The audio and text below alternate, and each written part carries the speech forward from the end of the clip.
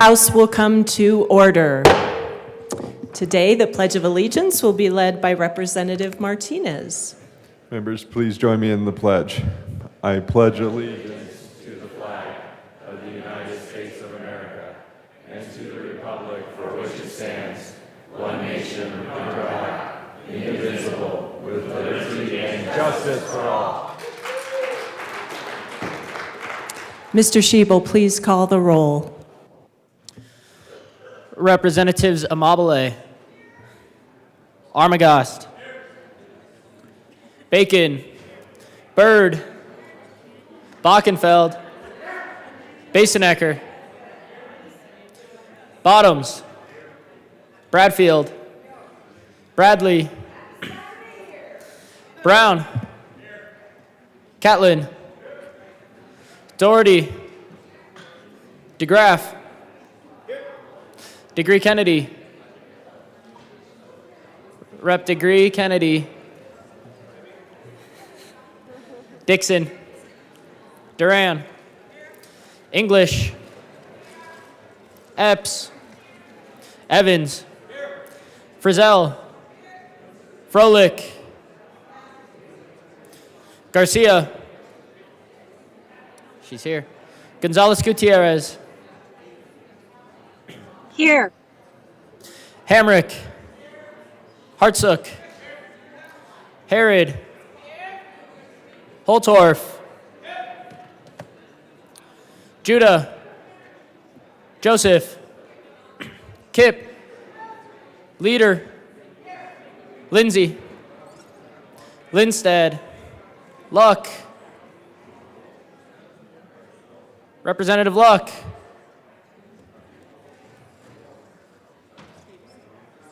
Sorry, excused. Lukens, Lynch, Mabry, Rep. Mabry, Excused. Marshall, Martinez, Morrow, Rep. Morrow,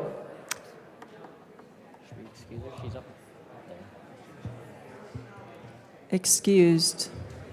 Rep. Morrow's excused. McCormick, McLaughlin, Present. Michelson, Janae, Ortiz, Present.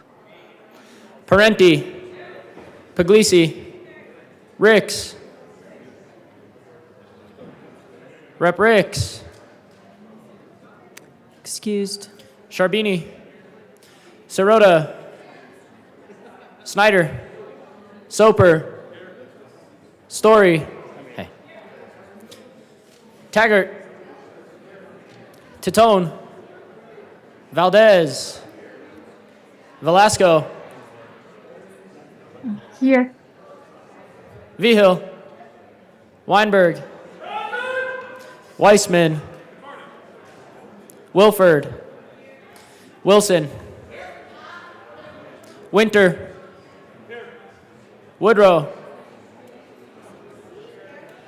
Is he here? Rep. Woodrow, Excused. Young, and Madam Speaker. Here.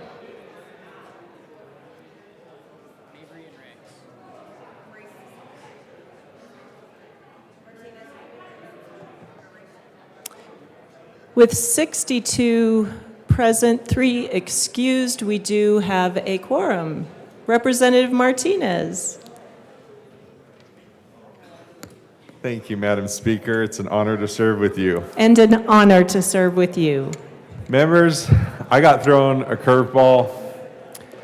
Chico was my closer, and we are here on Saturday, and I am out of ideas. But what I can say is an aye vote is an aye vote for the man bun. So, Madam Speaker, I move that the Journal of Friday, March 10, 2023 be approved as corrected by the Chief Clerk. Representative Soper? Thank you, Madam Speaker. I just have to ask for a no vote on the man bun.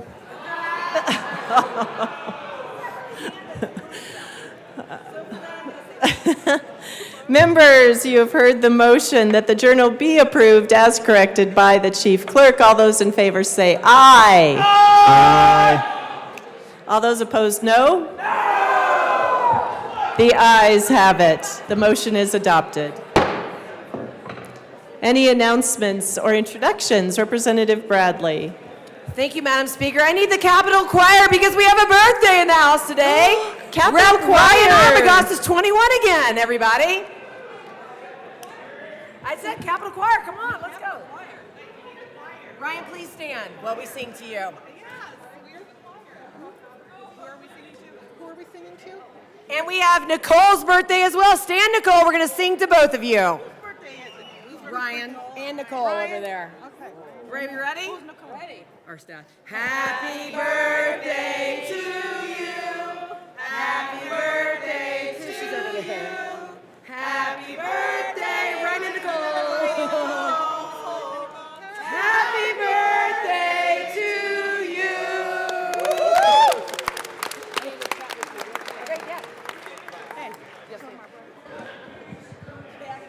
Happy birthday, one and all. Mr. Schiebel, reports of committees of reference. Yes. We'll go ahead and get reports of committees of reference done, and then we can do more announcements. You bet. Mr. Schiebel. Committee on Appropriations. After consideration on the merits, the committee recommends following: House Bill 1009 is amended, 1024 is amended, 1027 is amended, 1061 is amended, 1074 is amended, 1077 is amended, 1094 is amended, 1130 is amended, 1132 is amended, 1168 is amended. Be referred to the Committee of the Whole with favorable recommendation. Committee on Health and Insurance. After consideration on the merits, the committee recommends following: House Bills 1224 is amended and 1225 be referred to the Committee of the Whole with favorable recommendation. Committee on State, Civic, Military, and Veterans Affairs. After consideration on the merits, the committee recommends the following: House Bill 1154 be postponed indefinitely. Senate Bill 37 be amended as followed, and as so amended be referred to the Committee of the Whole with favorable recommendation. Message from the Senate.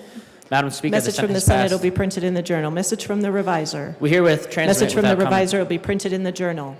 Further announcements and introductions. Assistant Majority Leader Bacon.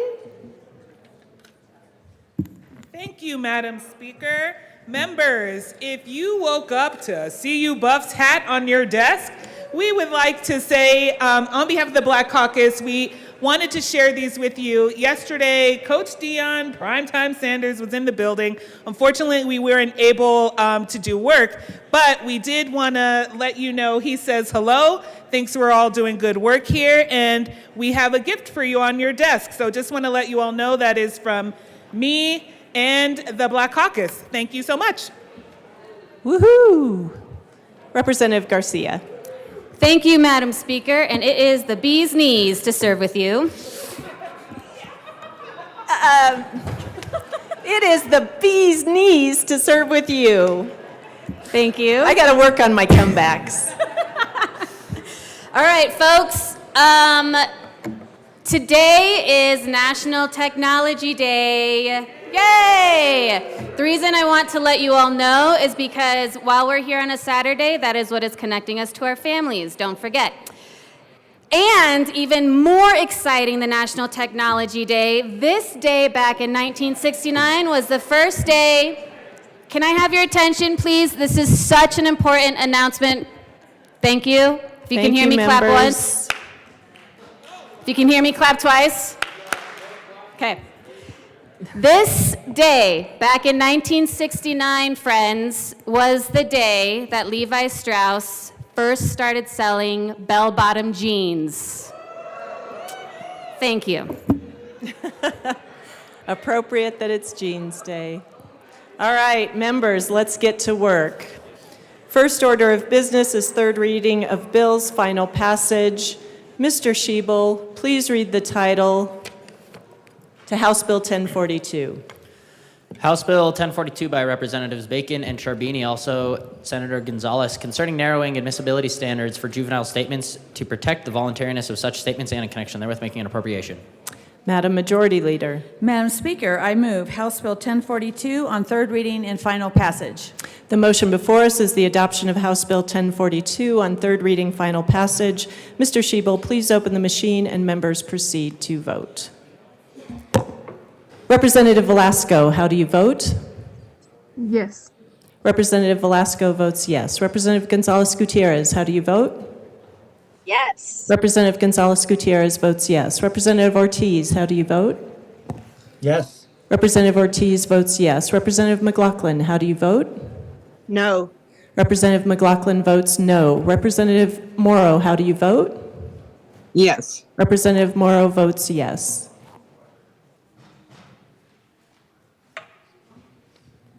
Please close the machine. With 42 aye, 21 no, and 2 excused, House Bill 1042 is adopted. Co-sponsors.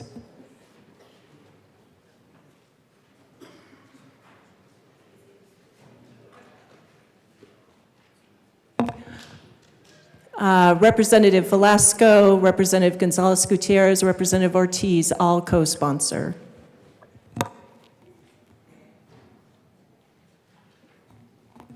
Please close the machine. Mr. Schiebel, please read the title of House Bill 1219. House Bill 1219 by Representatives Froelich and Amabile, also Senators Sullivan and Hansen, concerning establishing a minimum 3-day wait period prior to the delivery of a purchased firearm. Madam Majority Leader. Madam Speaker, I move House Bill 1219 on third reading and final passage. We have discussion. Representative DeGraff.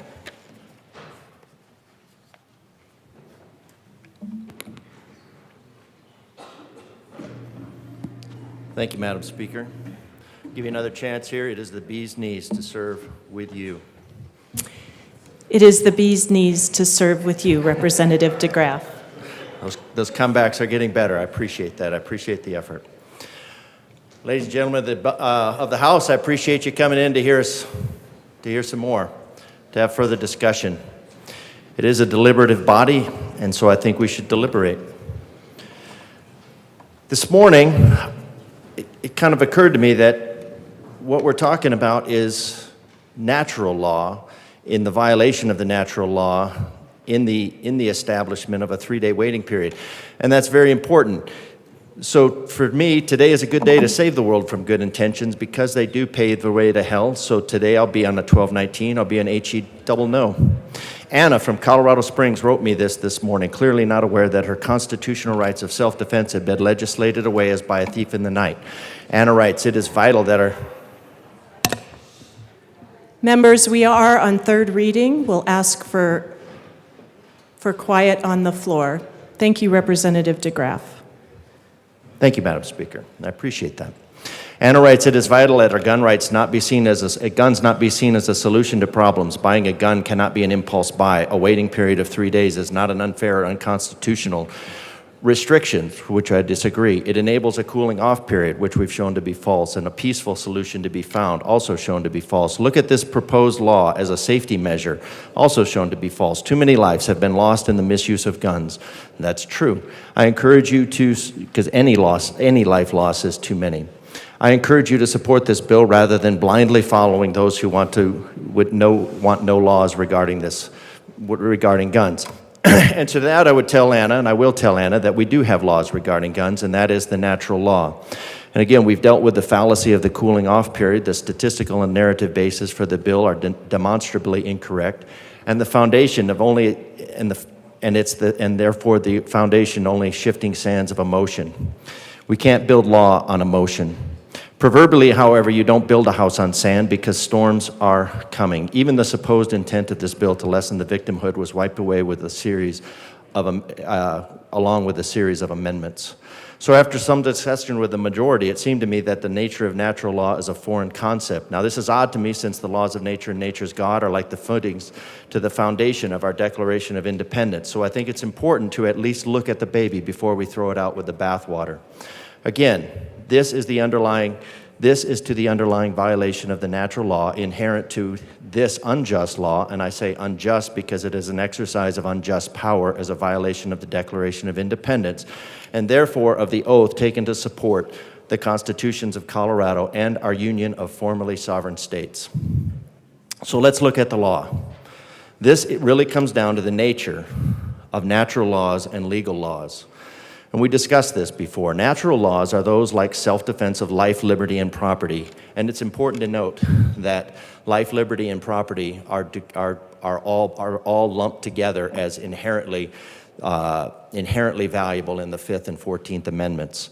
No man shall be deprived of life, liberty, or property without due process of the law. And our Declaration of the Independence sets itself within that framework because these laws are immutable.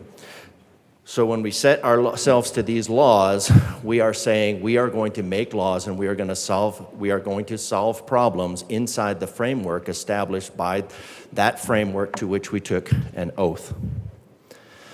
The framers recognized that outside this framework was not creative solutions, but tyranny.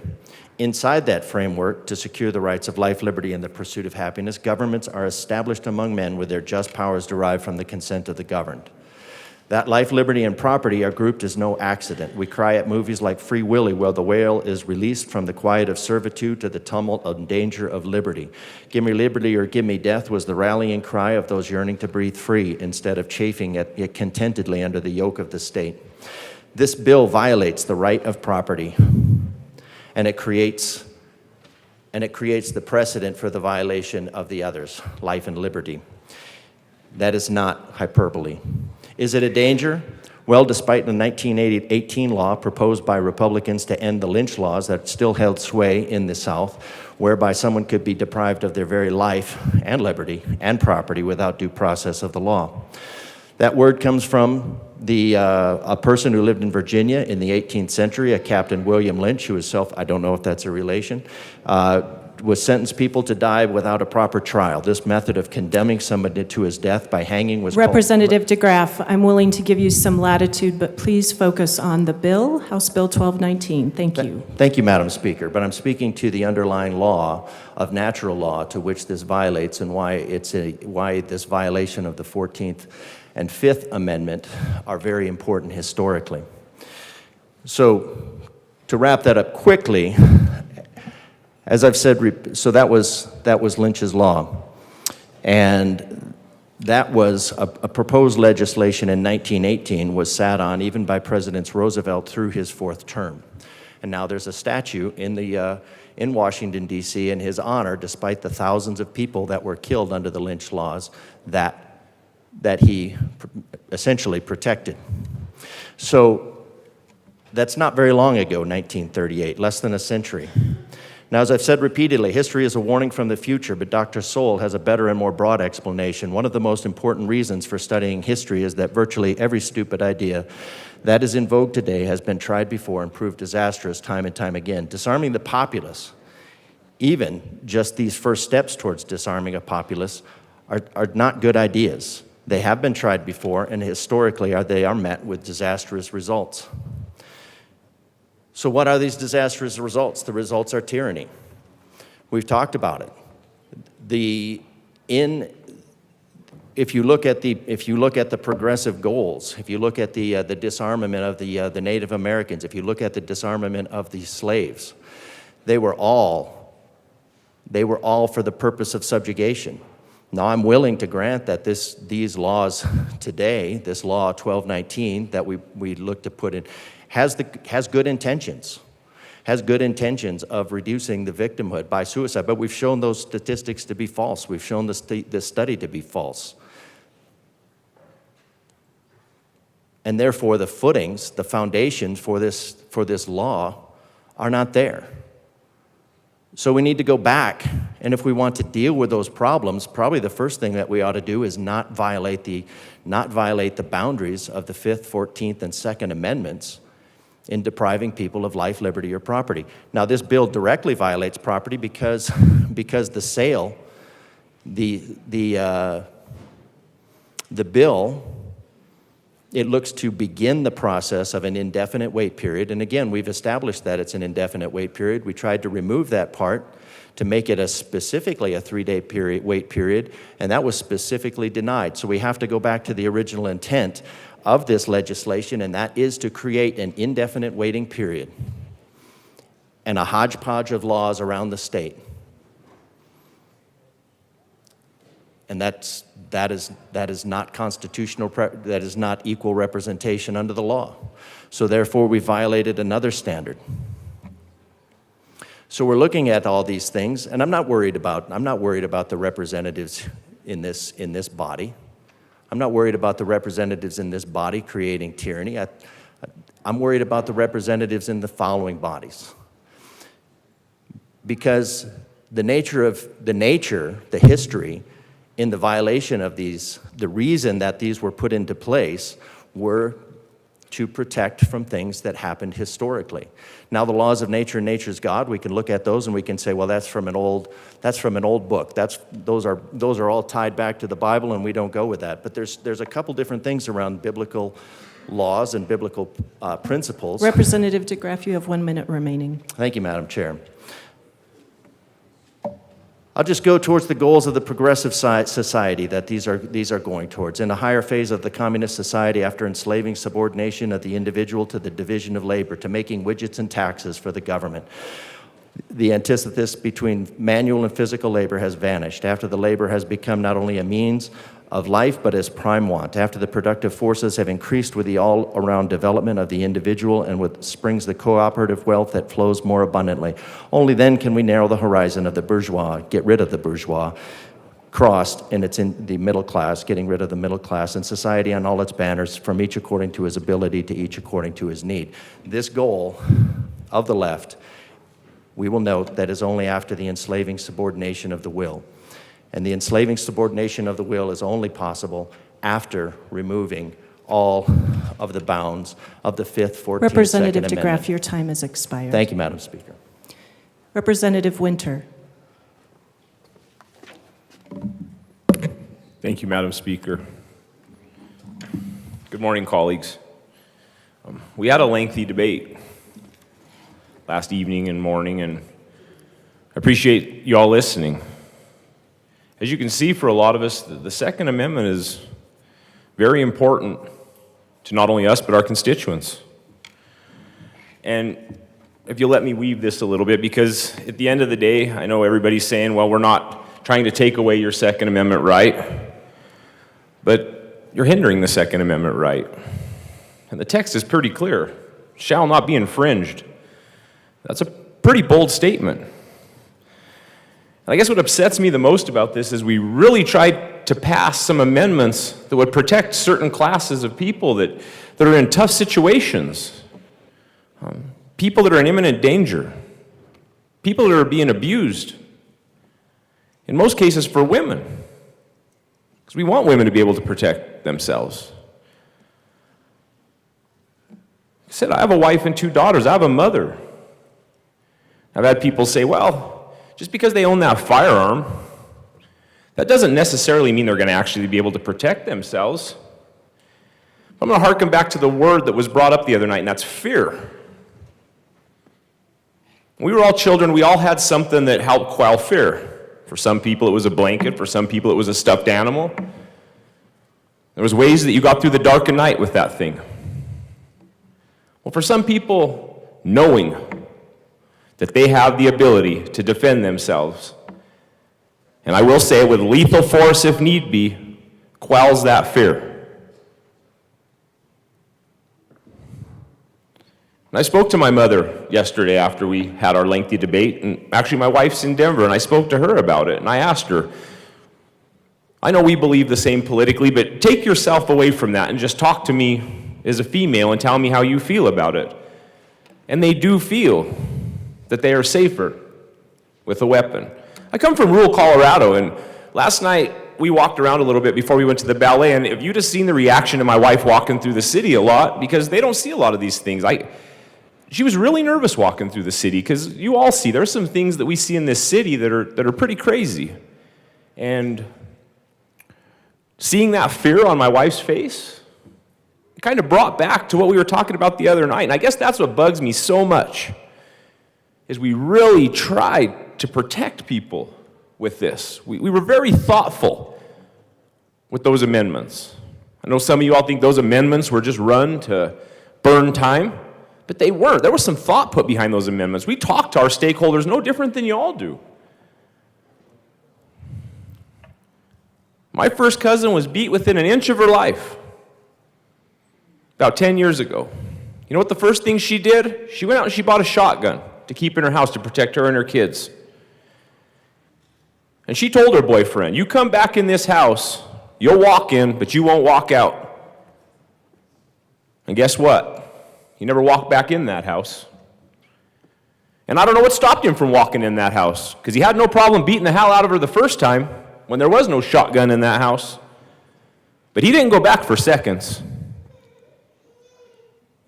I truly believe it was because she had that firearm in that home.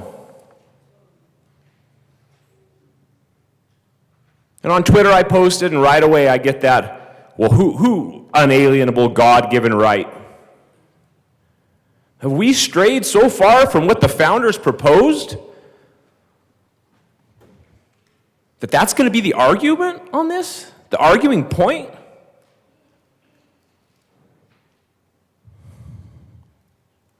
Our job is to pass good legislation, and I think you all come, a lot of you, with the genuineness in your heart to pass good legislation. But there are consequences. There is a butterfly effect to the things that we do. And I hear all the time if we can just save one life. We heard about that in the injection site debate. But once again, like I said the other evening with the Constitution, we can't pick and choose. We can't stand up here and pick and choose what constitutional rights and amendments that we're going to support when it adds value to our argument, but then throw the others away. In 1 minute, we're going to pick and choose now who we're going to try to protect, what lives we're going to try to save. Is the person that means to do harm themselves life any more important than my mother's or my daughter's? I don't think so. Why are we constantly picking winners and losers in here? Why? It really bugs me that we pick winners and losers in here. Because I know we all have our certain set of beliefs. That's what separates these aisles. I get that. And I would never ask you to cave on your beliefs. I would just ask you to think about the butterfly effect. And that all lives are important. I think you would all agree that. And we may have our differences and disagreements, but I can't stand up here anymore and pick and choose winners and losers. I want to sit down with you all and make good law. Law that is thoughtful. Law that don't always run with an agenda. We see it happen in D.C. all the time, and we should be better than that. There's less of us here. We all live in the same state. We don't come from all over the place.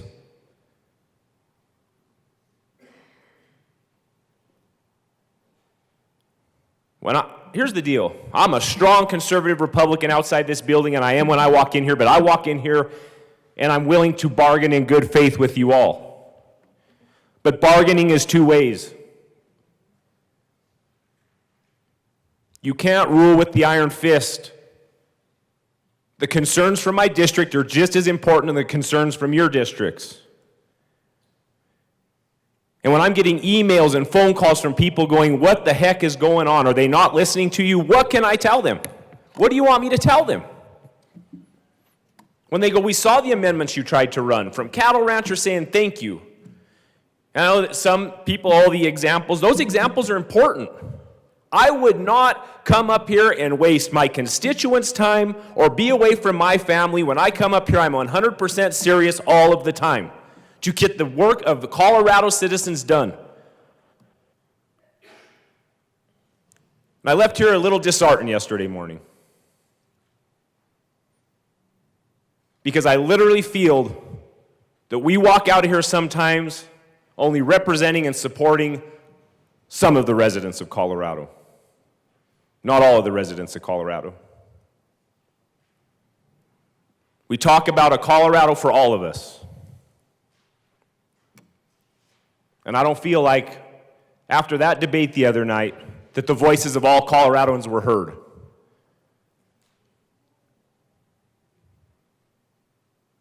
I feel like those amendments were important. And personally, I'm such a strong supporter of the Second Amendment, we shouldn't have had to run any of those amendments. Because shall not be infringed is shall not be infringed. Citing the Constitution is important to me. I love what the founders set up. It's the greatest document in the history of mankind. We live in the greatest country on the face of the planet.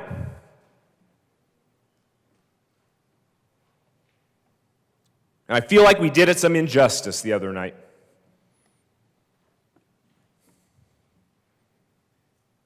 And the good representative from Boulder, I see where you're coming from. 2 days ago, 5 years ago, my father-in-law committed suicide with the firearm, and it changed my wife forever. I don't have the same wife I had 5 years ago. I don't. Oh, you guys are all okay. No, please sit down. It's Saturday morning, and we had a hell of a night the other night. Please, no, thank you, ma'am, but please. I appreciate you all standing. That means something.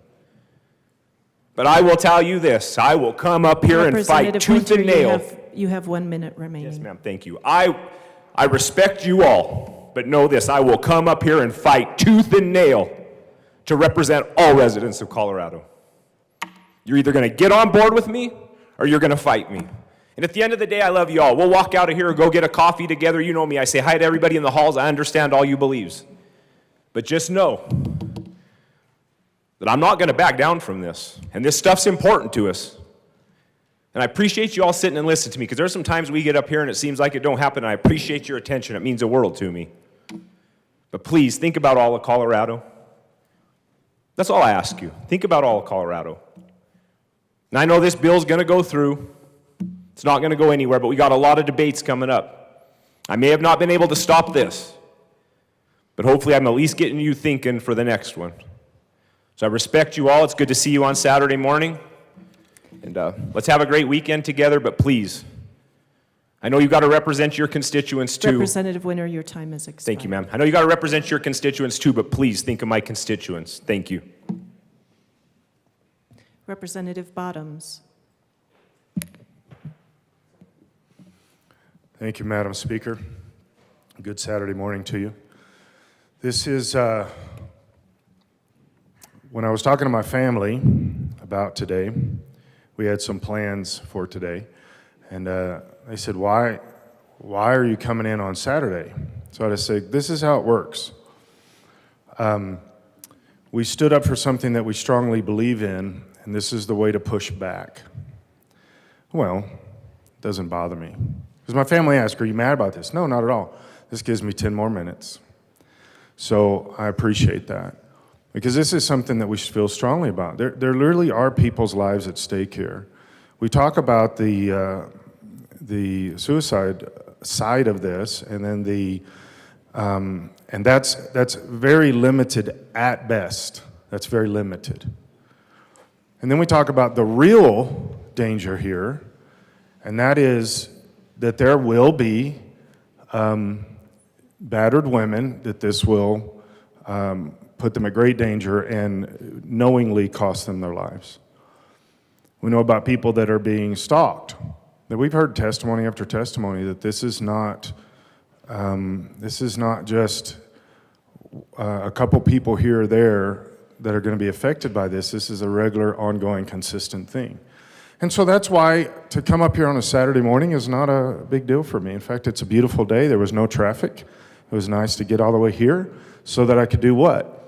So that I could stand for people that will be in danger because of this bill, and their lives will be taken because of this bill. And so I'm standing for those people, real situations that they did not choose to step into, but which they were forced into, and they need the ability to go down immediately and get something to defend themselves. This is not anecdotal. They really need to be able to defend themselves. And we're going to be taking that away. For 3 days, 10 days, 30 days, we're going to be taking that away. I can give you name after name of women that I've sat with and dealt with. In fact, even the husbands that I have stood up against because of this. I had a woman come up to my church, beaten very badly. She told me where her husband was. And I had not met him yet. And so I went down to the bar where he was sitting, and I went in, and I asked around till I found him. And I was planning on really getting in his face. And he stood up, and he was 6'8", so I changed my mind on exactly what I was going to do. But I did stand up to the reality that there are women out there that are being battered. And we're saying to them, well, I'm sorry you have to wait for 3 days. And again, this is 3 days is a joke. It's going to be longer. It's purposefully designed to be longer. The bill says it. I said it in committee. I asked this question on 3 days. And it's specifically designed to be more than 3 days, but just a minimum of 3 days. In fact, when we brought the amendment to try to take the minimum of 3 days off, that was rejected. Now think about all of the amendments that we put forward. We know we don't have the power to stop the bill, okay? But we at least tried to say, protect some people. Just pick a demographic, any demographic, and let's try to protect them. Victims of recent crime, battered women, people their attacker is still out on the loose, and they cannot go get a firearm to protect themselves. Why, if we really believed in the women's rights and the battered victims' rights and the people that are in harm's way, why would we vote against these amendments? You're still going to get the bill. You're still going to get the bill because there are small and few of us. Why would you vote against protecting battered women? Why would you vote against victims? Why would you vote against, unless there really is a different agenda and it's not just about the 3 days? Why would you vote against all these other groups?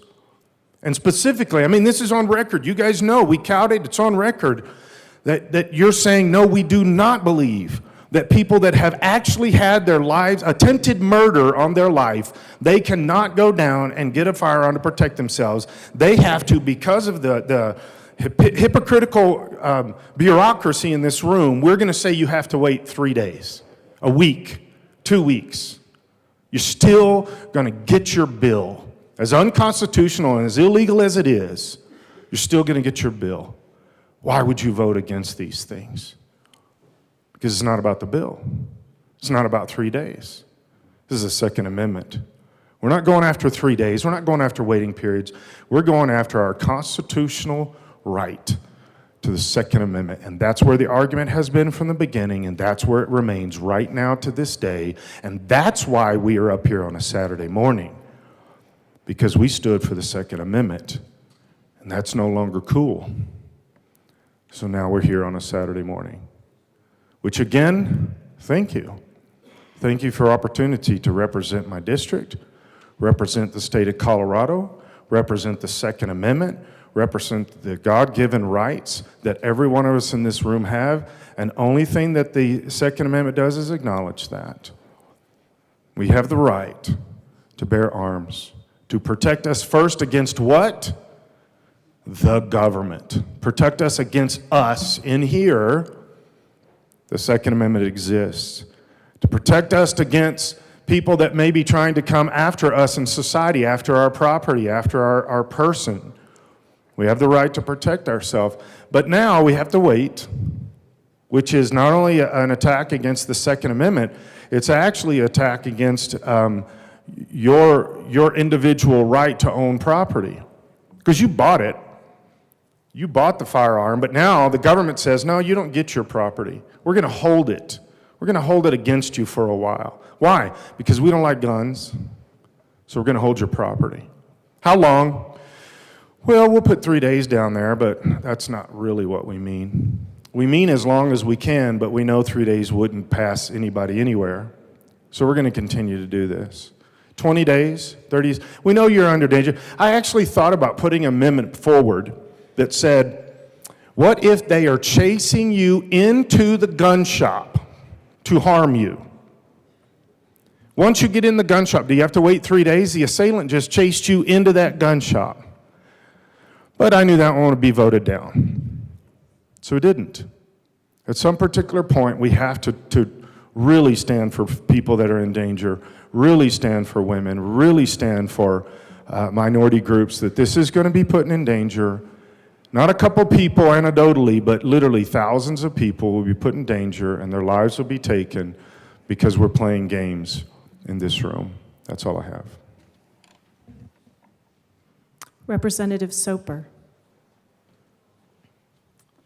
Thank you, Madam Speaker, and it's an honor to serve with you. And an honor to serve with you.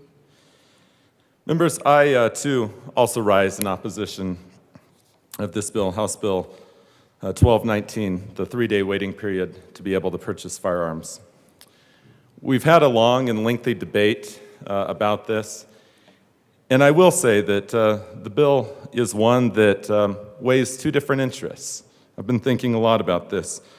On one hand, there's the state desire to reduce suicide and gun violence. But on the other hand, there's the interest of protecting citizens' enumerated constitutional rights to be able to keep and bear arms, to be able to buy firearms, to defend themselves and their family. And those are two very valuable interests that our state and our society must continue to weigh. As a constitutional right in both our state and federal constitution, the proper test is certainly intermediate scrutiny, not rational basis. At this higher level, the state must definitely demonstrate this interest. We can look at what other states do. 10 states have waiting periods of some kind. And it's been enumerated or talked about as to why. They talk about how we stop the impulse purchase. You know, it'd be nice to have that for other constitutional rights. The impulse purchase, or the impulse in exercising your First Amendment right. It might save all of us from time to time. But the federal government has no waiting period. The majority of states have no waiting period. As a matter of fact, most states do not. Over 80% do not. We do not have any other delays on any other constitutional rights. All we're talking about is a delay on one constitutional right. And I do want to read out of our state constitution what it says about the right to bear arms. So if we go to Article 2, Section 13, it says the right to bear arms, the right of no person to keep and bear arms in defense of his home, person, and property, or in the aid of the civil power when thereto legally summoned shall be called into question. Then it goes on to say, but nothing herein containing shall be construed to justify the practice of carrying concealed weapons. There's nothing in our state constitution that talks about a delay in exercising a right that the founders of our great state wrote back in 1876, nor when the founders of our great country set out for the Bill of Rights that was adopted in 1791. It's because the framers knew that a delay on a constitutional right leads to bad things happening. It leads to victims. That's why we ran numerous amendments throughout this debate to allow for an exception for law enforcement to be able to buy firearms. We ran an amendment for victims of violent crimes to be able to buy firearms, for victims of sexual assault and rape to be able to buy firearms, of domestic violence and survivors of a murder attempt. We even added the caveat that the perpetrator must still be at large, and those were still voted down. These are reasonable exceptions if this is the policy our state is going to go down, and yet those were rejected. I do not want to see victims on both sides of the equation. But we certainly must have a balancing if this is the path that we're going to go down. We stand here as House Republicans fighting for the Constitution, for the words that are laid out in our primary document that we must follow. I heard one former state senator say, rights are rights, and we certainly cannot narrow some constitutional rights while at the same time broadening other constitutional rights. And I agree with that statement. The Second Amendment has been something that has been near and dear to my heart, to those of the constituents that I represent. And I've been trying to vigorously and passionately represent the views of House District 54 when we've been down here.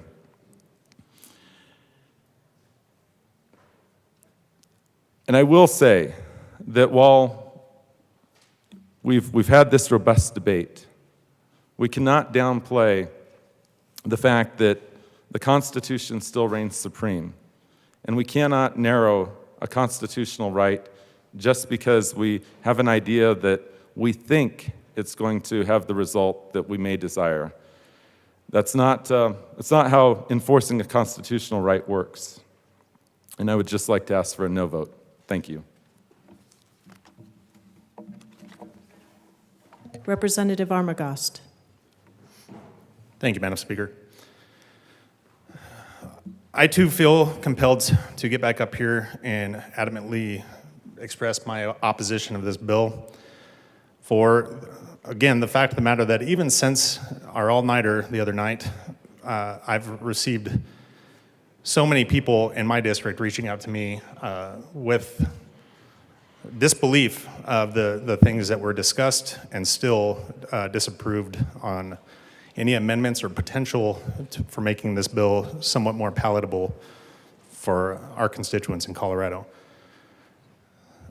It's still, I would say it bothers me, but that's an understatement, that we are choosing to address mental illness by taking away rights of everyone for something that is a perception, whether you want to throw someone's statistics at it or not.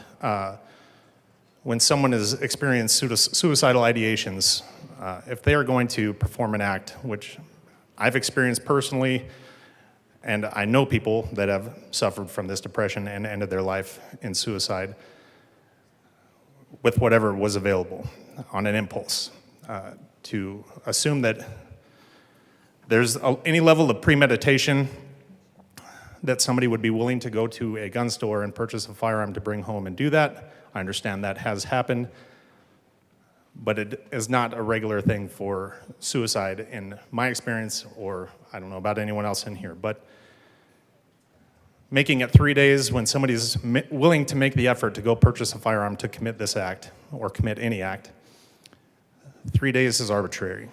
Just the fact that we're adding a time limit on something that's already premeditated, when we're not addressing something that can actually help the situation, we're affecting everyone negatively by attacking their right to purchase a firearm at their will for their own protection.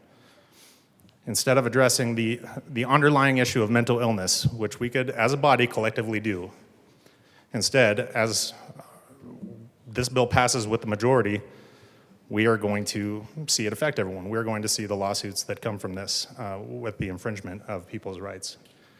And it's unfortunate because I don't think it's just my opinion. I think it's going to be seen as fact. This is not going to affect positively or negatively homicides or suicides. I don't think a waiting period on firearms is going to do that. If we can attack mental illness, we can actually affect homicides and suicides. If we can actually work toward that as a body, we can do that. If we can collectively sit down at a table and bring ideas together for productive bills that work toward the treatment, intervention, anything that we can do to prevent people from getting to that point to being homicidal or suicidal, we can affect change that doesn't affect negatively the lives and livelihood of our Colorado citizens. Simply the victims of domestic violence, the victims of stalking, the victims of abuse, sexual assault, everything like that, for them not to be able to go and get a firearm to protect themselves when they're in fear for their life, we are cheating them by saying that we're protecting them if they are feeling depressed. So I ask for everyone to consider that when you're placing your vote for this bill, that we can't thumb our nose at people that are potentially victims. And by voting no on this, you're not thumbing your nose at people that are suffering from depression. We are instead saying we are going to focus our attention on mental illness, not your right to keep and bear arms. So with that, I would just simply close in saying we need to focus where it counts. And this is not where it counts. This is where it's hurting people. And this should not be a partisan or party line thing. This should be something where you're not only voting on your conscience, you're voting for your constituents, not just those that voted for you, but those constituents of your districts. They will see this as well as we all will. And moving forward, this is something that we're going to have to live with the repercussions from. Again, the optics of this, the ideology behind it, we are not going in the right direction in attacking mental health. We are simply attacking everyone's right to purchase a firearm to protect themselves when they feel like they are in danger. Thank you. Representative Catlin.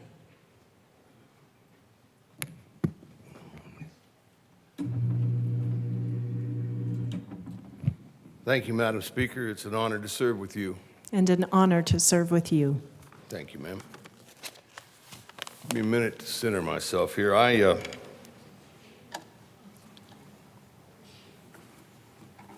feel strongly about things.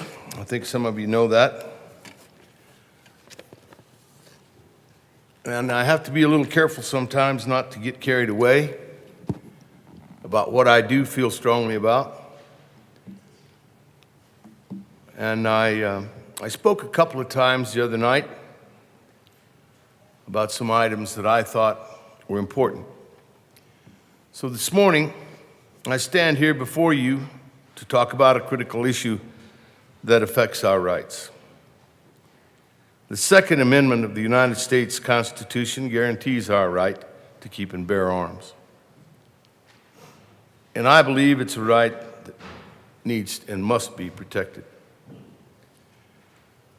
In recent years, states have attempted to regulate gun ownership by imposing waiting periods, requiring individuals to wait for a specific period, usually several days before they can purchase a firearm. While these waiting periods are often touted as a way to reduce gun violence, they are a violation of that Second Amendment right. The Supreme Court has been clear on that. You know, I'm not an attorney, so it seems a little awkward for me to quote court cases. I'll just quote to you the District of Columbia versus Heller. That's the case.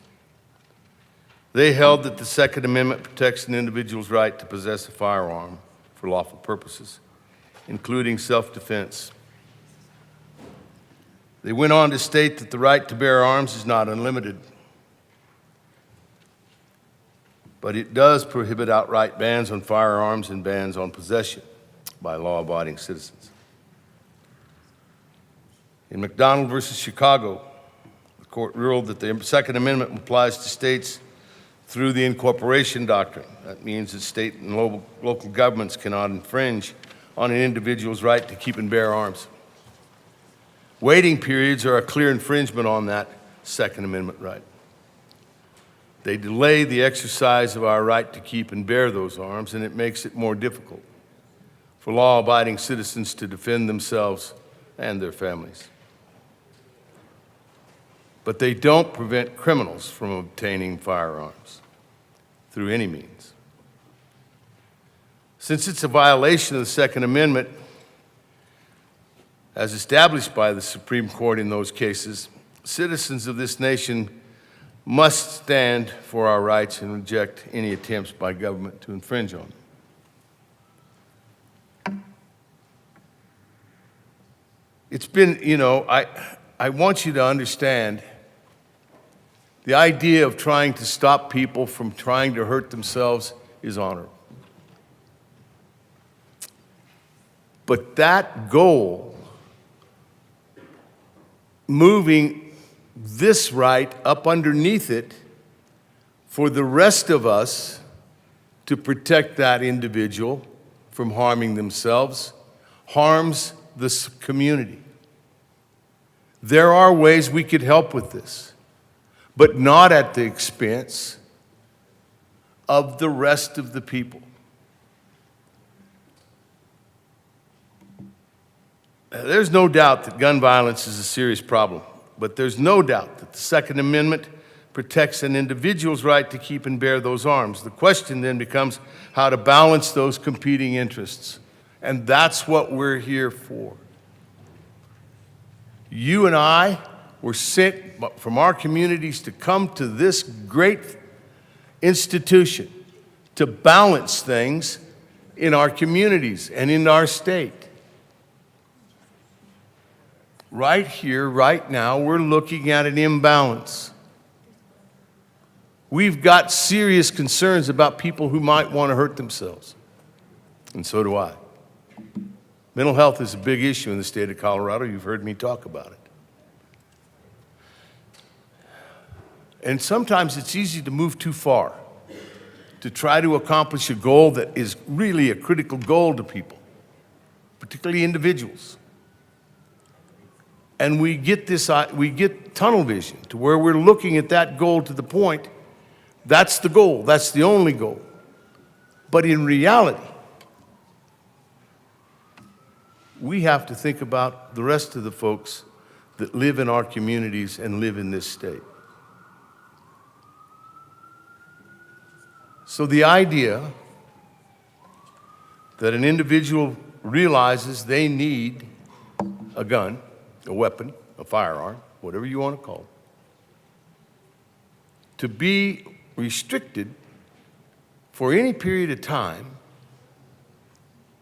from going to get that, particularly we're not knowing their situation, is an infringement on that right. And it's been proven. And this one will probably be taken to court too. And I think it will fail. So, what I'm trying to get to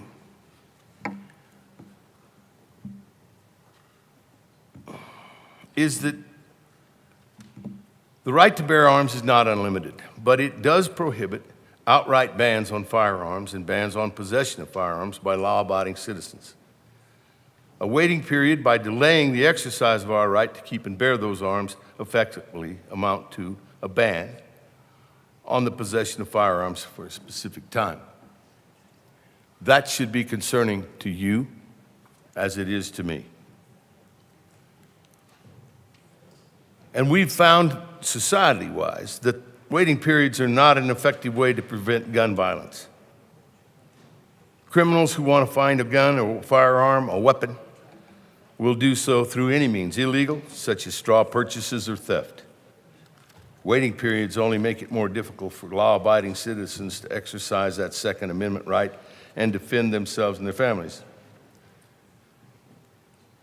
I'll tell you a little something that's happened in my family. I have a daughter that's in her mid-20s. She lives here in Denver. Since she came here, she came to go to college, got her education, has got a good job here in the city of Denver, has asked me 3 times, Dad, should I buy a gun?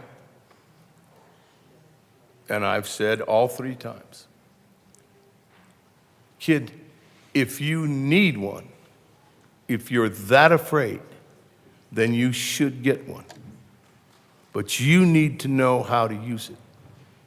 And know that that tool in your purse will let you make a terrible mistake. So if you need one, and you're that afraid, I would say get one. Up until today, she has not wanted a weapon. So I'm standing up here wanting to know, did I make a mistake in advising her to wait if you want that or you need that weapon? And then after this goes through, she needs it badly. And all of a sudden, whatever the limit is, we're fixated on 3-day, but every community is going to be able to say what they believe is the correct amount of waiting time for that young woman to be afraid and not know what to do next. Representative Catlin, you have 1 minute. Thank you, ma'am. So, I'm standing down here thinking I made a mistake with that young woman. And I need you to know there's no young woman in this world I think more of. So, I'll accept that blame. But I want you to know I think we'll all be to blame. And I don't know how many young people there are in the state of Colorado that may be under the same idea. But today, I want you to think about that and know what the goal of this bill is, and know that it is honorable. But the results may not be. We need to think about everybody in the state of Colorado, not a very limited few. I'd ask you to Representative vote Catlin, no. your Thank time you has very much. expired. Thank you. Representative Bradley. Thank you, Madam Speaker. You know, the Republicans are missing a very important event today. It's not lost on us, but our constituents are very, very proud of us to be here fighting for them and their Second Amendment rights. I've talked to a lot of representatives on the other side, and I think we have to be better. As a scientist and a healthcare worker, we don't get to just present articles and feel-good stories and call that research. I think anyone that's heard me present a bill knows that a lot of research and time and effort goes into any bill I present. Whether you agree with my policy or not, I spend the time, and I have gold standard research. And some of this research that's being presented is just, it's mind-boggling to me, and it just does a disservice. And I want to go over some of these things again. The bill or the article that was presented in this committee has serious flaws. One of the related issues covered in that is about background checks. According to their article, universal background checks make zero difference when it comes to homicide rates. That's crazy to me, you guys. Why do we have universal background checks? If that's the gold standard, then why do we even do it? Why would we need a 3-day waiting period? Some of the other research is that the study suggests there's a 15% increase in non-gun homicides associated with background checks, 11% increase in total number of suicides, including a 19.9% increase in non-gun suicide. If the study is the gospel truth, then we need to revisit the issue of background checks. There's other things that happen. The study claims a reduction in gun homicides, but it does not make plain whether the homicides relate to criminal activity, suicide, or justifiable self-defense. That's a big validity of the statement. If you're putting them all in this group of homicides, but 24% is justifiable self-defense, then what are we doing to our constituents if we're just cherry-picking the data to support the bill and not giving the whole truth? Then what are we doing? What are we saying to our children, that it's okay just to half-research things when it comes to school? That is not the goal of representation, you guys. We have to make that very clear. You know, it's been talked about a lot about Second Amendment rights, so I'm not going to go over that again, even though the Constitution is so incredibly important to me and so incredibly important to my constituents. A couple of other stories. I mean, is there any data to show that 17% of Colorado suicides happen within 3 days of purchasing a firearm? We need to have that statistical evidence to pass a bill, and there's nothing that suggests it. We don't just get up here and pick a time frame because we want to pass something. The other thing that really bothers me about this bill is we're depriving someone who's passed a background check, and in fact, perhaps several background checks, of the right to use what they legally own. Will this be a deterrent for someone that already owns several firearms? And I have a story to tell you.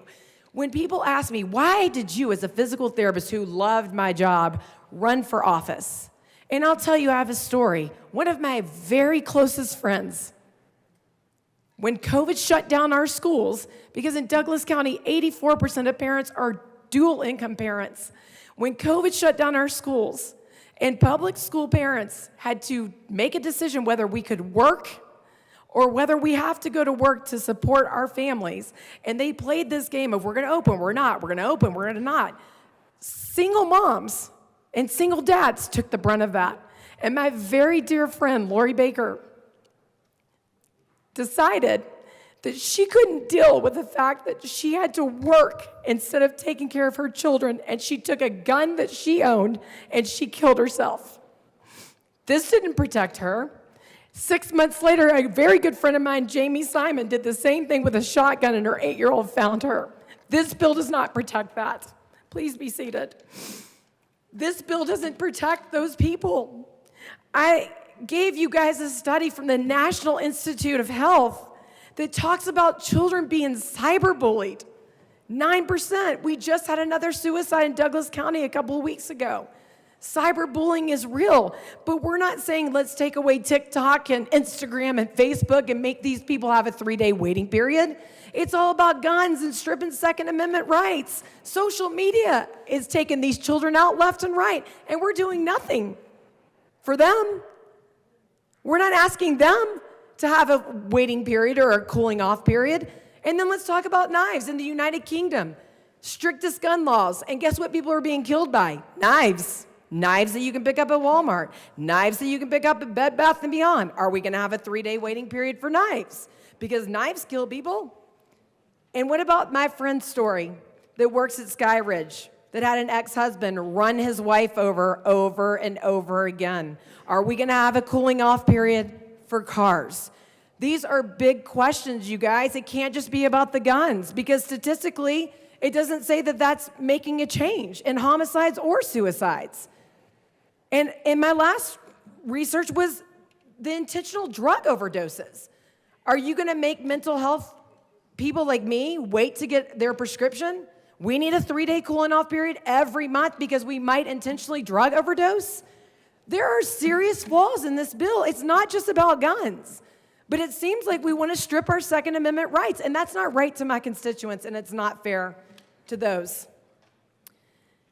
We need, and a lot of representatives have been up here, we are in a mental health crisis, and I think you all know that. In Douglas County, kids are dying because of suicide. No one is saying that that's not happening.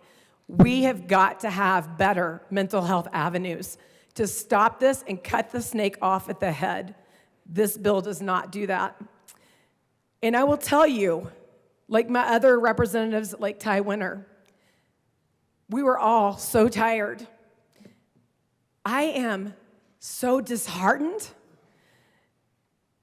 disappointed that the women of the Conservative Caucus got up here and stood for sexual assault victims, for domestic violence victims, for victims that have protective orders. Do we think a piece of paper is protecting these women who have been beaten to an inch of their life? They don't deserve to go buy a gun. You're going to make them wait for 3 days while they get attacked or beaten again? I am perplexed. You'll ask us to reach across the aisle, and we put forth amendments that will protect people, and you guys are like, screw off, basically. We don't care. Representative Bradley, please Sorry, be respectful. Madam Speaker. I don't believe anyone used those words in the well. Thank you. Victims are powerless, and I don't know if the men understand this. I hope that you do. As a woman who can be stalked and raped and assaulted, that our only protection can be guns? It's unfair. We have to protect women that deserve to be protected. And this does not protect women that deserve to be protected. We offered amendments, we begged and we pleaded, and we said, please protect women. There was no reason not to vote on those amendments. You could still have your 3-day waiting period, but there are a group and class of citizens that deserve the right to be protected, and we voted no on that. I urge you to look at your constituent base and the women that deserve to be protected and vote no on this bill. Thank you. Representative Weinberg. Thank you, Madam Speaker. Good morning, fellow colleagues of General Assembly 74. I think if you know that I'm coming down here to say something that's actually meaningful in some way, shape, or form, as you know, I've not wasted your time, and I wouldn't dare through this session. I represent Loveland. Each one of us has a constituency of 77,000 plus. Today, I stand before you to tell you that Loveland itself has spoken, and they do not agree with this bill. You've heard reasonable arguments throughout, but I'm going to ask very specifically for a no vote on this and to consider hearing us out. I work with you on bills. I listen to you. You listen to me. I do not feel as if the other night we had any representation at all when it came to the passing or even progression to put this on thirds. I know that we are the super minority, and I know that you are the super majority. We had 61-day mark, halfway now, and you guys as a body of a whole can fix every problem in Colorado with all of your votes. I come from a foreign country myself. I am South African. I am myself a Jew with grandparents that came from tyranny, from Nazi Germany. Grandfather literally luckily escaped and fought on horseback against the Nazis, and my grandmother was not so lucky. My grandmother was thrown into Auschwitz. My family was stripped of their weaponry. And the only survivor out of that camp was my grandmother. Each of the rest torn, gassed, with no way to protect themselves. The United States of America affords more freedom to its citizens than any other country in the bloody world. And one of the foundations of that freedom is the right to bear arms.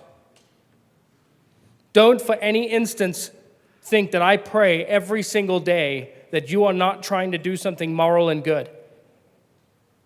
I pray that this 3-day, because I know it will pass, but I pray that this 3-day will work to your advantage. But I anticipate from watching history that this will not help. I think there are other avenues that we can take with bipartisanship, even though we are the super minority. There are other avenues that we can take to make sure that mental illness gets addressed and suicide literally gets stopped in its tracks immediately. I believe wholeheartedly that we're tackling issues that are not at the core problem. And I have concern. I ask that you please reconsider. Please bring it back to seconds. Don't waste anybody's time. Have the conversation outside of this room before bringing it back in. Think about what we're doing. We can solve together a problem that truly exists, and that's nothing that I will tell you that we're ignoring. And I would never sit here and tell you that what you're trying to do is not moral. I know that your hearts and that your minds are in good place. I just ask that you listen to us as well, because I promise that when we work together, things get done right. Thank you for your time. Representative Weissman. Thank you, Madam Speaker. Actually, really appreciate the words of the representative from Loveland, even if we find ourselves on different sides of the ultimate vote. A lot of what we talked about Thursday and Friday and what we're talking about here this morning as well has to do with the intersection of firearms and the survivorship of crimes. First thing I want to say and be very clear about is that if someone who has survived horrors chooses to carry a firearm, I pass zero judgment on that. And if someone who has survived horrors chooses, on the other hand, not to carry a firearm, I also pass zero judgment on that. One thing that 6.5 sessions in the House Judiciary Committee and a lot of the rest of my life has taught me is that if you've met one survivor, you've met one survivor. Everyone's path out of victimhood and to survivorship is different. As a side note, if you already understand why I'm using the words victim and survivor in slightly different ways, I appreciate that. If not, ask me sometime and I'll share what I've learned from organizations who advocate here for survivors, or better yet, ask those organizations directly. So I do not claim here to speak about all survivors, but I will speak about a few of them that I've met over the course of my own life. I'm not going to use anyone's real name. Anne was a woman of slender build, about 5 foot even and 100 pounds. She was sexually assaulted by somebody that she knew on 2 different occasions. She struggled with alcohol and she struggled with anorexia. She spent hours a day at the gym and counted calories until they hit 200 and no higher. At one point, she weighed 74 pounds. Her doctor told her that if she didn't change the course she was on, she'd never be able to have children. Anne wasn't interested in having a firearm for self-defense. Beth, again, not her real name, was sexually assaulted at knife point when she was about 16 years old by someone she knew. She was sexually assaulted again a year or so later by a different person. For years thereafter, she struggled with depression, and when the pain became unbearable, she tried to end that pain with alcohol and pills and carbon monoxide. But she survived, and she's gone on to do some very remarkable things with her life. Beth wasn't interested in having a firearm for self-defense. Carol, again, not her real name, was drugged and gang raped by her boyfriend and his fraternity brothers while in college.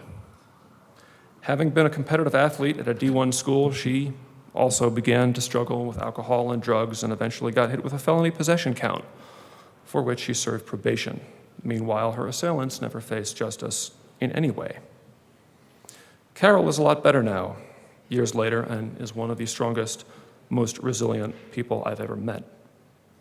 Carol wasn't interested in having a firearm for self-defense. Diane, not her real name, was in a relationship with a boyfriend who was violent and abusive and who cheated on her. As is usually the case in abusive domestic relationships, things were escalating. One day, Diane's boyfriend pulled a gun and pressed it against her head. He didn't pull the trigger, and Diane managed to escape. She spent the next several years of her life moving from apartment to apartment to stay safe. Diane wasn't interested in having a firearm for self-defense. I respect and will uphold the right of members to speak on behalf of survivors you know personally, whatever those stories are. In return, I ask that you not try to paint with too broad a brush. I ask that you listen to what I have to say on behalf of survivors that I know. Because what they needed to regain their sense of safety was justice. It was friends and family being there for them, and that wasn't always easy. Sometimes it was therapy. In their case, what they needed and wanted was not a firearm. So while personally I'm fortunate never to have been victimized by a crime worse than simple theft, I think I know a few things about the nature of victimhood and survivorship. I think about those things all the time when I'm here. They weigh on me quite heavily. And I'm very far from the only person on this side of the aisle who knows a few things about victimhood and survivorship, in some cases personally. Survivorship doesn't belong to one party or the other. It belongs, finally, to survivors themselves. In this debate, I'm asking that we respect the complexities of those realities. And with that, Madam Speaker, I will support House Bill 1219 because I do believe it continues to allow survivors to make certain choices to keep themselves safe if they choose. Assistant Minority Leader Puglisi. Thank you, Madam Speaker. I don't speak on thirds, and I wasn't intending on coming up here today. I do appreciate the stories that my colleague from Aurora just shared, but this is about rights of survivors to decide for themselves how they feel safe. And this bill will take away that right. I want to tell you a story about a woman I know very personally who was threatened in her home one morning and ran into the bathroom and locked that door because it was the only place she could get to safety. There's no windows in the bathroom, and there was no way for her to get out, but she didn't think of that when she was trying to survive. So she locked that door and she turned the bathroom shower on and just sat there and cried for an hour, praying that she would get out of the bathroom because her 2 babies were sleeping in their bed. And all she could think about was, what happens to my babies if I don't get out of this bathroom? And she waited, and it was quiet. And so she finally thought this was her chance to get out and escape. And she did, and thank God. God was there to protect her. And she grabbed those babies so fast from their beds, didn't even put them in car seats, threw them in the car, and got them to where she thought they were safe. And if she then chose to go to a gun store and get a gun to protect herself, she should have that right. And there is nobody in this body who should take that right away. She should not have to wait 3 days and pray that he doesn't find her and kill her in the meantime. She should have the right to protect her family and her babies. And nobody should take that right away from her. And so, I beg you today to give her that choice. Don't take it away from her, because we don't have the right to take it away from her. And so I urge a no vote. Thank you.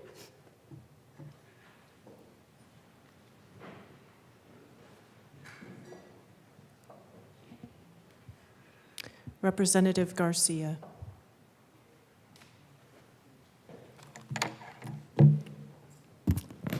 Thank you, Madam Speaker.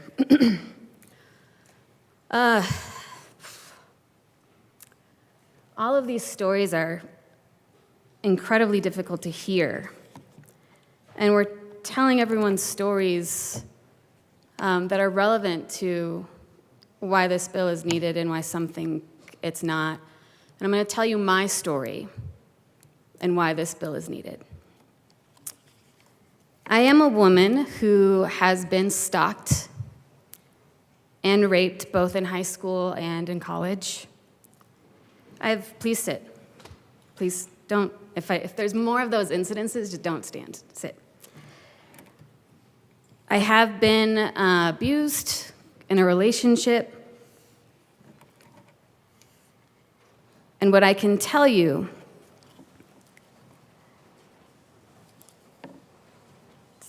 is that in those incidences, I know firsthand that had I had a gun on me, I probably wouldn't be here.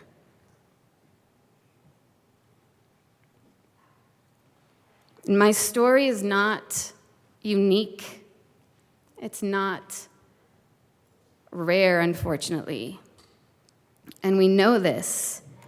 We know this because the research, in fact, shows us that when women have weapons, have guns, the likelihood of them being killed by their own gun increases by 500%.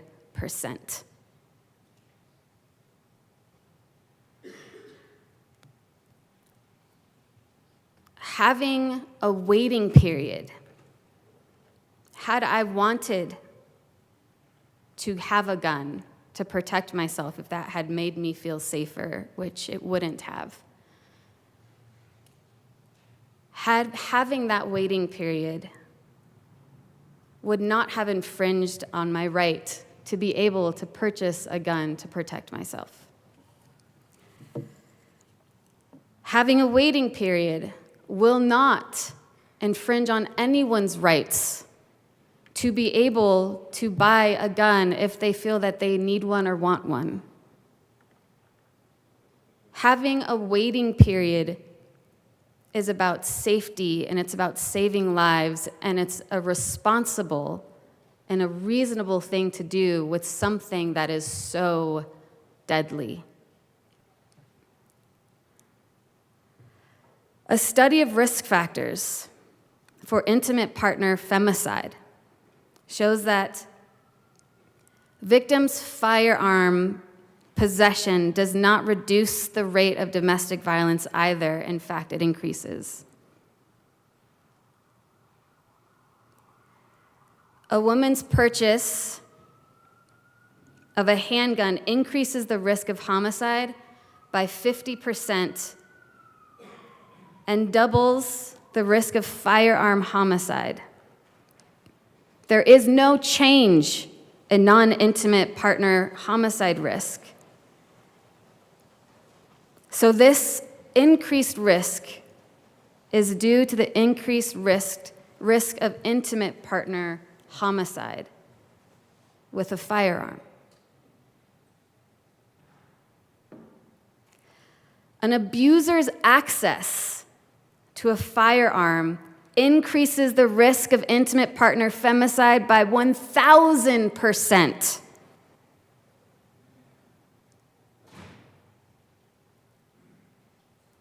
We've heard comments of why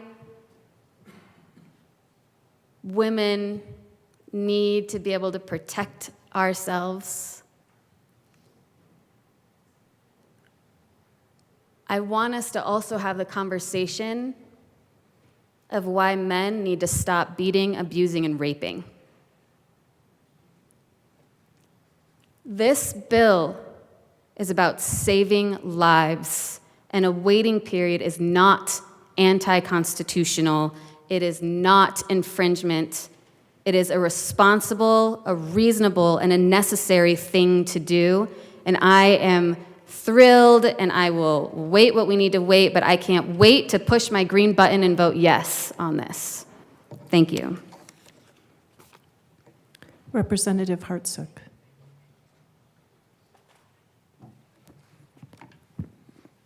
Thank you, Madam Speaker.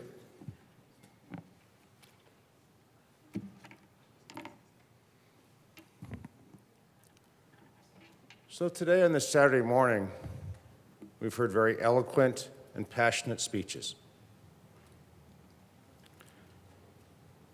House Bill 1219 says it's concerning the establishment of waiting period prior to the delivery of a purchased firearm.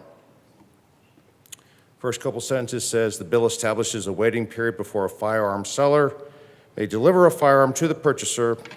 The waiting period is the later in time of 3 days after the initiation of the required background check of the purchaser or when the purchase is approved following the background check.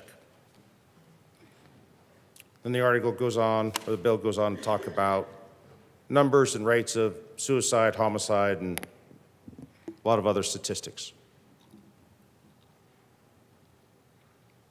So it kind of begs a question. What is the purpose? Are we trying to reduce murder and suicide? If that is the question, and many of us have participated, to include myself, on bipartisan legislation to help reduce murder and suicide through mental health, then I would suggest that's not covered. We've heard people talk about the right of the Second Amendment. I would suggest to you that the readings of the Second Amendment for the Constitution, the U.S. Constitution, and as my colleague wrote from the Colorado Constitution, pretty clear, shall not be infringed. I'm no attorney, but shall not's pretty point blank, straightforward, clear. So if the purpose is to reduce suicide because it's a cooling off period, then why are we not addressing mental health? Why are we not addressing child health? Why are we not looking at that? Why are we instead targeting and trying to legislate a waiting period in the Second Amendment? Has it ever occurred to anyone that you cannot legislate anger, hatred? We've had the Ten Commandments for thousands of years, and people still commit murder. They know it's wrong. They steal, do all kinds of things that against almost every society in the world is wrong and illegal. Yet they continue to do that. Do we really believe we can legislate and eliminate that hatred from this body? If it were that simple, people generations before us would have done that and it would have been successful. But it is not. We cannot legislate away hatred, anger, fear, none of that. How do we do that? We sit down, we talk, we break bread together, we share our experiences, we communicate in person, at a dinner table, at a restaurant, in a classroom, in the workplace. But we cannot do it in this body. We legislate here. We legislate laws for the governor to sign and be implemented, and the courts to rule on if they're unconstitutional. Which this one, I firmly believe, will be ruled as unconstitutional. And then I ask you, what will we have achieved in reducing suicide and helping with mental health and children? What will we have achieved, ladies and gentlemen, with the passage of this bill, as I believe will be overturned in the courts? How are we helping men, women, children with mental health? How are we helping with suicide? Maybe we should consider looking at those resources to fund that endeavor, to help men, to help women, to help children. Be more resilient, be more understanding, be more willing to sit down. In our veteran caucus, we have both Democrats and Republicans, and we have a shared faith ideology of defending our nation. The vast majority of us have fought overseas in combat. That is shared, and we talk about that all the time. I would suggest that all of us find more ways to do that, and we are legislating. Let's legislate things that could help the communities do the same thing instead of dividing them more and more. It is not our job to pass divisive legislation. It's our job to find solutions and make recommendations that people can do things. You can't legislate away hatred. You cannot legislate away anger. But we could set examples and show people how to sit down and talk, how to meet and break bread and have a discussion about difficult, heart-wrenching topics.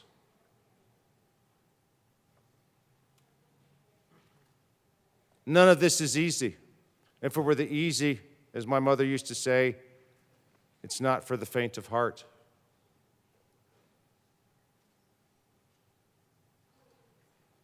Our job is to sit here and talk. We often get caught up in our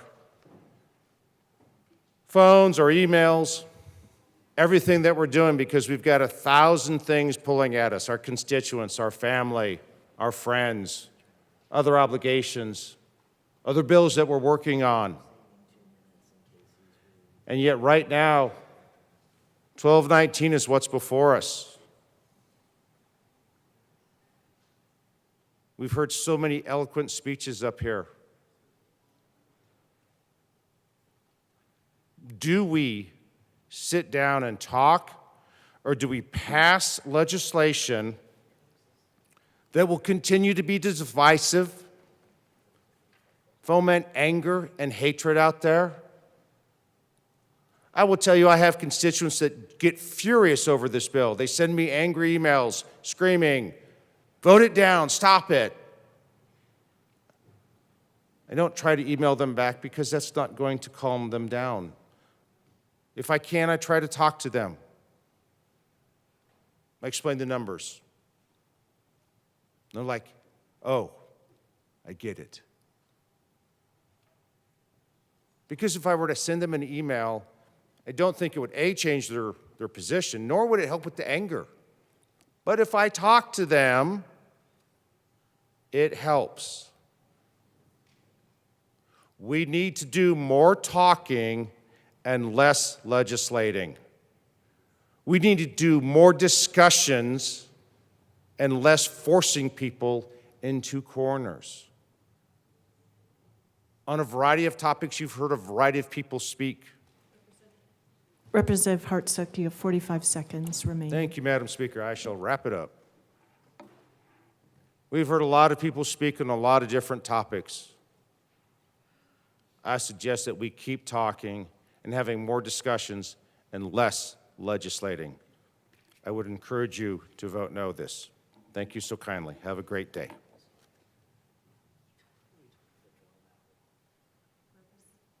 Representative Frizzell. Good morning, Madam Speaker. Good morning. I, too, have had an earful and an email box full and voicemail box full of responses, suggestions, demands from my wonderful constituents in Castle Rock.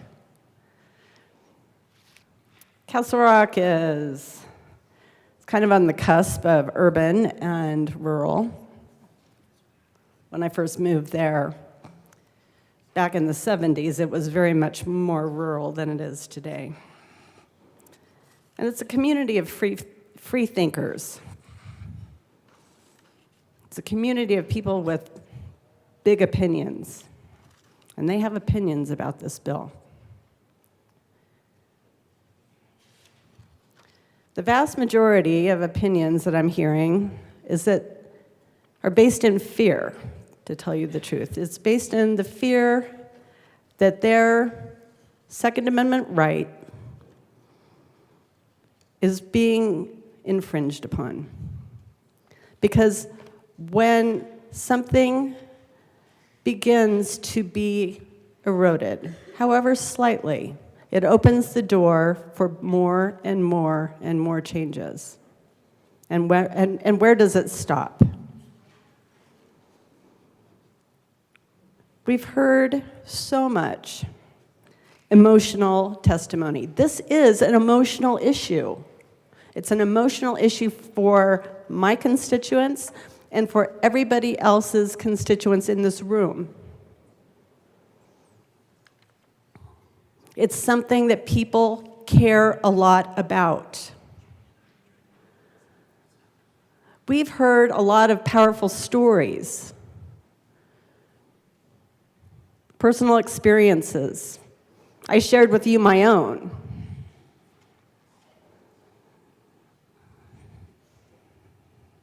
Sometimes this world is a scary place.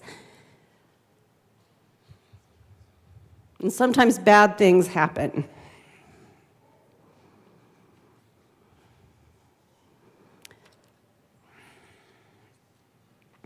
You know, I always told my kids,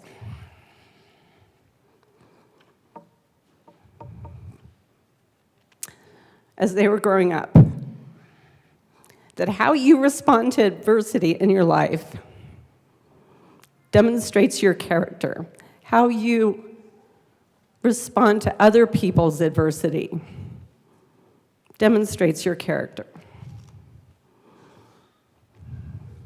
My kids had quite a bit of adversity growing up, and I'm proud that they're people of great character today.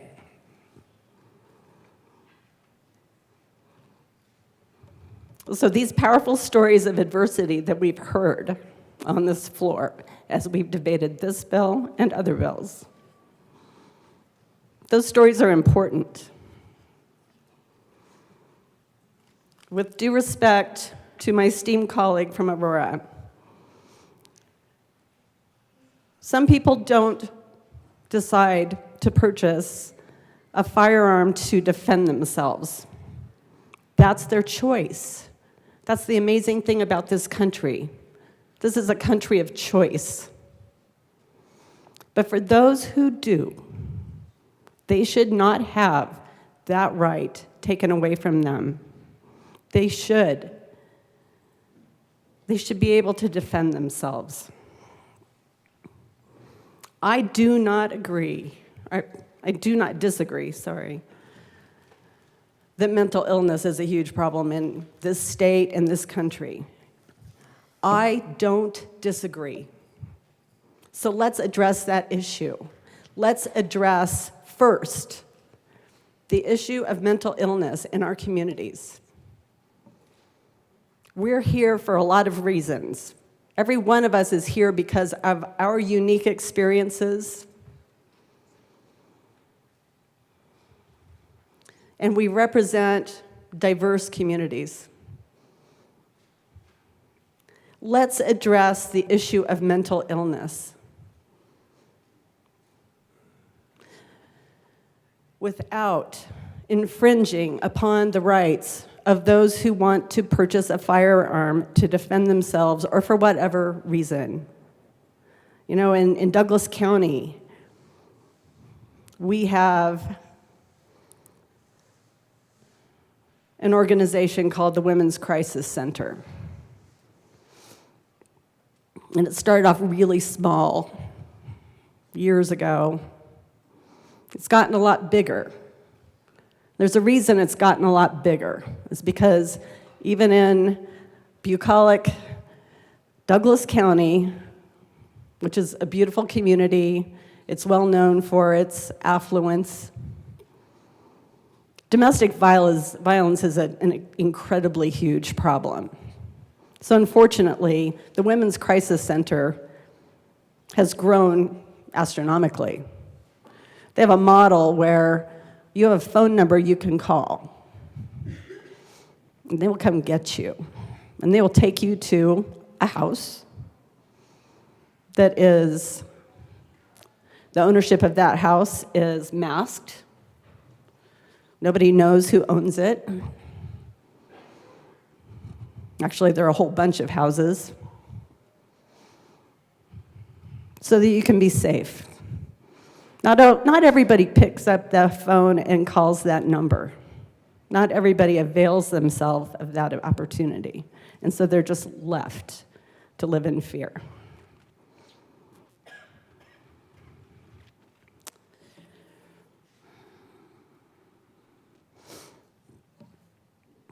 So this guy named Alexander Hamilton, is kind of famous for some musical or something. He wrote that the right to bear arms was a safeguard against tyranny. Excuse me.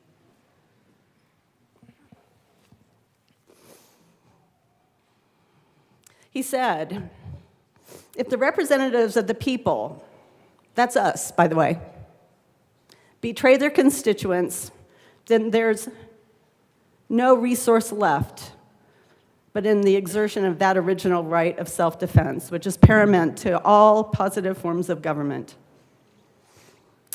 in which against the usurpations of the national rulers may be exerted with infinitely better prospect of success than against those of the rulers of an individual state. You know, there are countries around the world where they have taken away rights of their citizens. Venezuela, how's that working for them? You have people facing combat in the street in the Ukraine with weapons provided by United States citizens. We live in a really difficult time. And I've talked a lot about a lot of different things here. But fundamentally, we need to make sure that the good people of Colorado are still able to have choices. I was also extremely disappointed yesterday when what I felt were reasonable, practical amendments were offered. We get that you can pass this bill. We get it. Representative Frizzell, you have 1 minute remaining. Thank you, Madam Speaker. I appreciate your assistance. But please do not inflict uncertainty on the constituents, our constituents. Do not inflict uncertainty on our citizens. They deserve a whole lot better. Thank you very much, and I ask for a no vote. Representative Mabry.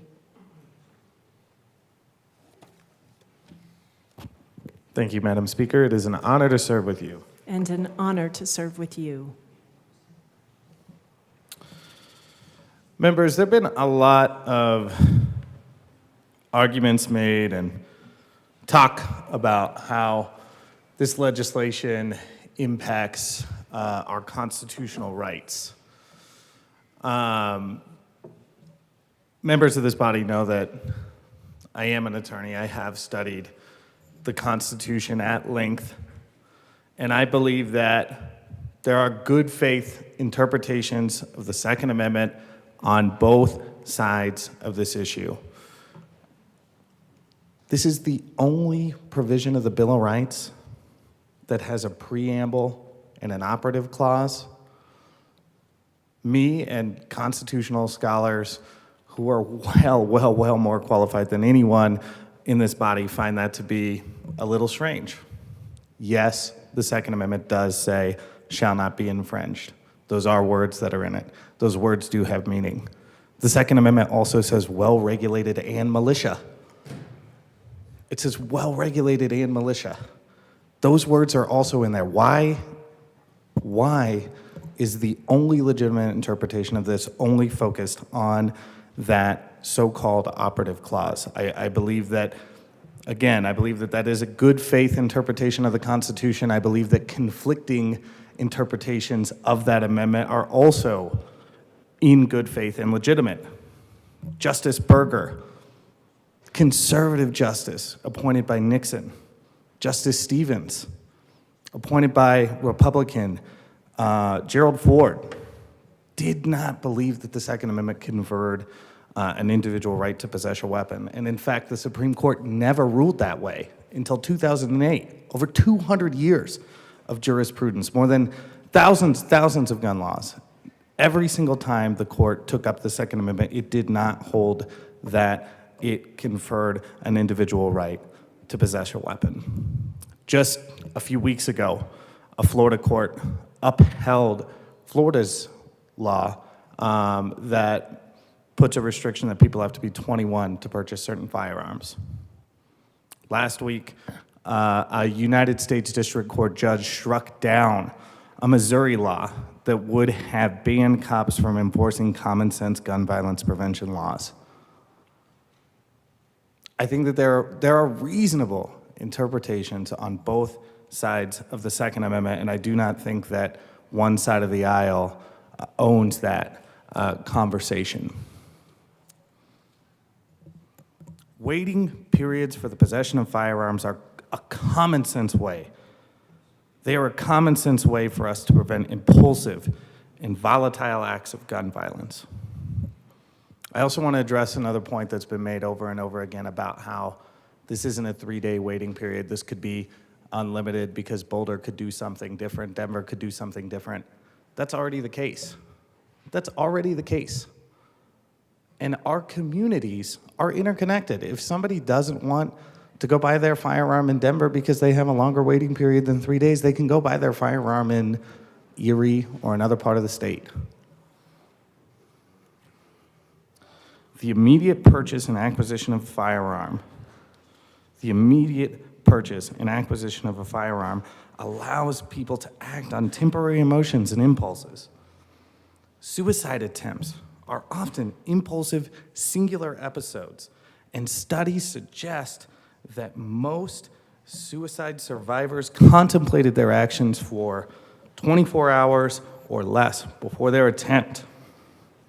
The National Academy of Sciences has found, I know we hear a lot about flawed studies. There are many studies on this issue, but the National Academies of Sciences found that the waiting periods can reduce suicide rates by 7 to 11%. I'll also note that 72% of gun owners support waiting periods. The other thing I want to note is there's been a lot of talk about the Heller decision, and me and lots of constitutional scholars believe that, of which I am not. I am not a constitutional scholar. I'm an attorney. I'm a housing attorney. But many constitutional scholars believe that the Heller decision was wrongly decided. But even if you do believe that it was correctly decided, Justice Scalia said that the right is not unlimited. It is not an unlimited right to carry any weapon for any purpose. Justice Scalia noted that reasonable restrictions are permissible under the Second Amendment.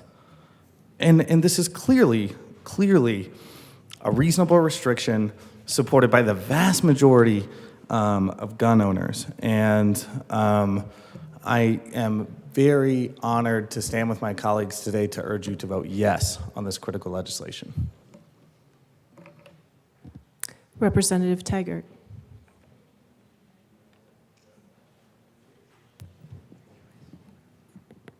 Thank you, Madam Speaker. It's a privilege to serve with you. And a privilege to serve with you. I left here yesterday morning very disappointed with our conversations all night long, and I left very disappointed as well in myself.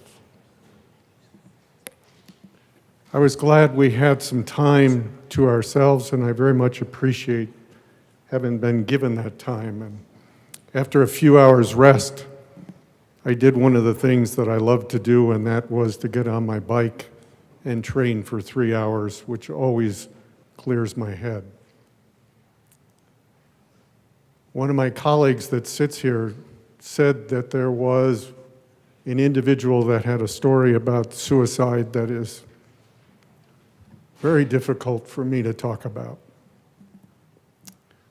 One of my closest friends helped me build Swiss Army into one of the major powers of timepieces for a very long time. That man's name was JB, Jean Bernard. When I met JB, he called me when we were building our brand of Swiss Army and timepieces. He called me and said, "Rick, I'd like to join you." And my immediate reaction was, "JB, you are the head of design for Breitling." And for anybody that knows aviation watches and dive watches, Breitling, I hate to say it, is still one of the finest.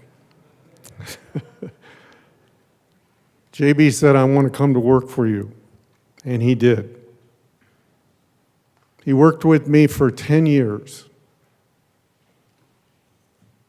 We built that business from basically nothing to $200 million globally in that period of time, along with a wonderful team that I had a chance to work with.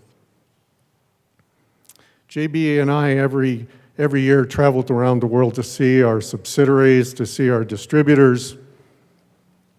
And the most important week every year, which was a long week, it was 10 days, we went back to Switzerland, to Basel, Switzerland, for the major timepiece and jewelry store.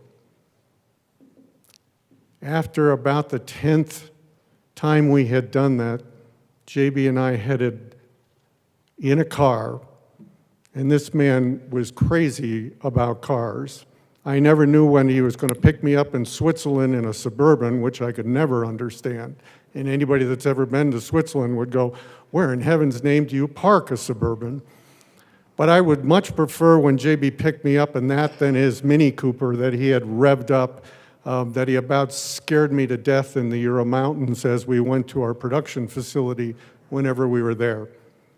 JB could carry on a conversation for hours at a time, and I was just the opposite, always quiet in the car because I was grabbing hold of something so he wouldn't kill me if we went off the road. But this particular time when we were heading to our global meeting, the two of us after 10 days in Basel, JB didn't hardly say a thing. And I was sicker than a dog, and I didn't say a thing. We had a very good meeting, and I returned to the United States to my North American headquarters, and 2 days later, I got the call that one of my best friends had committed suicide. Oh, please, please don't you scare me when you do that.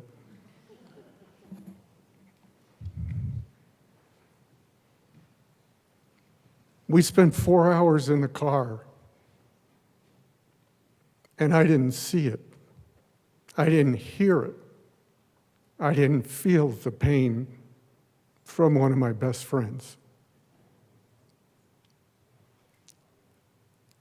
When I finally stepped down from leading Swiss Army, I came home to found the Suicide Coalition in the Grand Valley with a very good friend of mine. Suicide is something that I think about every single day because I lost that very good friend. And every day that I put on this watch, I think about JB because JB every year, we did a limited edition watch every year, and he always made sure that I, as the CEO, got number one of those watches, and in many cases, I did work with him to design them. So how does that relate to this discussion? It relates to disappointment. Many of my colleagues have been very eloquent in their discussions about the Second Amendment, and I won't go down there because I think they have discussed it very, very eloquently. My disappointment on Friday night came from the lack of compromise, the lack of listening to one another. And I was disappointed in myself on that because I didn't feel I could talk about it because I didn't really want to share about the loss of my friend. But after a day to myself and a day on my bike, I came here, and I'm one of those that I'd like to say I have gray hair, but it's more white hair. But as my wife says, Rick, you still have hair. Sorry.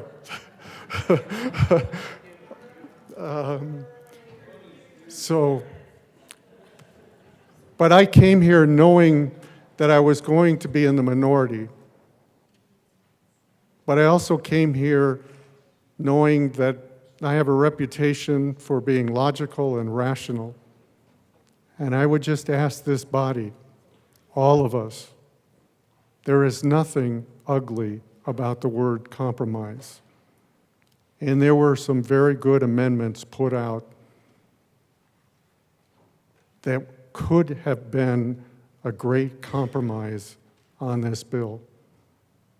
And I hope and pray that that's not an indication for the future, for our remaining 60 days, because compromise is a win-win situation. And I hope we can do that. Thank you.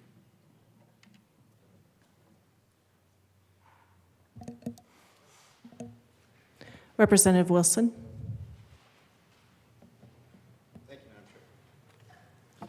Thank you, Madam Speaker.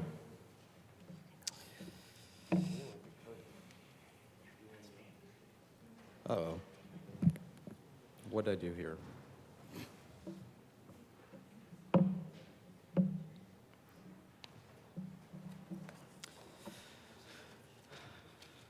Well, I'd like to start, I guess, with a thank you. I have several friends who work in firearm sales, and their business is booming right now. Gun stores, it is ticking up, and there's more to come, which actually puts firearms, people that are inspired to go out and firearms out of fear that they'll lose that right, it actually sets them up to defend themselves in their homes. And these are, they're not getting them illegally.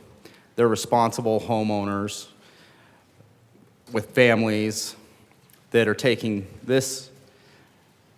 their concerns with the legislation going on in this building, they're taking that as a hint to go out and get their firearms and make sure that they are prepared and that they are set up for the future, whatever may happen to that ability in the future.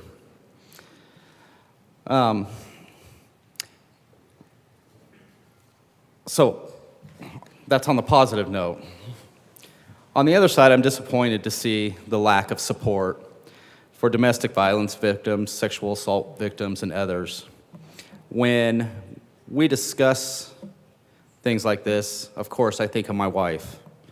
She is 95 pounds, and that's after we put 5 pounds of rocks in her pockets. She has had somebody stalk her before, and in a true woman's activism way, she took it head on. She got herself a firearm. She got herself her concealed. And she's been comfortable and well protected ever since then, and that's been years now. We hear a lot about these studies, and there's some things that the studies don't show. One of those things is what a concealed weapon, how often a concealed weapon saves somebody. The reason being is we don't report that. A woman often can just pull out a firearm when there is somebody threatening her, and that ends it. She doesn't have to shoot them. She doesn't have to wave it around. Just pulling it out, sends the attacker off.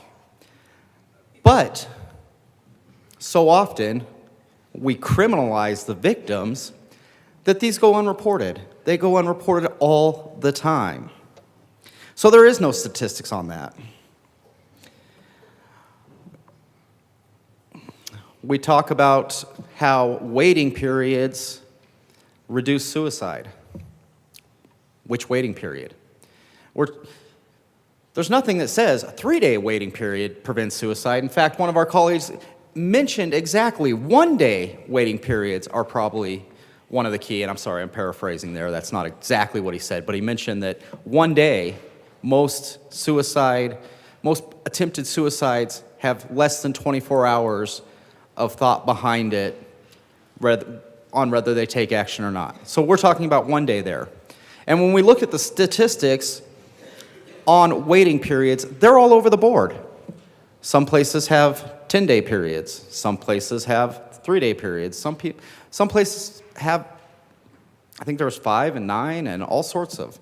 So there's nothing that says 3-day waiting periods do anything. So why do a 3-day waiting period?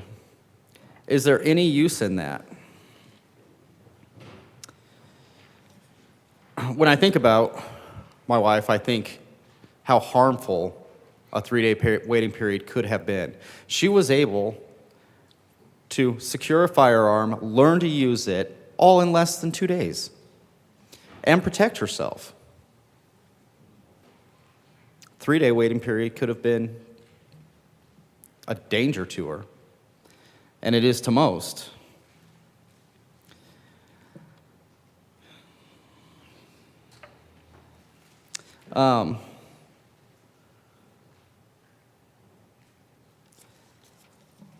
A lot of the studies we're talking about have no strength in the back of them. So I want to read over this article that kind of goes into some of the misnomers about some of the statistics. After reaching historic lows in the mid-2010s, gun violence rates in America have gone up in recent years. Now remember, we had an assault weapons ban, another form of gun control, up until 2004. So how did we reach the lowest in 2010? Anyway, and they remain higher than in some other parts of the developed world. There are hundreds of laws and regulations at the federal and state level that restrict Americans' access to guns. Yet according to some advocates, social science research shows that a few more simple, common sense, like 3-day waiting period, laws would significantly reduce the number of injuries and deaths attributed to firearms. There has been massive research efforts going back decades to determine whether gun control measures work. A 2020 analysis by the RAND Corporation, a nonprofit research organization, parsed the results of 27,900 research publications on the effectiveness of gun control laws. From this vast body of work, the RAND authors found only 123 studies, or 0.4%, that tested the effects rigorously. Some of the other 27,000 studies may have been useful for non-empirical discussions, but many others were deeply flawed. We look at the significance of the 123 rigorous empirical studies and what they actually say about the efficiency of gun control laws. The answer? Nothing. The 123 studies that met the RAND's criteria may have been the best of over 27,000 that were analyzed, but they still had serious statistical defects, such as a lack of controls, too many parameters, or hypothesis for the data, or undisclosed data, erroneous data, misspecified models, and other problems. So when we talk about the 3-day waiting period, and I'll go into this even though it goes into it later, you're comparing completely different situations with completely different controls. A 3-day waiting period in Georgia might have completely different results than a 3-day waiting period in Colorado. They're not the same controls. They're not the same people. They do things differently. And these glaring methodological flaws are not specific to gun control research.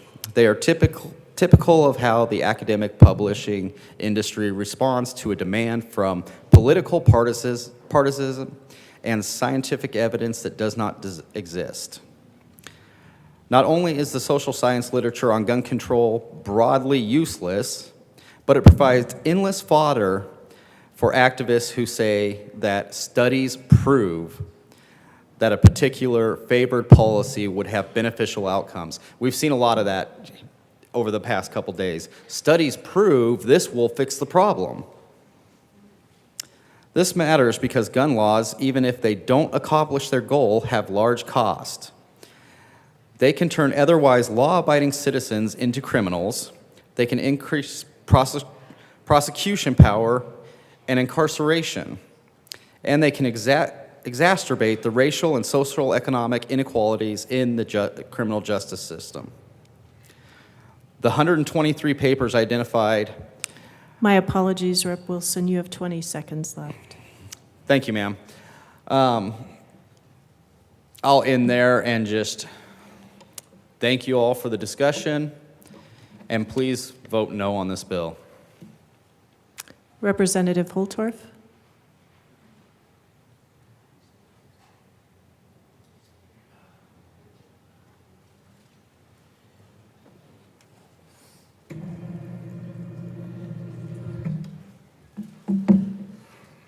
Thank you, Madam Speaker. Thank you, esteemed colleagues. I will tell you that I am not here to speak ill of anyone. I am not here to talk down to anyone, to insult anyone, defame anyone. As we talk about this important subject, you need to understand that, and as we message outside the building, it helps if we refrain from some of those things. So I would ask that deference under the rules of decorum, because it doesn't help when we walk out the doors and start blasting and blowing and politicizing. Now, what I came to talk about are some very important things. Balanced solutions from thoughtful and well-thinking colleagues on both sides of the aisle. That's called bipartisanship. Not partisan solutions when one party rejects every good idea from the other party out of principle. Or maybe they can't because it's not the national narrative. Colorado politics and Colorado citizens' rights need to be put over national politics, in my humble opinion. Because this is Colorado. But here's the biggest problem of the last 20 plus hours we debated. And I will tell you, ladies and gentlemen, I'm proud to be here today, and I will be here every Saturday for the next 8 if we have to talk about what we're doing and why we're doing it. I would be more than happy to filibuster 24 hours every week, twice a week if we have to protect the rights of citizens. I have nothing more important to do to represent my constituents, and I mean that sincerely. So if that is our destiny, ladies and gentlemen, that will be our destiny. Now let's talk about rights and solutions. We offered 16 amendments. Thoughtful, impactful, common sense, and all were rejected. Now let me tell you what we did reject in this chamber of Colorado. Protecting women for 3 days. We're not going to do that. Protecting domestic violence victims for 3 days. We're not going to do that with this statute. Protecting sexual assault victims for 3 days. We're not going to do that with this bill. I'll continue. Individuals that have concealed carry and have already been vetted by their sheriff's departments, even if you've had a list a number of firearms, as I do, a nice collection of every class and caliber, you're not going to get to do that if you want to get another firearm under this bill. How about somebody that has a protection order against them when we know that paper doesn't stop the violence, when the other perpetrator doesn't care about the law or following it? Because we know that is when a woman is most at risk. But we're not going to do that, Colorado. No, we're not. And ironically, it's Women's History Month, and we celebrate Women's International Day. We talk about women in this chamber all the time this month of March. But we're going to take away the rights of women to protect and defend themselves with this statute. That could be considered hypocritical in certain interpretations. Now we had people with legal training come up here and talk about that constitutionality, and I'm not going to get into that. But the Bruins decision has already reestablished our Second Amendment rights for you lawyers in the room, and it has specifically addressed waiting periods. We talk about local control, and we're going to promote local control, and then we tell everybody in this day, in this chamber, well, it's local control. There's communities like Boulder County that already have this. Well, let's let local control be the rule of the day. But no, we can't do that. Because now it's not local control, is it? Now it's state control. Well, try to figure out, for my colleagues on the other side of the aisle, which is it? Or does it depend on the national politics and the state politics that we're peddling? I don't know. Now I'm going to talk about my family. My grandmother of 86, I have to buy her a firearm because she lives alone as a widow and she lives in the middle of nowhere and she's afraid for her life as well. Because we have had women in eastern Colorado who have been assaulted,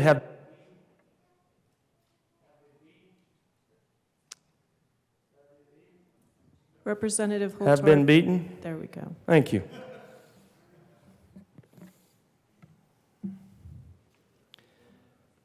So, I get my mother, my children's grandmother, a shotgun. Oh, yeah. Because I want her to be able to protect herself. She will not be one of this purported statistic of 500% likely to have a firearm used against them. You see, when women have firearms and they have the proper training, they are empowered. And I like lifting people up and empowering people, empowering the women of Colorado to defend themselves. This doesn't do that.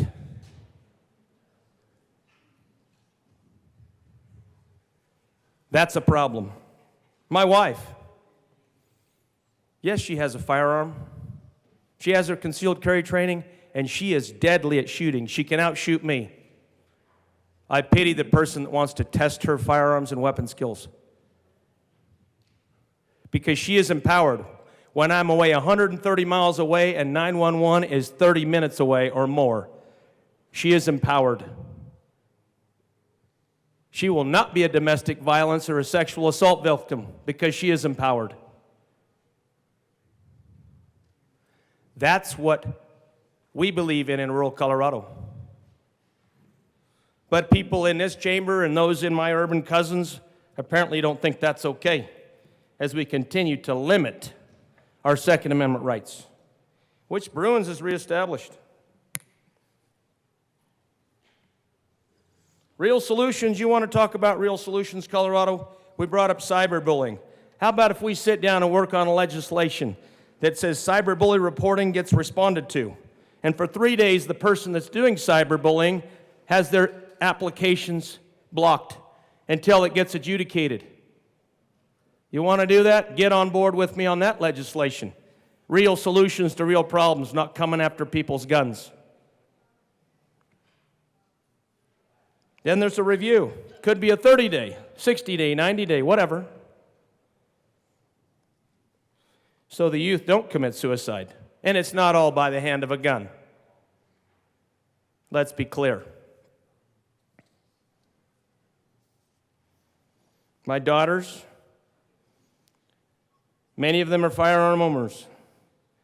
They have the training experience, and they're not going to be victims because they choose not to be victims, because they've empowered themselves with the rights given by the Second Amendment that some people in this chamber want to diminish and take away in incremental steps.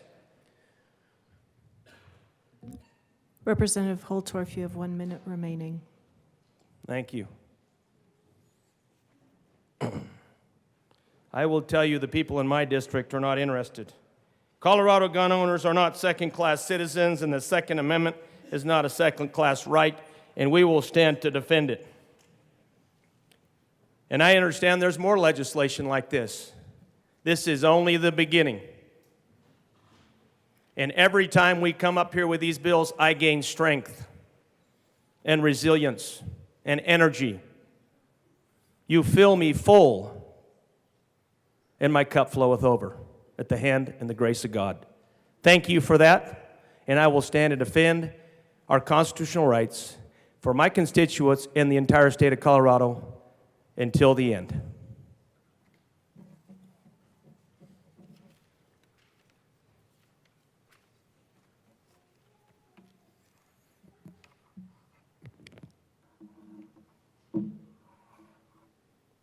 Representative Bacon.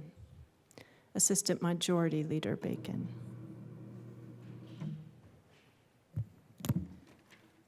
Thank you, members. I took my time in coming up here because I was listening for a few things that I hadn't heard, and I thought it might be helpful to share here. You know, many of you know, well, first I want to start by saying there's been a lot of conversation about who some of us care about and who some of us don't. And, you know, particularly since I just heard about empowerment, I just want to note that it's a little bit painful that people have to open up every nook and cranny of their lives to be considered qualified to talk about this subject. I've experienced a lot of things. I didn't want to have to say that, yeah, I've been hit as a teenager to be able to talk about domestic violence because I do care about that. I've exposed a lot of things in my own past, but I'll transition to another, status or thing that I am, and that is of being a lawyer.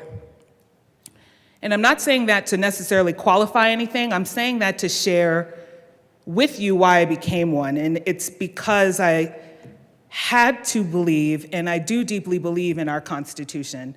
I was inspired to become a lawyer by Thurgood Marshall, who used the words of this document to be sure that out of the legacy of slavery, we would also be able to enter any doorway that we wanted to. And he did so through jurisprudence, not just the marches.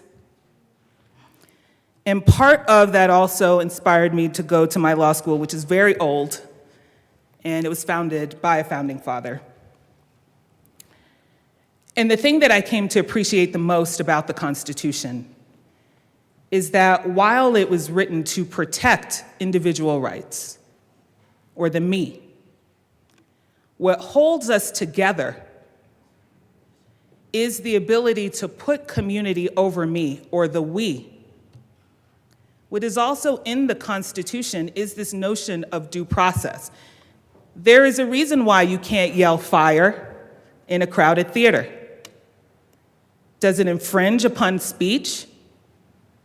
But if it does, the highest level of scrutiny is deserved to those rights in the Constitution, which also includes, is there a compelling state interest? Our Constitution is written to balance the me and the we. That is what keeps us together. We do not have necessarily common ancestry on this land. The miracle that is the United States comes from the Constitution and the commitment to the words. So I agree, but I don't want to leave out the we portion of those words. We've talked a lot about fear and protecting people, and I will say that it also saddens me that it feels as if the basis for a particular industry that sells these weapons is that we fear each other.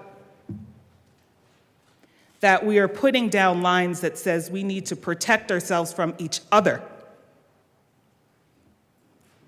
This country will not survive if all we do is shoot at each other when we are afraid.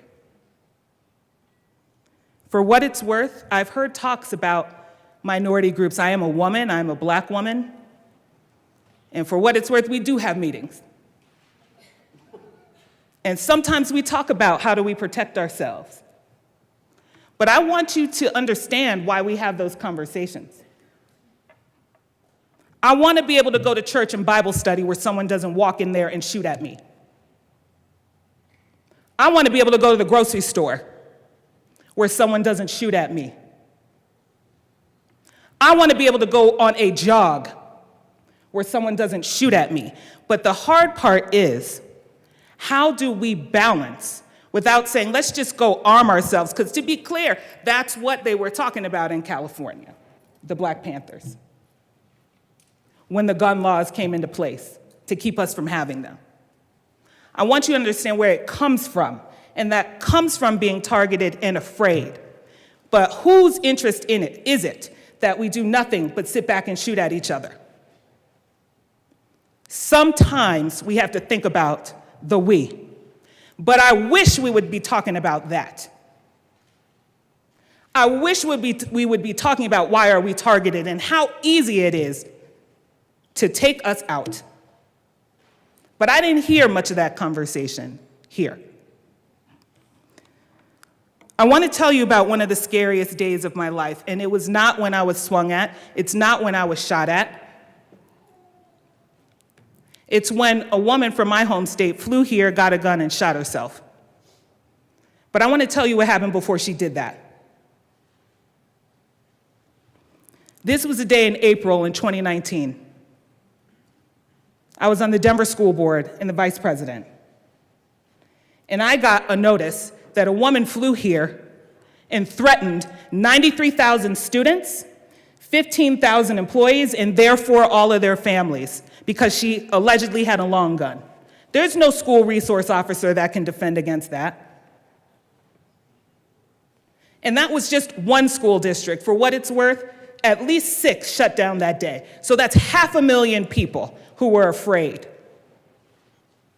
The solution is not to allow them to go get a gun. The solution is to figure out how to mitigate that one person out of 500,000 can hold us hostage. One person. And so if we are talking about compromises, that is it. What can we do to stop one person who got off a plane, bought a gun, and shut down half of the state? This is not just Little House District 7. It includes school districts in Northwest Colorado. I was on that call with the governor. I was on the call with school districts in Northeast Colorado. I was on the call with school districts in Southwest Colorado. One person. And for any of you who have had to experience not knowing what's going on with your kids in a school building, to try to figure out how to meet them afterwards, I said to people then in 2019, we have to balance the me show versus the we show. And if it's 500,000 people versus one, this is that compromise. We didn't say you can't have guns at all. We said we should be able to wait, and people should sure as heck not be able to fly here and within 2 hours be able to threaten my neighbors. But I didn't hear that conversation here. For what it's worth, I'm sure there were components of mental health there, because like I said, a loss of any life is sad, but that person was able to complete their suicide. And I don't also want to think that anybody struggling could buy a ticket and come to Colorado and complete that suicide. There are other people we want to protect too. So for what it's worth, I will end with this notion about mental health, and particularly for our kids and cyberbullying. Our school district actually does limit access to social media for that reason. But more importantly, I promised kids I would come up here and talk to you about the anxiety that my generation just learned about. I was a junior when Columbine happened. But I want you to talk to your kids about active shooter drills and what that does to them. If you know any of the students, Representative Bacon, you have 1 minute remaining. Who were there in 2019, I want you to ask them about that anxiety and what we had to do to support them through that. Because we have a world now that they know someone can come here and point at their school. And we have not been able to answer for that. That is something that I hope we actually all can have a conversation about. So members, I hope you hear and understand this is not a conversation that is intended to be one-sided. We all have commitments to our communities, our experiences, and yes, the Constitution. and these conversations are bigger than us, but I would still never put on your shoulders your lack of care for people. And I hope you can hear from us what our version of that is too, and I hope we can all expect the same. Thank you. Representative Bradley, this is your second time. Thank you, Madam Speaker. Again, I just want to clear up because we're hearing half-truths about certain things. So in the Supreme Court, Justice Scalia's 2008 opinion on Heller, he addressed the term militia.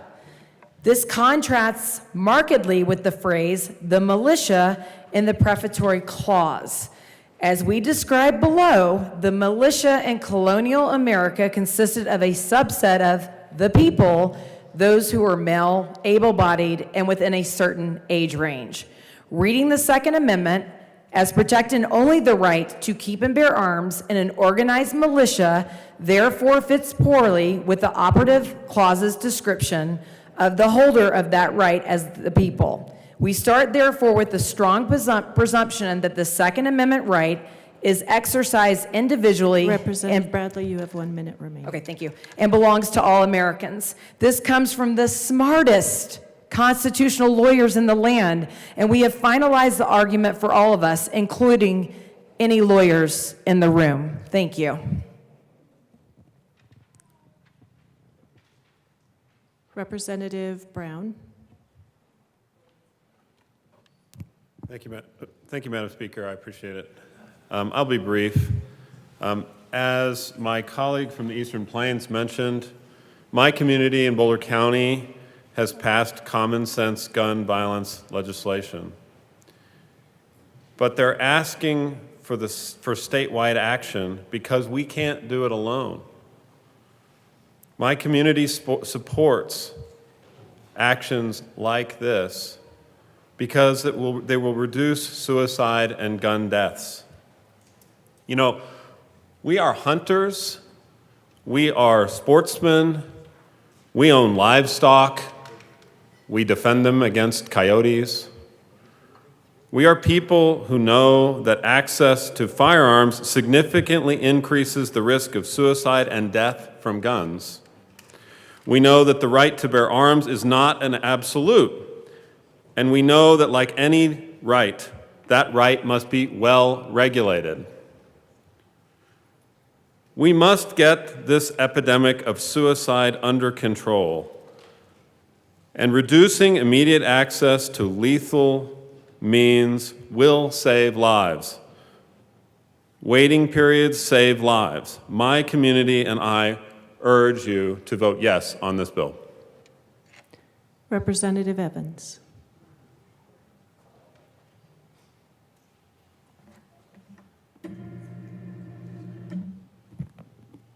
Thank you, Madam Speaker. I'm reminded of a saying. God made humans, but Samuel Colt made humans equal. And that carries meaning to me because as a concealed carry firearms instructor, as a law enforcement officer who also taught police officers in the use of force, one of the things that we always talked about was the size and the abilities of the people that are involved in a situation. And we've heard stories about folks who have, I believe it was 95 pounds with 5 pounds of rocks in the pockets, or 100 pounds with 5 pounds of rocks in the pocket. We've heard stories about how smaller folks can feel that they're in a greater level of danger just by virtue of their size.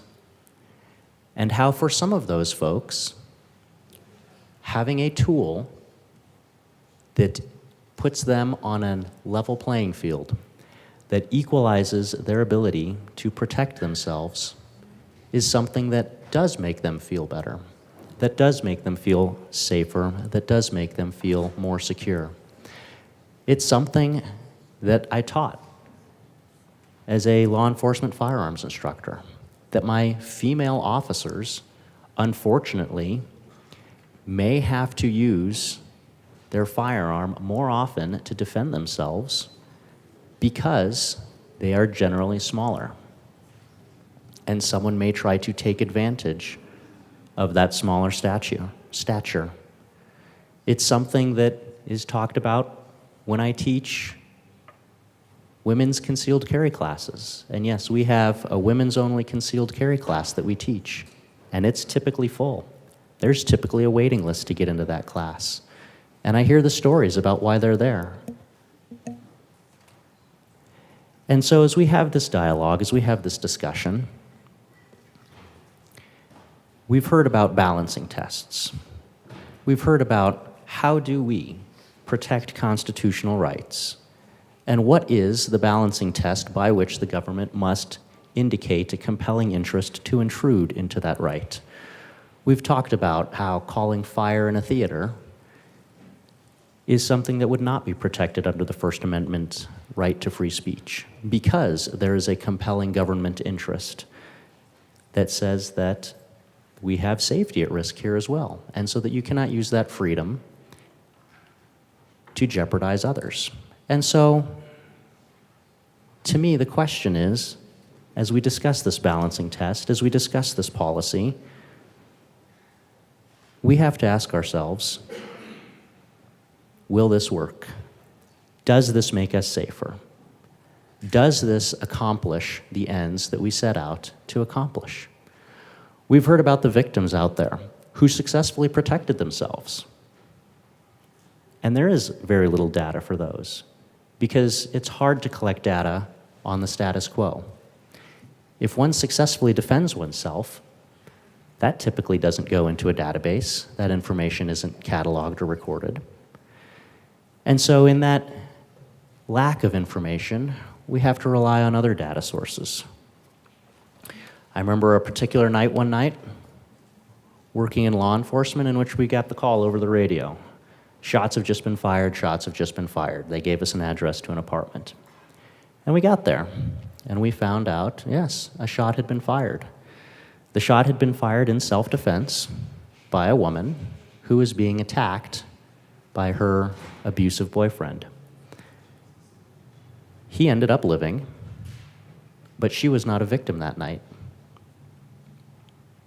I don't know that that is recorded anywhere in any database. It's in a police report, but I don't know that the data is searchable, that that data is queryable. And unfortunately, that's a story that I saw over and over and over again. Victims who were threatened, who did not think that they needed to have a plan to defend themselves, but because of one terrible night, one terrible episode, they realized, you know what? I actually do need a way to defend myself. And we saw a series of amendments proposed that would allow those specific quantifiable victims to have the ability to defend themselves. And to me, that was what was the most disappointing part of this lengthy discussion that we've had, was that specific quantifiable victims, victims of a sex assault, victims of a domestic violence incident, victims of a threatened or attempted homicide, who might not have thought that they needed to have a plan in place to protect themselves, actually did. And I think it's unfortunate that they may be deprived of their right to defend themselves for 3 or more days, depending on any length of time established by a local municipality. So I ask, how should we balance that test? How do we ensure that we're accomplishing the worthy goal of this bill to reduce suicide? Does it work? Does it make us safer? And unfortunately, I don't see that it does. I don't see that giving up the essential liberty makes us safer here. We heard a story about somebody who flew into Colorado, flew in with a gun and threatened schools. I know that specific case. I was working when that case happened. I know the threats that were made to school districts. And I think it's important to note a couple of things. That person who flew in with a gun to threaten schools wouldn't have been covered under any of the amendments proposed. That person who flew in on a plane wasn't a DV victim. wasn't a sex assault victim, wasn't a victim of threatened homicide. So had the amendments that were proposed been accepted, she still would not have been able to purchase a gun under this proposed legislation, but victims would. What I remember from that case is how schools were protected. Because you see, when that threat went out, when all the schools in Colorado were concerned about their safety, guess who responded? Other folks with guns. Cops, SROs. We pretty much dropped everything else that we were doing, and we went to our schools to protect our schools, to make sure they were safe. And we were empowered to keep those schools safe because we also were armed. I think it's telling that just last week, some students from East Denver High School came to the Capitol. They were interviewed by the media. And they talked about things that would help them feel safe as well. You can read it in the media. A lot of them said they want their SROs back. And so I think that it's important that as we give our closing comments on this, that we remember firearms can save lives too. And that it's important we do not forget the lives that are saved by firearms. We do not forget the SROs who protect their schools with firearms. We do not forget the folks that I met through my career that defended themselves with a firearm. And we remember that depriving them of that right to protect themselves for 3 days can threaten lives. And so for those reasons, I would ask for a no vote on this bill, knowing that I probably won't get it. But I would ask for that. Representative Evans, you have 1 minute remaining. Thank you, Madam Speaker. I would ask for that out of consideration of some of the facts that I've just presented.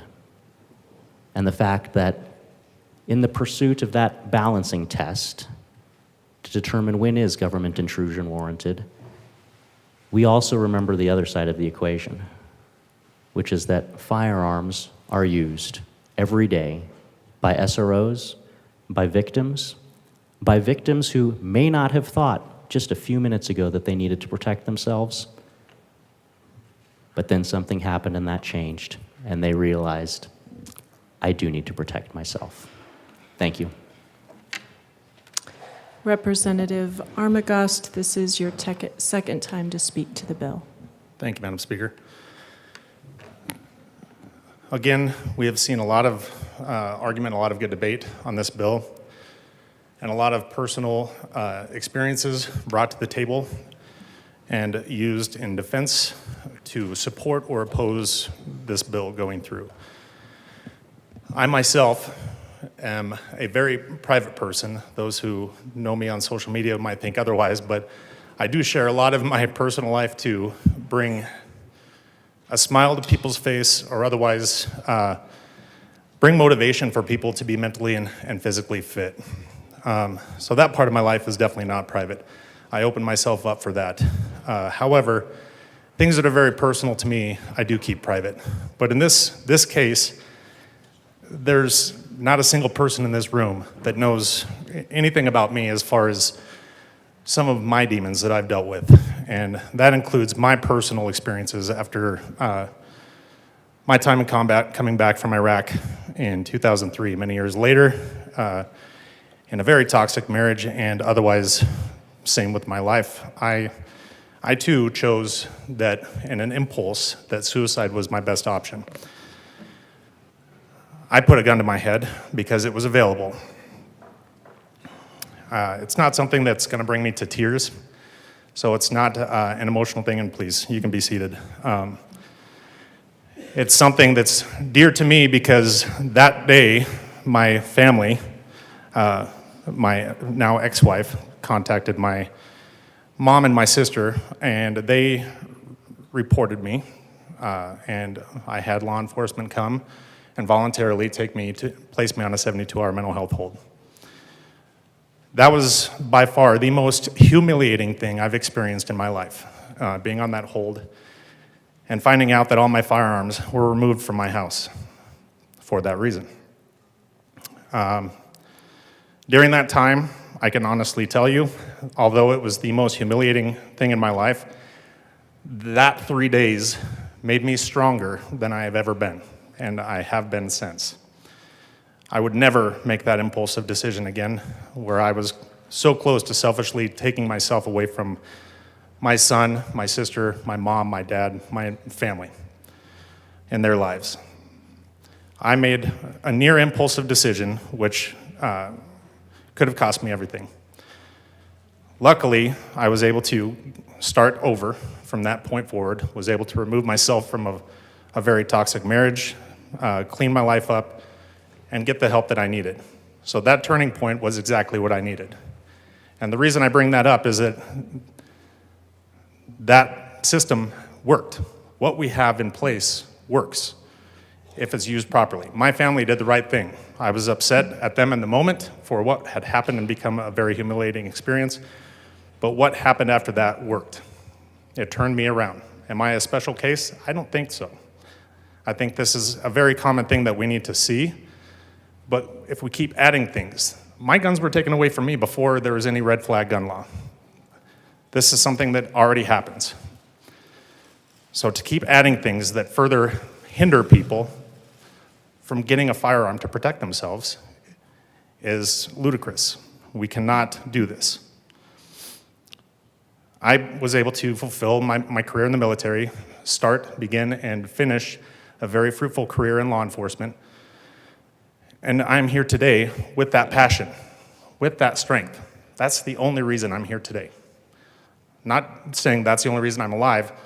I'm alive in here, but this point, the passion that I bring, brought me to this moment, to this seat. Representative, you have 1 minute remaining. Thank you, Madam Speaker. So I want everyone to consider that.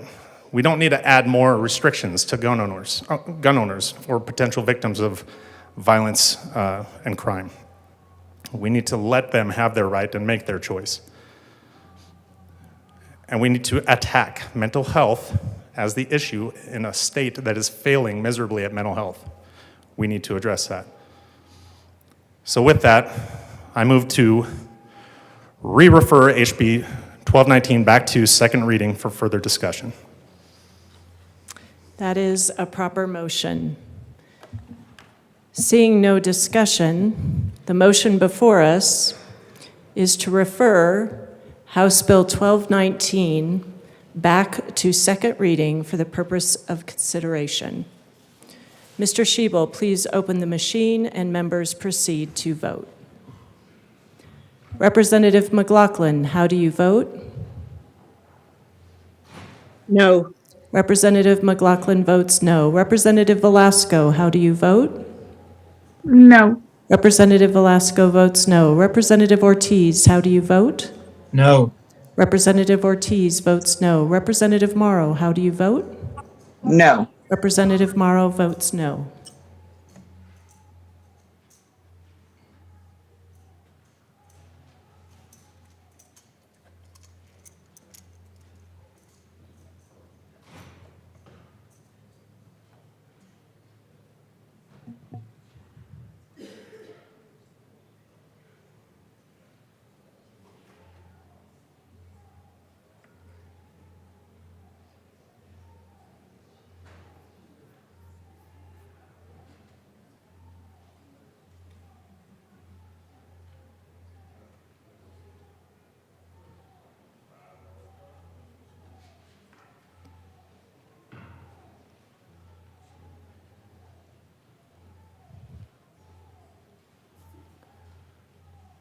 Representative Leader, that'll be a $5 fine.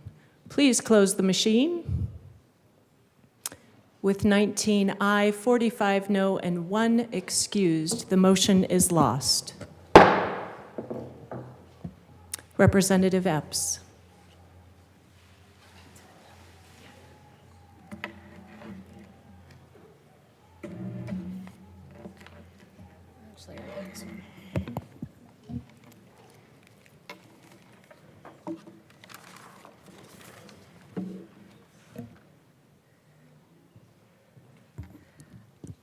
When I was a little girl, I had a 4-poster bed, canopy bed.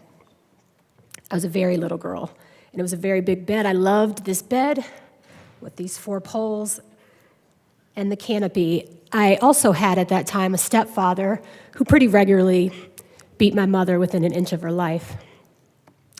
There was a night when I was a little girl, and I was in this bed, and the reason you don't have to stand is not just you don't have to stand because I haven't decided which all I'm going to share in the next few minutes, but you just be back up and down like a jack in the box if I told you all the times that a man tried to kill me with a gun or my mother. But so I had this bed that I loved and this stepfather who would regularly take my mother to within the end of her life. And there was a night, one of the worst nights. I mentioned the bed because what I would do is I would jump in the bed and just jump up and down and jump and see could I hit my head up on the canopy because then I'd be safe and she would live and the world would be okay.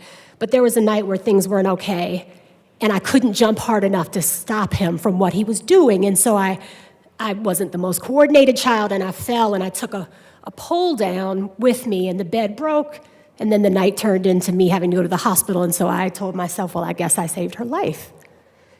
She lived a couple more years. She was dead by the time I was 9, not directly at his hand, but it certainly couldn't have helped.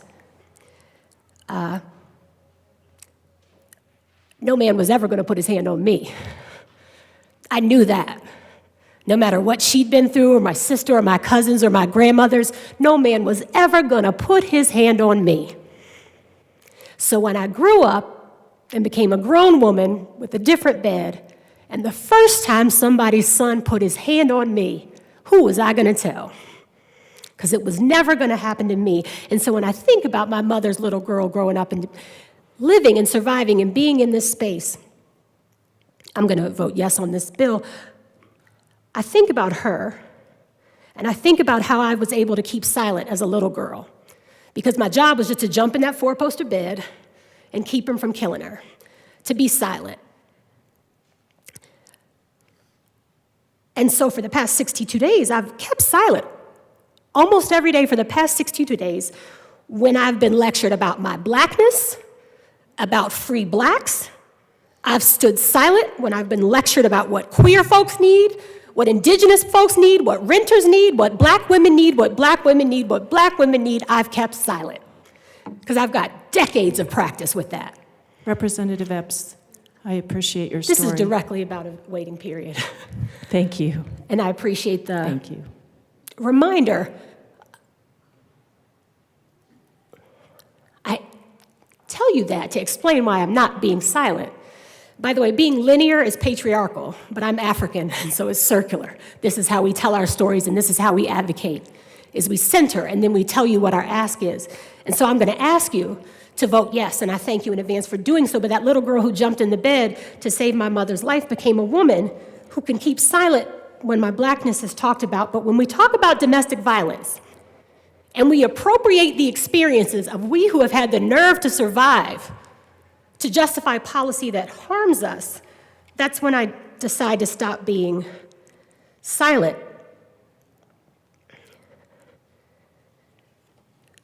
I support this bill unamended, other than the amendments that the sponsors wanted, and the petition clause is fine with me. But there's been so much talk in recent days and today about amendments, about why would we not, if we care for women, why would we not accept these amendments? And so that's what I want to speak to you about. Amendments for sexual assault victims, that's me. Amendments for domestic violence survivors, me again. Amendment for those of us who keep surviving intimate partner violence even though we're never going to date somebody who does that again, that's me. Women with protection orders, still me. We have to protect women who deserve to be protected. I heard that and I agree that there's no reason for us to not protect women. So it's real clear in speaking about our reasons for voting for this bill without those amendments. It's because I didn't reject those amendments out of principle. Anybody who has watched a minute of this legislature knows that I'll be in the uncomfortable position of being a no against people who I love and honor. It's not about principle and party. It's about amendments not actually protecting women. So much talk about arming women without talk about disarming men. In some places and in some instances, colleagues, of course, women have used guns to defend themselves, of course. I'm jealous of those women who were stronger than me, who didn't get the gun wrestled away like me. But the statistic that would justify amendments carving out an exception to a 3-day waiting period for women who have survived domestic violence or sexual assault or intimate partner violence or who have protection orders, the statistic that would justify the amendment is telling us the number of times that one of those women who amazingly saved her own life with a gun did so with a gun that she purchased for the first time within 3 days of the incident, who already knew how to use it, who already was trained, and that the thing that was needed was a gun within 3 days. Supporting a 3-day waiting period, rather, the waiting period itself is data-driven, is evidence-based. It will save lives. A waiting period does not mean that women can't have guns. Of course not. It means that we won't sit silent, even if we did when we were little girls, that we won't sit silent while anybody misappropriates the lived experience of those of us who have survived these things. When we care about victims, we stop making new victims. Y'all, the victim club is full. We don't have any room for any new members. Our sisterhood has closed its doors, and when we care about women, we focus not just on arming women, but on disarming the people, mainly men, but the people who often harm us with our own guns. There are women here who have hidden, stolen, sold, and pawned the guns of the men who harmed us. And we need him to have to wait at least 3 days before getting a new gun. That's the relevant connection to domestic violence. Every credible study of women and guns in the last 2 decades, in the decades since my mother has been dead, has told us that a firearm in a woman's home is far more likely to be used against her or her family than to help her defend against an attacker. And this is not a reason why other women can't have guns. Of course not. But it's a reason to not use my survival as a justification to facilitate letting the men who harm us have instant access to these weapons. There's been mention of when a woman is most at risk, and if the time that the speaker has is like mine, she might have 2 minutes. Yes. We are talking about, with this waiting period bill, this very good bill, when we talk about an amendment for domestic violence victims, we would be talking about the narrow subset of women who are well-trained on firearms but don't happen to have one, who have endured, by the way, months and years of domestic violence, not gotten a gun, but need one in this 3-day window. We have been asked, why do we not have waiting periods on antidepressants? Why do we not have waiting periods on knives? Because we who are making arguments in good faith recognize that family and intimate assaults involving firearms are many, many, many more times more likely to result in death than those using other weapons. Despite using all the evidence, despite all the evidence, when given the opportunity to endorse gun violence prevention measures that would make women safer, certain folks are conspicuously silent. If you're going to care about women and domestic violence victims, you need to remove guns from abusers at the most violent and volatile time. In this last minute, I'll note that there's been mention of when a woman is most at risk. And the suggestion that she's most at risk when there's an incident of domestic violence and she's to arm herself. In fact, when she is most at risk is when she is pregnant, when she leaves, and when the man in her life has a gun. That's when she's most at risk. In Colorado, actually, I'll save that for another day, but it's been said that we can't legislate away anger.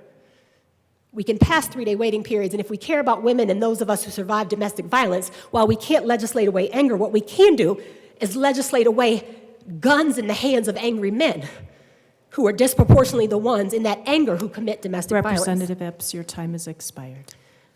Thank you, colleagues. Representative Froelich.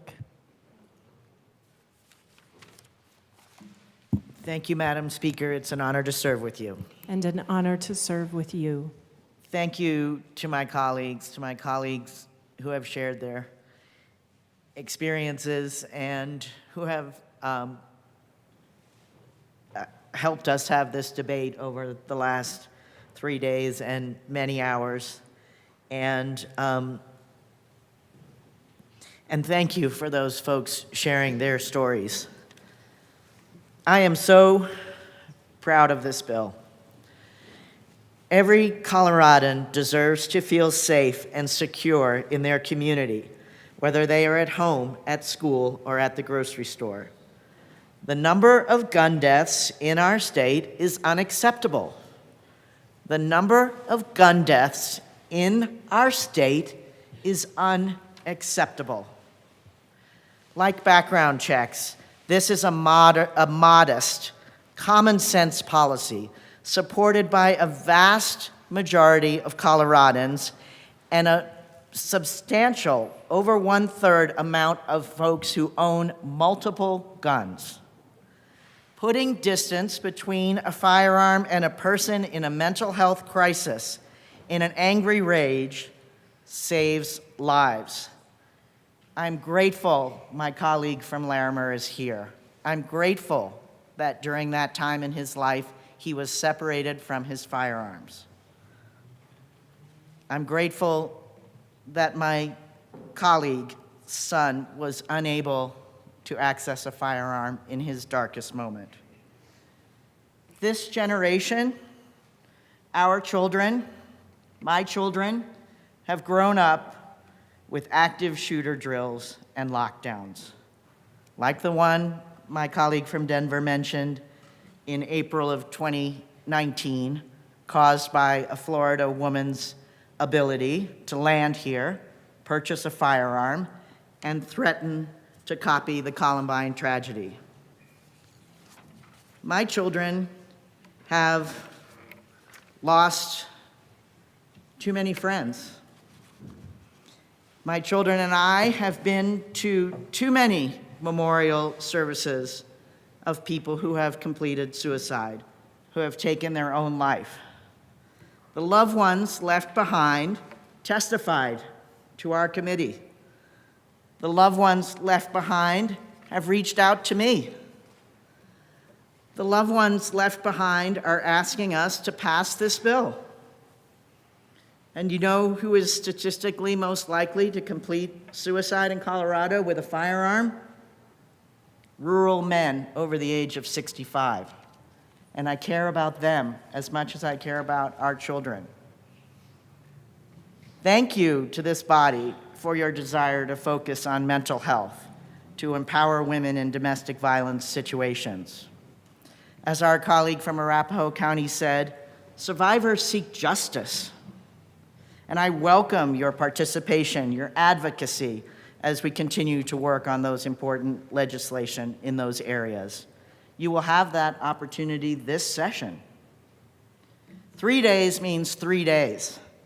3 days can save lives. Please vote yes on House Bill 1219. Minority Leader Lynch. Thank you, Madam Speaker. I'm not nearly as eloquent as most of my members, so that's why you don't hear a lot from me. So the good news is I don't go as long either. But times like this, and for a lot of you, your first 24-hour session in the legislature, and you're scratching your head going, what the heck just went on, and why did it go on, and what's going on, and does this make sense? Is this good government? Are we doing the right thing? It makes you ask the question, what do we legislate for? What do we do this for? And we heard a lot of instances and a lot of stories, a lot of bearing of souls, a lot of people showing it all, putting it all into this. But I would encourage you to think about that on every bill we look at. What do we legislate for? Well, we've got a lot of emails, we've got a lot of reasons, we've got personal bones we got to pick, we've got emails full, voice boxes full of reasons that we legislate.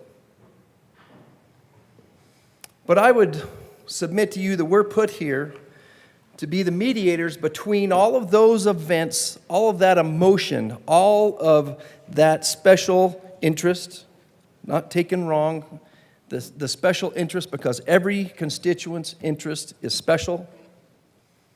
We take that to heart. That's our job. But I would submit to you that at the end of the day, our job is to be the mediators between those special interests, between those special desires, between those very emotional, heart-tugging events that are presented to us as legislators. We are here to stand as mediators between that want, desire, interest, and what has held this whole grand experiment together, which is the Constitution. So we have to ask ourselves, is what we're doing sticking within those bounds? Are we doing our job? Are we truly able to stand and say, I know that's an emotional event. I know that's a horrible tragedy. I know that's a terrible thing that's going on in my society. But does it put at risk what has made all of this possible? And that's the Constitution. So ask that question. I would encourage you on all these events. My caucus believes that this does truly stand in the way of the Constitution. It may be 3 days this year, and then it's 6 days next year, and then it's 30 days the year after that. And we see this as an attack on that Second Amendment right. And I will tell you, I know my caucus, and we are going to stand here in the gap number of nights that we have to defend that Constitution. So thank you for all of the debate we've had. I could use more sleep. I'm sure you all could too. I hope and I pray that our conversations will be inclusive to the sensitivity of the Constitution and how that has allowed us to get to this point where we can even have these debates. So thank you for your time, and I would urge a no vote on this bill. Representative Amabile. I want to start by saying thank you all so much. I heard we had a vigorous debate, and that is what we're here for. And I appreciate you all hanging in there for so many hours. And that is the way this works. And I am so honored to be here because it is a privilege to be in these seats and to be making these policies. So I just want to say a couple of things. First of all, I got up this morning and I went for a hike in the mountains in Boulder. And it's beautiful. It is, we live in such a beautiful place. And that is also an incredible privilege. But we also live in a place that has a lot of problems. We have a lot of gun deaths. And we also have the worst record on access to care for adults with serious mental illness. We are literally the worst in the country. And so I believe we can work on both of these things, and that one thing isn't exclusive of another thing. And we have a lot of data and evidence, and you know, I get too that everybody's got their own data that they bring and their facts and their alternate facts, and you know, I don't know how we reconcile that, but there is a lot of data that suggests that a waiting period saves lives. And I want to save lives. I'm here for that. I'm here to save lives. I also heard my colleague from Larimer County talk about how a 3-day hold saved his life. And I'm here for that. And he and I are running a bill together that will make that a little bit easier to do. And I heard from my colleague from the Western Slope, from Montrose, talk about suicide, and we are running a bill together that addresses suicide. And last year, I ran a bill with my colleague from Akron to make our mental health care system more open and accessible and better for our providers. And I have worked with my colleague from Commerce City, who is a champion for children's mental health, and my colleague from Greeley, who has worked tirelessly on mental health, and so many of you all who are here in this body to work on that subject. And I'm here for that, and I know you all are here for that. So it makes me sad when I hear people say, we aren't doing anything about mental health, because we are. We spent $500 million last year on access to mental health care. We are building beds, we are building infrastructure, we are doing training, we are building up our workforce. But we also can stop people from making an impulsive decision to purchase a firearm, to hurt somebody, or to hurt themselves. And those things, for me, are not in conflict. And I also want to just say, because I am here to represent people with serious mental illness, and most people who have mental illness are not violent, and they are way more likely to be the victim of violence than the perpetrator of violence.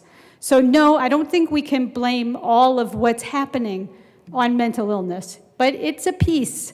It is a piece that I'm going to work on, and I know you all are going to work on it too. And I urge you to vote yes on this bill, because this is a very concrete way that we can save lives, and I'm for that. Thank you. Seeing no further discussion, the motion before us is the adoption of House Bill 1219 on third reading, final passage. Mr. Schiebel, please open the machine and members proceed to vote. Representative McLaughlin, how do you vote? Yes. Representative McLaughlin votes yes. Representative Velasco, how do you vote? Yes. Representative Velasco votes yes. Representative Ortiz, how do you vote? Yes. Representative Ortiz votes yes. Representative Morrow, how do you vote? Yes. Representative Morrow votes yes.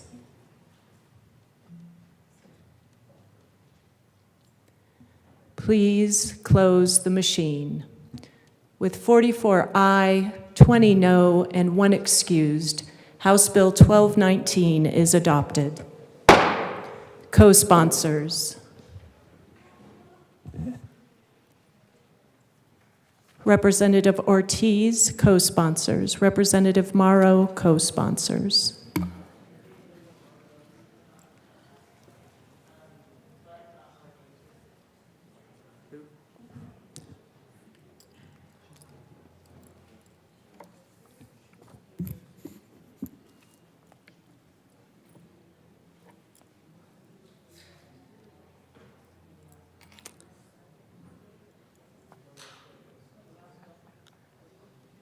One more up here. Representative Velasco, co-sponsors.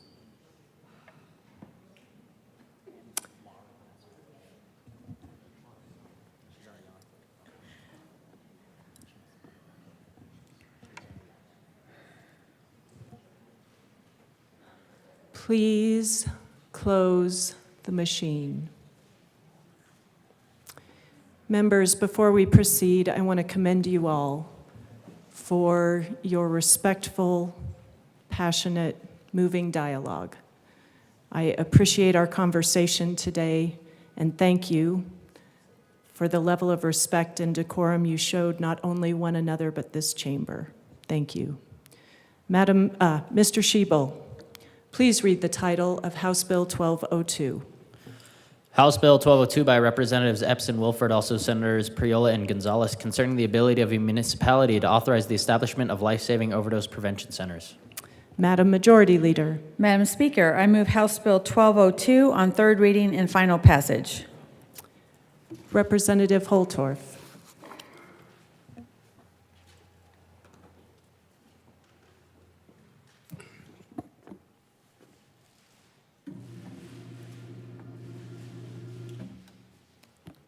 Thank you, Madam Speaker.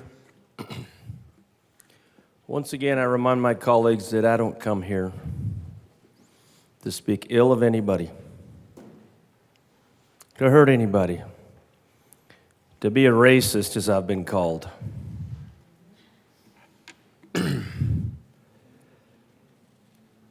Because I'm not one.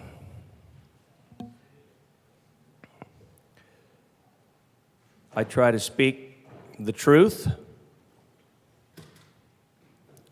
from the rural perspective. Some people don't like the truth. They don't like the science, they don't like the reality. They want to change things and create this utopian situation that's driven by feelings and emotion. I understand the desire to help humanity. I understand the desire to save lives. But the ills of our society are so great. This culture that we have that embraces psychedelic drugs, this culture that we have that wants to make drugs something that's normalized in society and must be embraced and be a part of our living experience because it's just okay. Just okay to be a user, abuser, an addict, and it's okay to watch what is. And you've heard me say it, because it is slavery. It's chemical slavery. We promote it. Not everybody can handle it. You see, some people, and I have friends that use. There's people in this chamber, I imagine, that use recreationally or medically or therapeutically. But there's also people that abuse and misuse. And where does that line cross? Every human is different. The chromosomal makeup of every human and what they can endure and what they can stand is different. Physically and mentally. The mental capacity. You know, we see it in the military when you have to ruck up and do a 10 or 12 mile march, run march. Who can make that march and who can't? Who falls out and who doesn't? Everyone is different in their physical and mental capacity. Those that do not have the characteristics to handle these drugs fall out. Those are the victims. Those are the ones that die of overdose. How are we lifting them up? How are we helping them?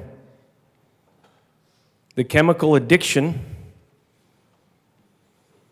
that we speak of, that this bill empowers and supports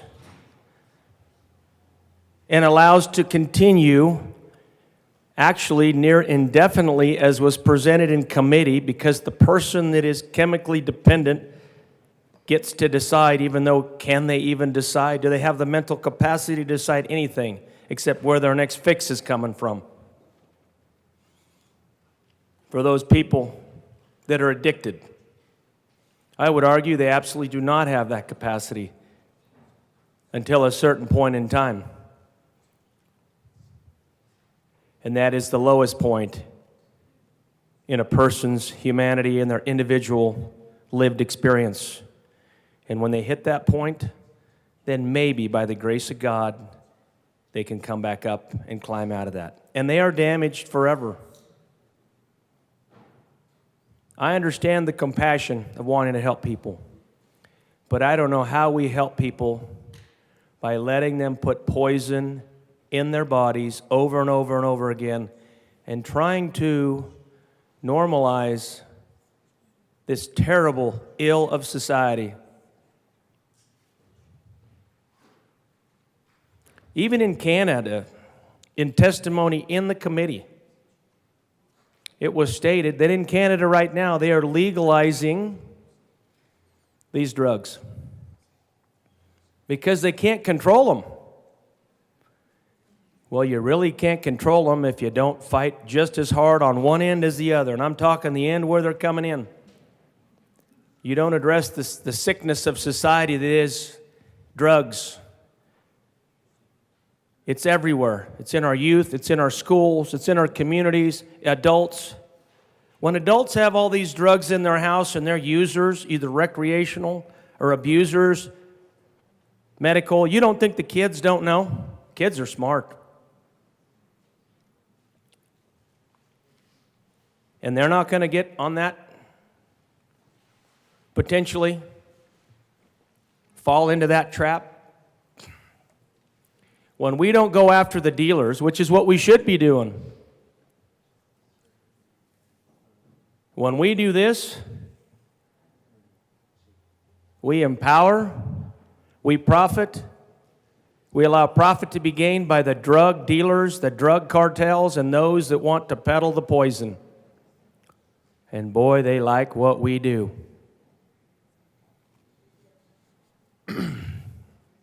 We just had a shooting in Mexico, cartel violence on some Americans. It was just on the news. The people that were going down there were going for medical treatments.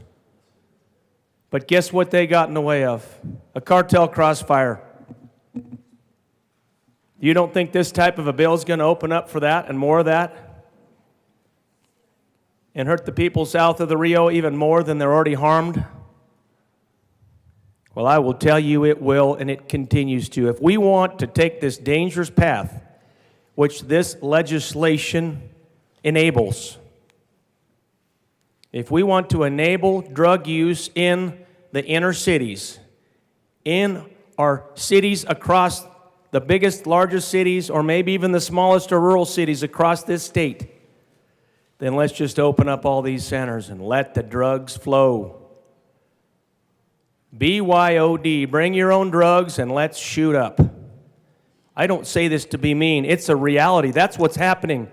They're shooting up and poisoning themselves every time you let them walk in the door. Tap the syringe. Tighten the surgical cord, and let's send you to that special place you want to go because it's so great. And it's going to help lift you out of this slavery, this chemical slavery. Oh, no. Representative Holtorf, Yes, please be Madam Speaker. respectful of those in this chamber and out of this chamber. Thank you. Yes, ma'am. Thank you for your leadership. But I will tell you, this is dangerous. It's not going to help solve the problem.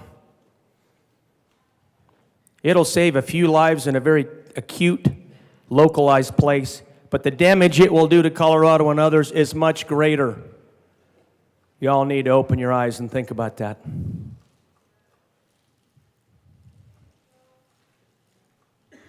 You want to know why we stand here? And we're not afraid to do this for hours, tens of hours, days, numbers of days. I don't care. On these policy issues that we're so far apart on, that we refuse to negotiate. We had a lot of amendments on this one too, Madam Speaker. How many of those got put on this? A lot of good ideas from my Republican caucus. How many of those amendments got put on this, Colorado? We want to preach bipartisanship. We come at the state of the state and we hallow and preach and we raise our hands about how we work so well together. Well, Colorado, make sure... Representative Holtorf, you have 1 minute remaining. Thank you.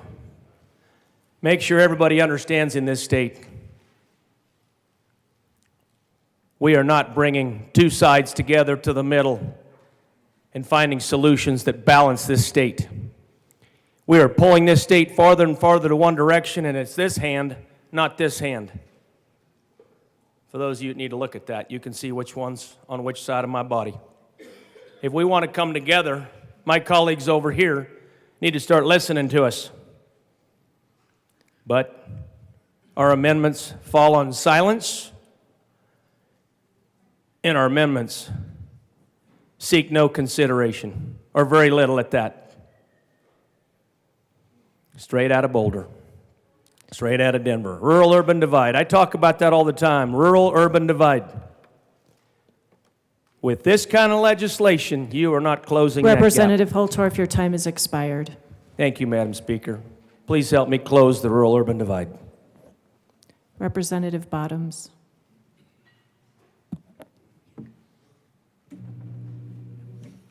Thank you, Madam Speaker. I want to say some of the things I said the other day, and I believe this actually resonates with different people in this room, both sides of the aisle.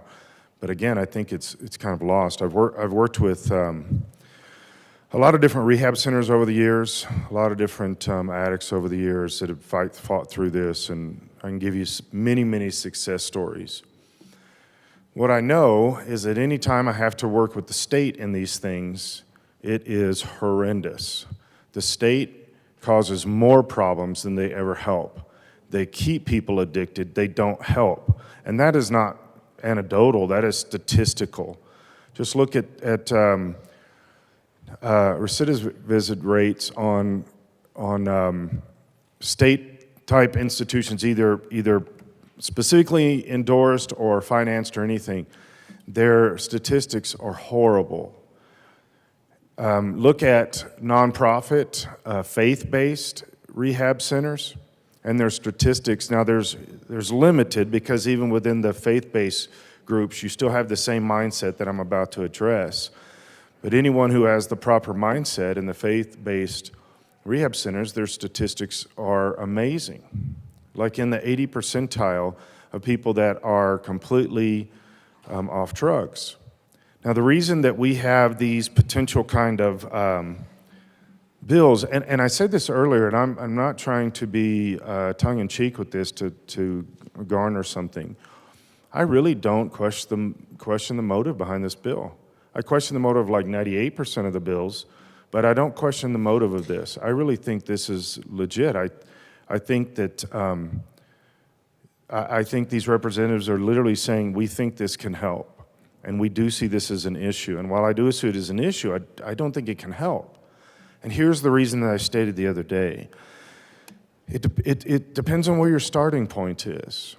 If your starting point is, these addicts are going to stay that way, this is who they are, then you give them places to take drugs. If your starting point is, no, that actually is the problem, taking drugs is the problem, and these centers are not going to stop overdoses. I mean, we already heard testimony of people that OD'd 10 times in the same space. Do you think when they walk out that door, they're like, well, the only place I can come back to is here? That's not a possibility. That's not true, and nobody actually believes that. They're gonna hook up somewhere ever they need to out there. There's plenty of places, and they're not gonna come back to the center. The only thing the center does is deepen that dependence, deepen that chemical, which all the other stuff is included. So if your starting point is this is the way they're always gonna be, then we're dooming them. We're making sure this is who they are, and you're gonna die this way, and you're gonna die fairly quickly this way. But if you want to take this, however much money that these local things, I know the state doesn't have a fiscal note, but these centers are going to have a note. And if you take that 100,000, 150,000, I've seen different numbers in there somewhere, and you put it into legitimate, statistically proven, successful rehab centers, we can actually beat this thing.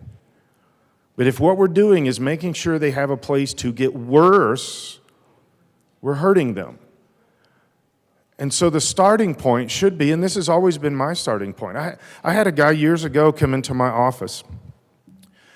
It's quite a few years ago, and I work with addicts for years, and I still do this.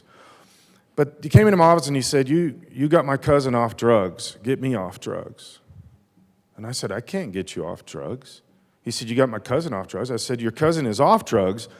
What I did is I introduced him to Jesus Christ. And Jesus Christ got him off drugs. I can't get anybody off drugs. And I said, but if you let me talk to you about who Jesus is, you can get off drugs. He said, is it a guarantee? I said, I'm not Jesus. I can't guarantee him. I can know who he is. But the idea that my starting point for all people taking all kinds of drugs is, this is not you. You weren't made this way. God didn't create you as chemically dependent. Human beings did that to you. And the same human beings that did that to you are the same human beings that we're saying, hey, this is a good idea for us to have these all over the country. That's humans. Humans don't come up with good ideas. And so we're saying, we're going to keep you there. This is a bad idea. Just maybe think, just shift gears just a little bit and say, maybe there's a better way than keeping people addicted. Maybe there's an option that says, I believe in people being free from this stuff. And I can give you stories all day long of people that I have personally worked with. I've sat in the hospitals and held their hands for days when they're sweating this stuff out. I've sat in their homes when they're going through all these DTs. I've done this so many times I can't even count it. And I know what it looks like to take an addict from the complete control and bondage to freedom. I know what that looks like. These sinners are not going to do that. They're going to make it worse. There's not a neutrality. It's not like, well, we've got a plan to get them off drugs, and the other plan is let's keep them on drugs. And it's somewhere in the middle is these drug prevention centers. That's not reality. There is get them off drugs, and everything else, including the prevention centers, are in the category of keep them addicted. And that's not okay. And that kills people, by the way. I've also watched the addicts that die from overdose. I've been there. I've cleaned up the puke on the floor. I know what it looks like. When do we shift gears and say, maybe let's just believe in a different path that actually can lead to the rehabilitation side of this? I can help you all day long with that. I cannot help you with this bill. It's a wrong bill. Thank you. Representative DeGraff.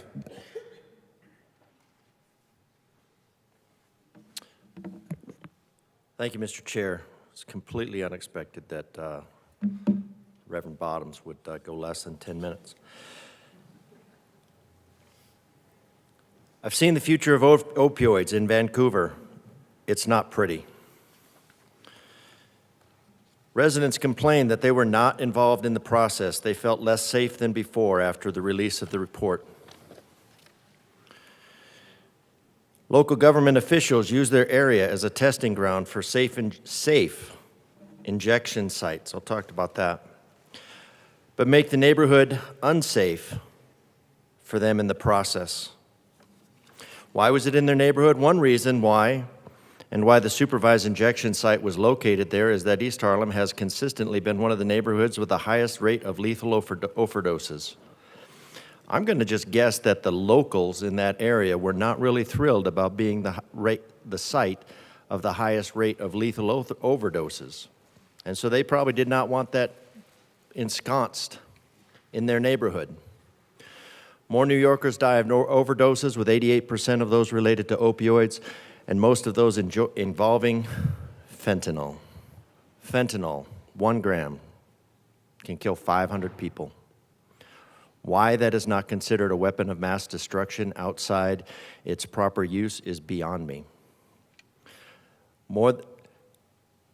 Involving fentanyl, more than homicide, suicide, motor vehicle crashes combined, according to the city's unintentional drug poisoning overdose deaths reported in June of 2022. So not really old, but fentanyl. So what's on the street? Fentanyl, because it's cheap. And we're talking about people who have lost their agency in choice or action. That's who we're talking about. Because the chemical processes in their brains have been overridden. Keeps moving this thing. The chemical processes in their brain have been overridden by chemicals on the street, and now they have lost their agency in choice or action. Now there's some ideas in here. You know, I've heard of centers that have worked. There are things that maybe I could support, but even with the idea of local control, in this case, local control does not set the guardrails around the people that say, oh, well, we'll put this in your neighborhood. We'll put this right in your neighborhood because most people are dying in your neighborhood. So we're just going to keep them dying in your neighborhood. Because they will die. What are they injecting? Well, they're bringing their own drugs. What's the quality control on the drugs that they're bringing? The word on the street, this is good stuff.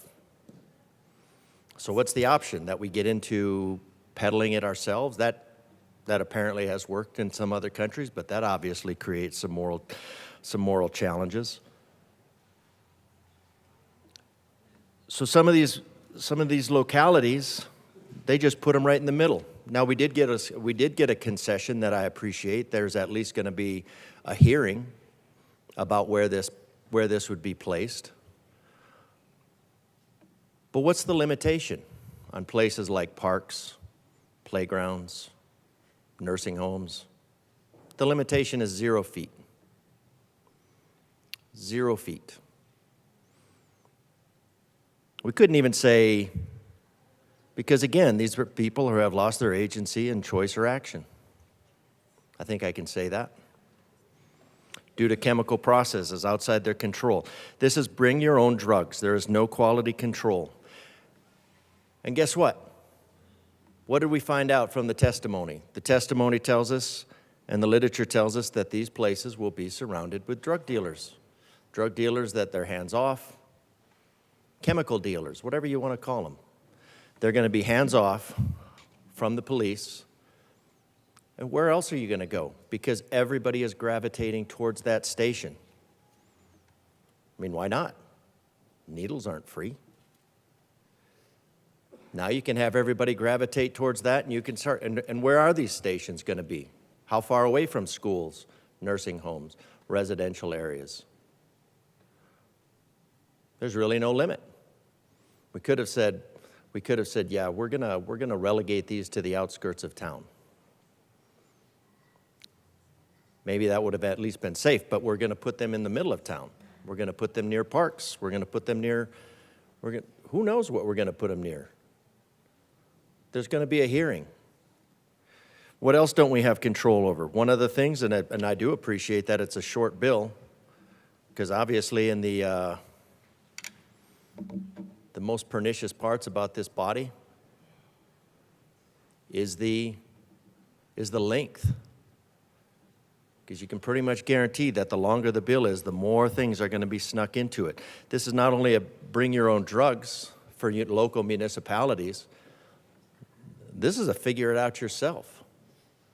There's not I'm just going to assume that the one that my good colleague refers to in Denver, still illegal on the federal sense, still putting people at risk. Should it be? I don't know. That's a different context. That's a different story. Should the federal government have a say in what a sovereign state does? Well, here we're saying no, which is a very interesting dilemma. Because every other thing that I've seen that this body has promoted this year has pushed towards more and more federal control. We love federal control, but here we don't. So what is the quality control? So a local municipality, and whatever the social do-getters want, they can put it wherever they want. And they can do it however they want. There's not a model. This does not have a model attached to it. This does not have a protocol. This does not have, there's nothing medically descriptive about how this would be exercised. How do we know how it's going to be exercised? Turn this loose in a neighborhood. My daughter just moved to LA. It's pretty well known there that the cartels have taken over the sheriff's office in LA. How's that gonna play out here when you have cartels? We already know that the cartels are here. They're willing to sell people anything. They're buying houses up, they're buying up homes in residential areas, they're taking over our water, they're doing grow houses wherever they can.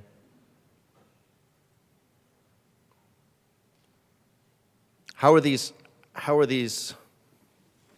and they have lots of money to bribe officials with, and we've demonstrated that lots of officials are more than happy to take money from wherever it comes from. So there are no guardrails around this local control. There's no prescription, there's no program, there's no plan. There's no location. There are good intentions, and I do appreciate the good intentions, because the government's job is to secure the rights of life, liberty, and the pursuit of happiness for all our citizens, because they all are created in the image of God. No matter what their status, it doesn't matter how chemically impacted they are still valuable as our citizens. But what are we doing to those people who are valuable as citizens? Are we keeping them alive in a zombified state instead of getting them the help we need? I do appreciate that we've spent $500 million in the last year on mental health, but then we say it's not enough. And then we sneer Rep. Bottoms for his solution. Maybe we're looking in the wrong direction. Maybe there's something more to us besides the material. We're certainly not going to legislate that. But we're going to legislate this. And we're going to look people in the eye. You're going to look people in the eye. And you're going to tell them they're safe. And you're going to slip a needle into their arm. Representative DeGraff, you have about 45 seconds remaining. Outstanding. I spoke longer than Representative Bottoms. We're going to look them in their eye, and you're going to send them on their way. Because if they don't get it this time, it'll be one of the times from one of the dealers that's outside waiting predatorily. But you can feel good about yourself, because this bill is good intentions. Thank you. Representative Hartsook. Thank you, Mr. Speaker Pro Tem. For those that were awake the other morning at 2 a.m. when I was talking on this subject, you might hear some similar points again. But I was also writing some new ones. Everyone has a calling. All of us in this chamber did something before we came here, some career that we had a passion for. Whatever that was, and it's varied because all of our backgrounds are varied. And yet it brought us to this collective place called the Colorado House of Representatives. And when we swore an oath, it was to defend the Constitution and several other things in there. And we sat down with each other, and we're like, how do we make things better? And that collective knowledge that we brought to the table is what we are there to discuss. Some of us fight for others. That could be attorneys, that could be social workers. Some of us help others, i.e. medical professional, doctors. Some of us defend others, the police and the military. Many of us raise kids as parents.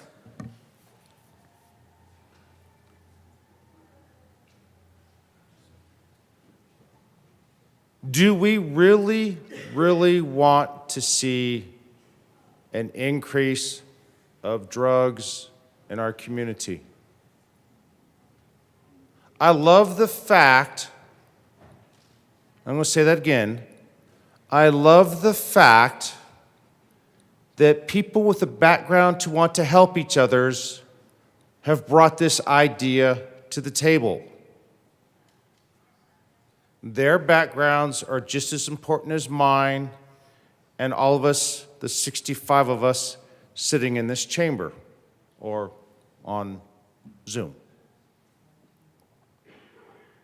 We all come here with one equal vote representing our districts. And our job is to sit down, like I said earlier, and discuss that. My background is heavily influenced by 26 years in the United States Army. On some of my combat tours, I was stationed in Afghanistan. Afghanistan used to be known as the poppy capital of the world. massive amounts of heroin were moved through there. It financed all kinds of things. Other times in my career, I've supported federal law enforcement agencies in their counter-drug operations. I will tell you, based upon my experience, my personality, my calling, if you will, of a military and a fighter, is that these cartels have more money, more guns, and more people than you can possibly imagine. They have armies that dwarf many armies of nations in this world. And they are ruthless. And it is a business. And as I said the other night, they care about power, money, and control. And a lot of that control is done through drugs. That's their business model. Their business model is to get people dependent upon the drugs and creates that cash flow. And their enforcement arm is their threats, their guns, their violence.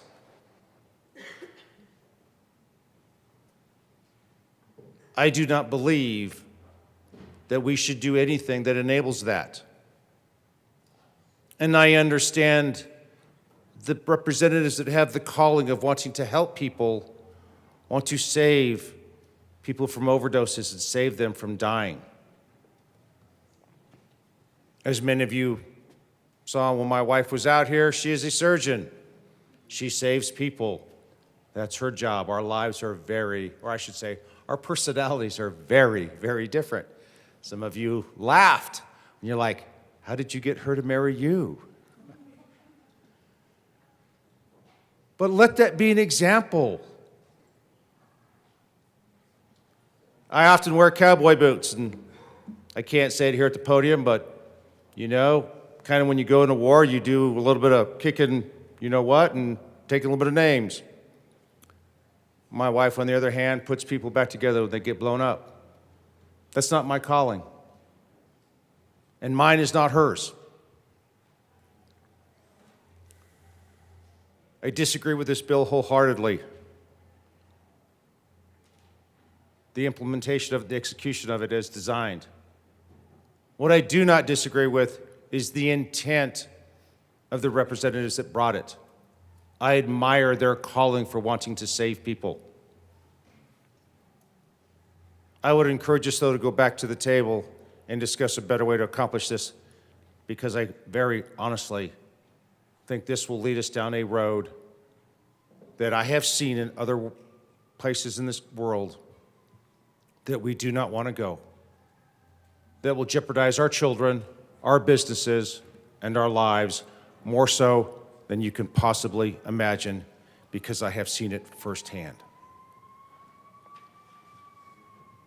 I would encourage you to think about that, and I would ask you to vote no. Thank you again, and have a nice afternoon.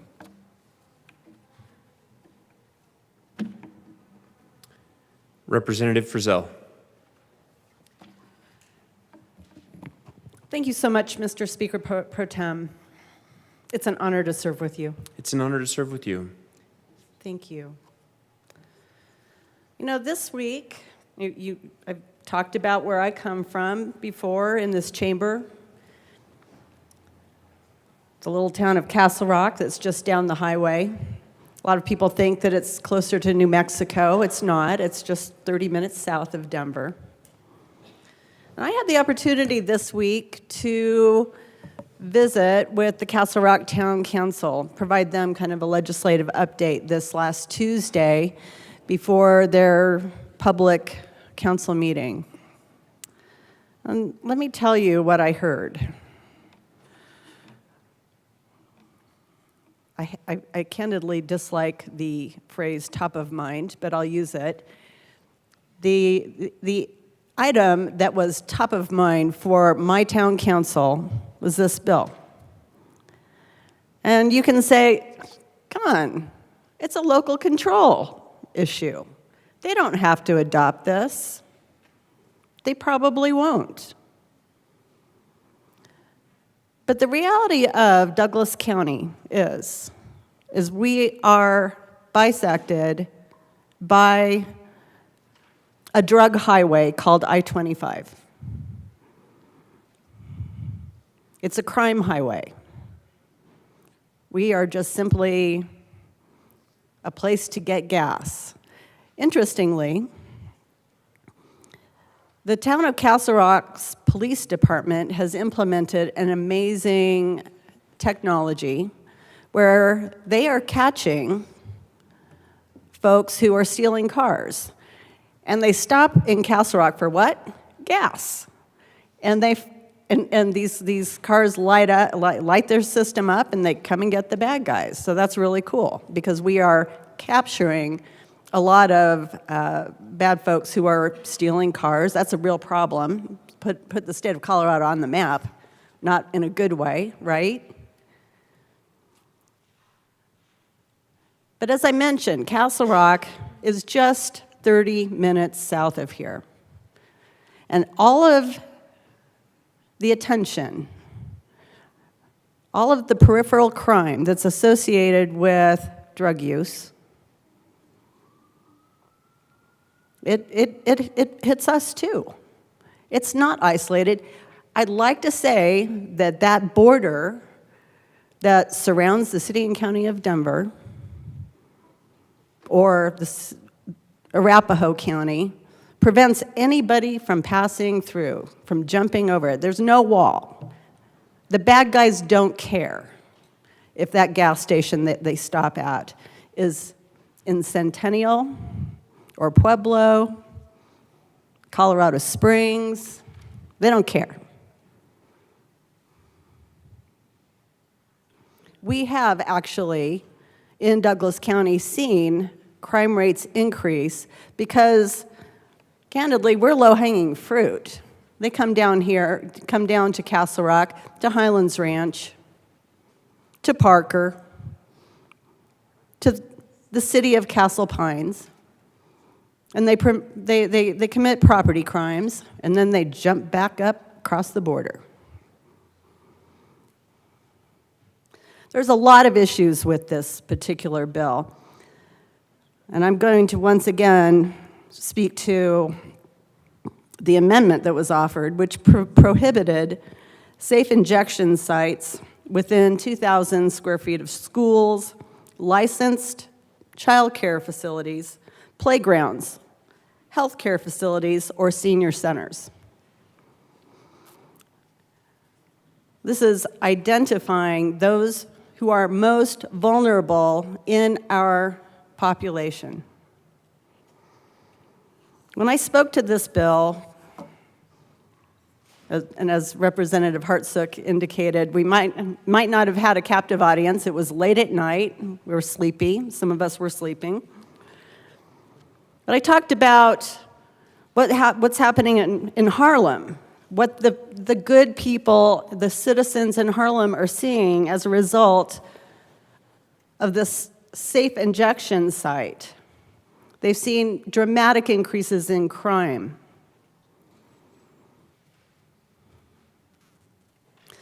And the people who have lived there for a long time are really not very happy about some of the horrific sites that are there day to day anymore.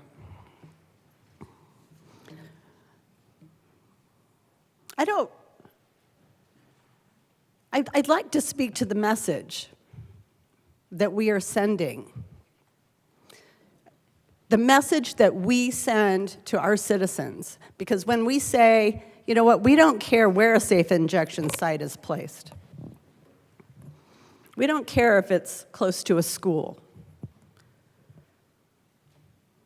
We don't care that it's close to where our revered senior citizens go to play bridge.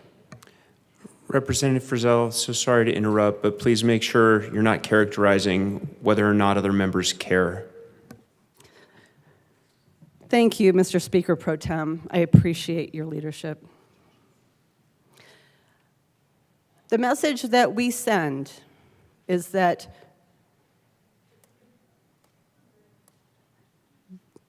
those who use substances illegally or legally are more important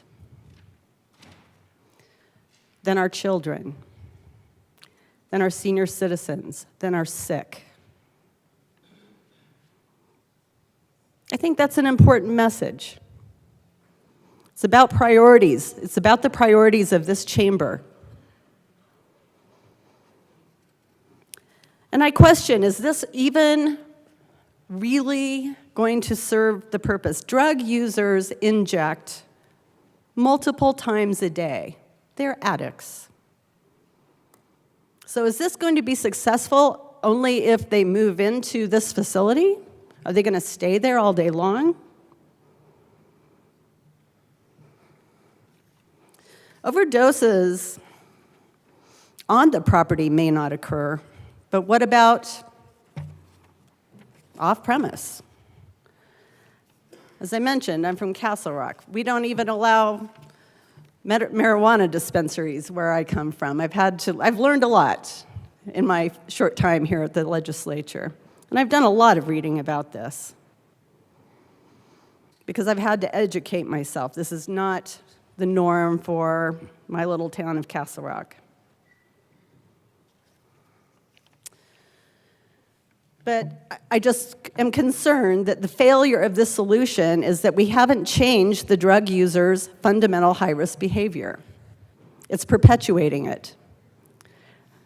There is an alternative public policy, which is to secure drug treatment programs that are capable of altering high-risk behavior. Supporting outreach and treatment should be our strongest policy, not a program that effectively enables this continued self-destruction.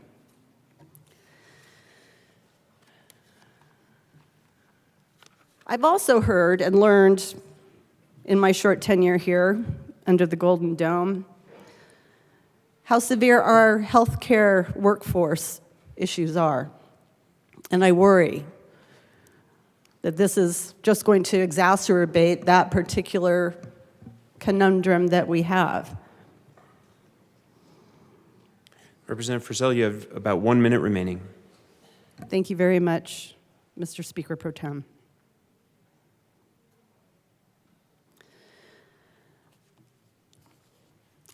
I once again am just going to ask, what problem are we trying to solve here? I am completely compassionate because these folks, it's terrible, the life that they are having to live. They're trapped. And I am very compassionate about that. But the most compassionate thing that I believe that we can do as a society is to get them help, not to enable.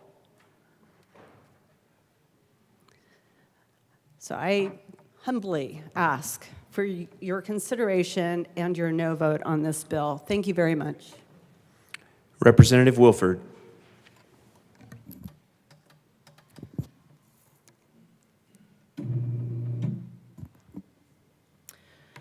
Thank you, Mr. Chair.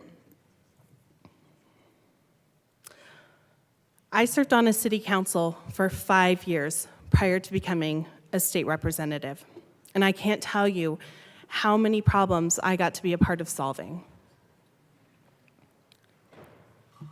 I heard so many times from residents that I served and represented that they were finding needles in the parks where our children play, that they were seeing people use drugs on trails and in bathrooms, witnessing Narcan administered behind grocery stores, and that they were losing their loved ones. Now, we've heard a lot today about what our colleagues think this policy is and what this policy is not. And we've heard a lot about what they think of people who use drugs. And I have to tell you that there are many, many ways to address an illness. Drug use is already happening in public spaces, whether you vote for or against this bill today. This fact will not change. But if you do vote yes, members, you will give local governments the ability to divert public drug use by people with an active addiction to a safe place. And I'm going to say that again, members, a safe place where they're not alone, where they have medical personnel who are on staff and available to save their life and give them a chance to get well. This diversion will reduce public nuisance crimes and will enhance public safety because drugs will be used in a regulated, monitored space not accessible to the general public. We're just now emerging from decades of a failed war on drugs that favored criminalization over treatment. And it's taken time to embrace the public health approach that the data shows. Now, members, I'll say it's easy to stand up here and reference overdose prevention centers in other areas of the world like New York or Vancouver. And it's easy to say that they don't work, to pretend that they don't save lives. But I'd like to remind every single one of us in this chamber that we are standing feet firmly planted in Colorado. And in Colorado, we do things our own way. We have a rich history of local control, and I trust our local elected officials to decide if an overdose prevention center is the right solution for their community, to decide where the center should be located, to decide how it should be funded, to decide when it's open and what guardrails are acceptable to them. Because what will work in Castle Rock may not work in Fruita, may not work in North Glen, Akron, or Denver. Members, it's also easy to stand up here and say that my colleagues and I are not listening, that we're not negotiating, that we're not compromising. But that is absolutely the furthest thing from the truth. We had amendments that we worked on with our conservative colleagues, but they declined ultimately, and unfortunately. But I will not sit by idly while 5 Coloradans die every day of a preventable drug overdose. Members, this bill is about saving lives and connecting individuals with substance use disorder to treatment and services. As legislators, we are here to solve problems, and this bill offers a solution to a problem. Addiction is a disease, and you have to be alive to get well. I'm committed to saving lives, and members, today with your yes vote, you can save lives too. Thank you. Representative Taggart.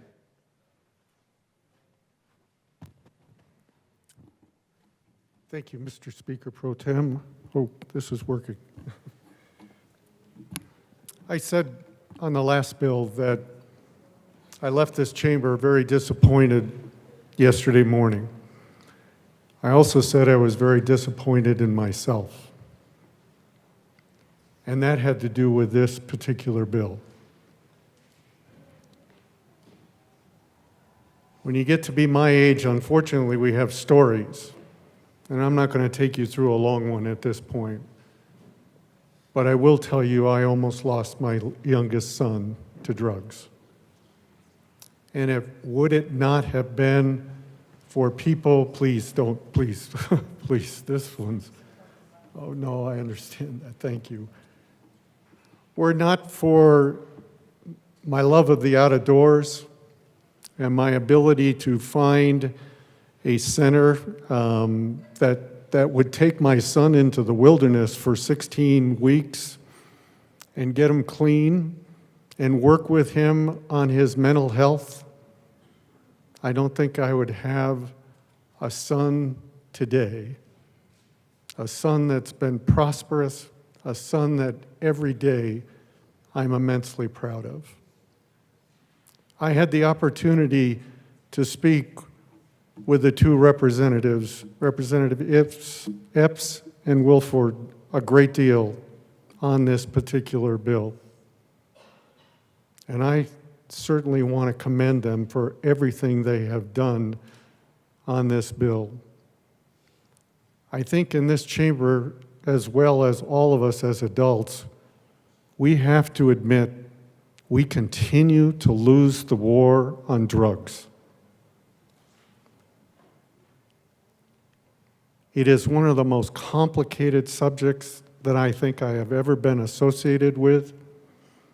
And there's certainly, if there was a solution that could have solved this, it would have been solved a long time ago. While I can't vote for this bill, what I can say is the innovative approach that these two representatives took to this bill, I commend them for it. And I hope that they will continue, even if this passes, I hope that they will continue to work on other innovative solutions. And I respect my colleagues, in particular our pastor, that faith-based can help, because I have seen that and I use that as well for my son. But we need creative, innovative ideas, and these folks certainly brought those forward. And I thank them for that. And I hope they will continue to do this, because this is a very complicated subject. Thank you. Representative Michelson Janae.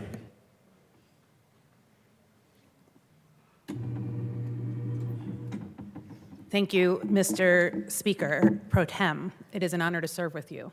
It's an honor to serve with you. And the answer to the question of who keeps messing with the dais is people that are shorter than you, sir. I have loved someone with a substance use disorder. I have feared someone with a substance use disorder. I have hated someone with a substance use disorder. And they are all the same person. I have lived my life in this building focused on the behavioral health of our community. It is my number one desire to heal people. I feel that every child in the state, especially those in our foster care system, are our children. I feel that every person who is sick and struggling, they belong to us. It is our job to fix what ails them. But there is no one way to do that. Just like there is no one medicine for someone who is struggling with depression, there are many. Just like there is no one treatment for a person with cancer. My husband and I had to sit down and look through many treatments and guess which one would be right for him. Please vote for the biomarker bill. Representative Michelson Sorry. Janae. I apologize. I respect your leadership, sir. This is one way. Our colleague from Aurora, who stood up here and talked about seeing a victim of domestic violence. If you've seen one, you've seen one. It is same thing for those with substance use disorder. The treatments vary wildly. And what works for one person absolutely will not work for another. I believe in faith-based treatments. I also believe that faith-based treatments don't work for everybody, nor is everybody welcome in them. We need a place where someone can go and feel that they are not being judged. Because someone who fears being judged fears treatment, fears being served.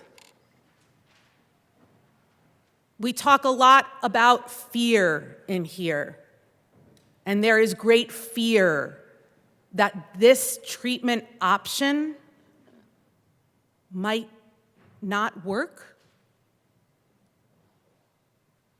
But we have data to back up the fact that this does work. We know that we can bring people into a center and help them. Either help them not die, as my colleague said, you must be alive to survive, to get treatment. Conversations do happen with people with substance use disorder, and maybe it's not the first time, maybe it's not the second time, but maybe that third time cracks the code. Maybe that third time they're ready for treatment. We have to be there when we're ready for treatment. We have to be available with all of the services. And the organizations who serve our community members with substance use disorder, they are in support of this bill. Why? Because it is an option of service for an illness that is different than another. And every person who struggles with addiction is different. Why not have this amazing tool in our belt in a community that wants it? This is not being placed in your backyard if you don't want it in your backyard. But it is being placed in communities where there is a recognized need and a desire to provide this type of treatment. Treatment for one diseased individual is not the same as treatment for another individual with disease. Substance use disorder is a disorder, and it sickens many people in our state. I live in Commerce City, where 5 people came home one night and decided to have some drugs, and they all died with a baby present in the room. What if they had had somewhere to go? What if they got a babysitter for that kid? What if their children, because these are people who had families, would not be without their mother or father anymore? Those kids deserve to have their parents.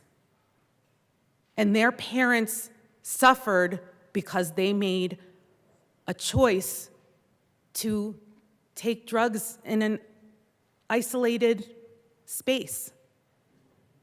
They didn't know their drugs were laced with fentanyl. They didn't know that they were about to die. Certainly, they did not think that. What if they went to a safe space? What if we had that safe space for anyone who felt like they needed to not be judged?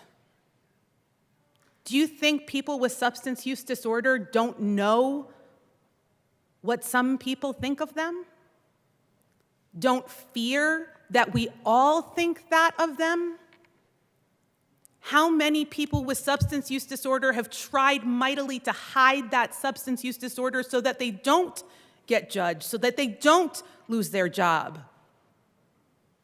What if we can give them a pathway to treatment that offers a pathway to drug-free living? Because it is treatment that will get us there. And it may be treatment in a faith-based community, and it may be treatment in a hospital facility, and it may be treatment that comes out of an overdose prevention site. We don't know what is going to work, but we should have the options available.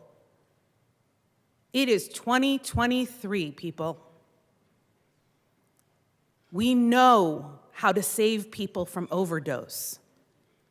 We have those tools. Let's use them. And let's use them in the communities that want them. Let's use them in safe spaces as communities will dictate. Let's use them with the input of the community that is desiring to place it. There is so much more conversation that goes beyond my yes vote on 1202. And that conversation will happen in community with the input of people with substance use disorder. It is a behavioral health disorder. And it is our job to make the behavioral health treatments of our neighbors available. And when there are new treatments, guess what? I'm the first one in line, because that's going to work for someone else that wasn't helped in another facility. Please vote yes on 1202. Representative Soper. Thank you, Mr. Chair, or Speaker Pro Tem, I should say, and it's an honor to serve with you. It's an honor to serve with you. I also want to echo the sentiments of my colleague from Grand Junction, who said that he appreciated the innovative approach of the sponsors. I think that is important to recognize. It's also important to recognize that our cities and municipalities and towns are the front lines for where citizens meet their government and where any ills of society are first going to be addressed, long before it gets to the state level and long before it gets to the federal level. Those ills of society will be addressed at the municipal level. So that's why any decision has to be made at the municipal level. That's why I greatly appreciated the amendment that was added during second reading that does call for a public hearing before we have one of these centers be placed in a community, an overdose prevention center. But I also want to say that there also are challenges as well. That drug use, addiction, it's tough to be able to say that this is the one solution that's going to work. There's going to be many solutions out there. And that's why there are many things out there to address substance use. I do like the fact that we're able to have this robust debate, that we're able to talk about different ideas and strategies going on out there. But I do want to get to the heart of why this bill is in front of us, and it's very important. Right now, if any municipality in Colorado wanted to open up and license a substance use treatment center or another type of center, they could today, except one, and that would be the city and county of Denver, because of a measure in which it said until the state legislature allows it, Denver can't. And that's the whole reason for this particular piece of legislation. I mean, I'm personally willing to say to Denver, you're willing to try anything to clean up your city, because every day when I walk to the Capitol, I see people with needles in their arms. For the first time, I now know what crack cocaine smells like when it's wafting down the streets, and methamphetamine. Things that I never, ever thought, as a guy from rural Colorado, in the middle of the Western Slope, would ever be able to tell you what a certain smell is. And that's not right. I mean, drug use is running rampant throughout the cities. If anyone in this chamber is able to walk around Denver for a day or an hour and not see it, I would like to know where you were. Because it appears that drug use is everywhere. And it's not just the drugs that have been legalized by the people of our great state. It's other types of drugs. And what we know about drugs is that they're highly addictive. If they weren't highly addictive, I would be willing to bet people wouldn't continue to use them. That's the whole reason why we have a substance use problem, is the substance itself is addictive, so you keep using.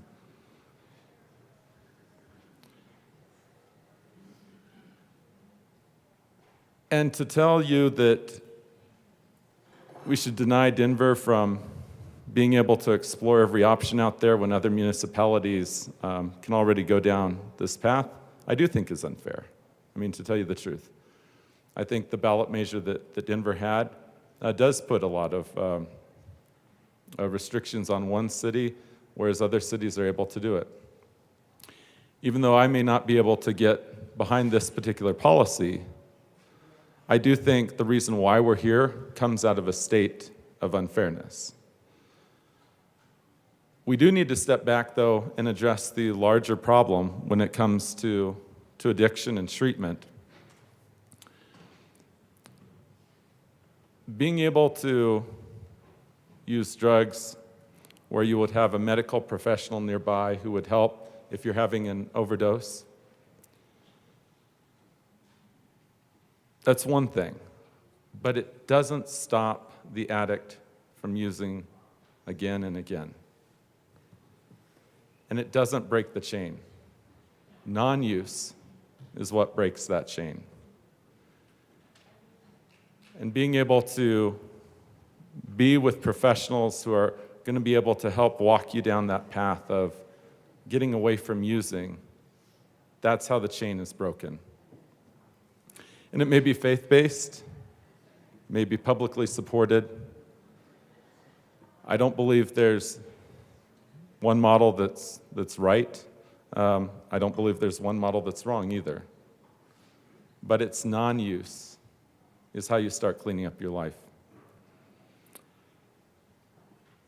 I remember my cousin was a ski race champion here in Colorado. And when my grandparents, who lived in Denver, got to where they couldn't live in Denver anymore, my grandfather said, I would like to go back to the place where I was born.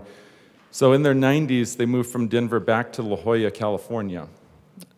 And they were in an assisted living facility. And my cousin, who had graduated from college at that time, was spending time with them, and my grandparents kept noticing that the essential prescription drugs that my grandfather needed almost always was gone.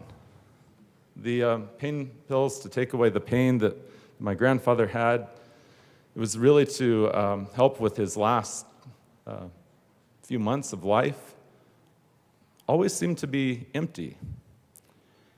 And what they found out is that my cousin was addicted to those drugs, and he kept stealing them.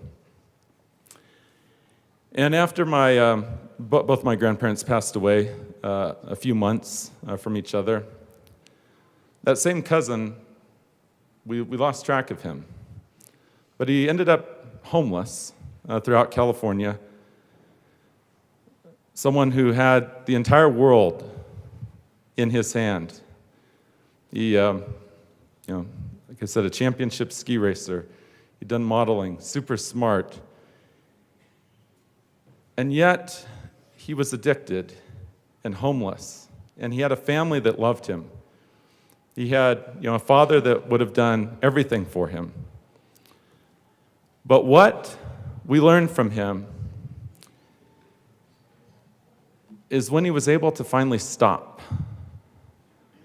and stop for a long enough period of time to be able to think straight, to get back up on his feet, that's when he was able to finally turn his life around. And I will tell you today, even though we're not close, he has a good life, a good relationship. He's re-embraced sports again. But that's how you get away from addiction. And it's tough. If it was easy, they wouldn't call it addiction. Thank you. Representative Catlin.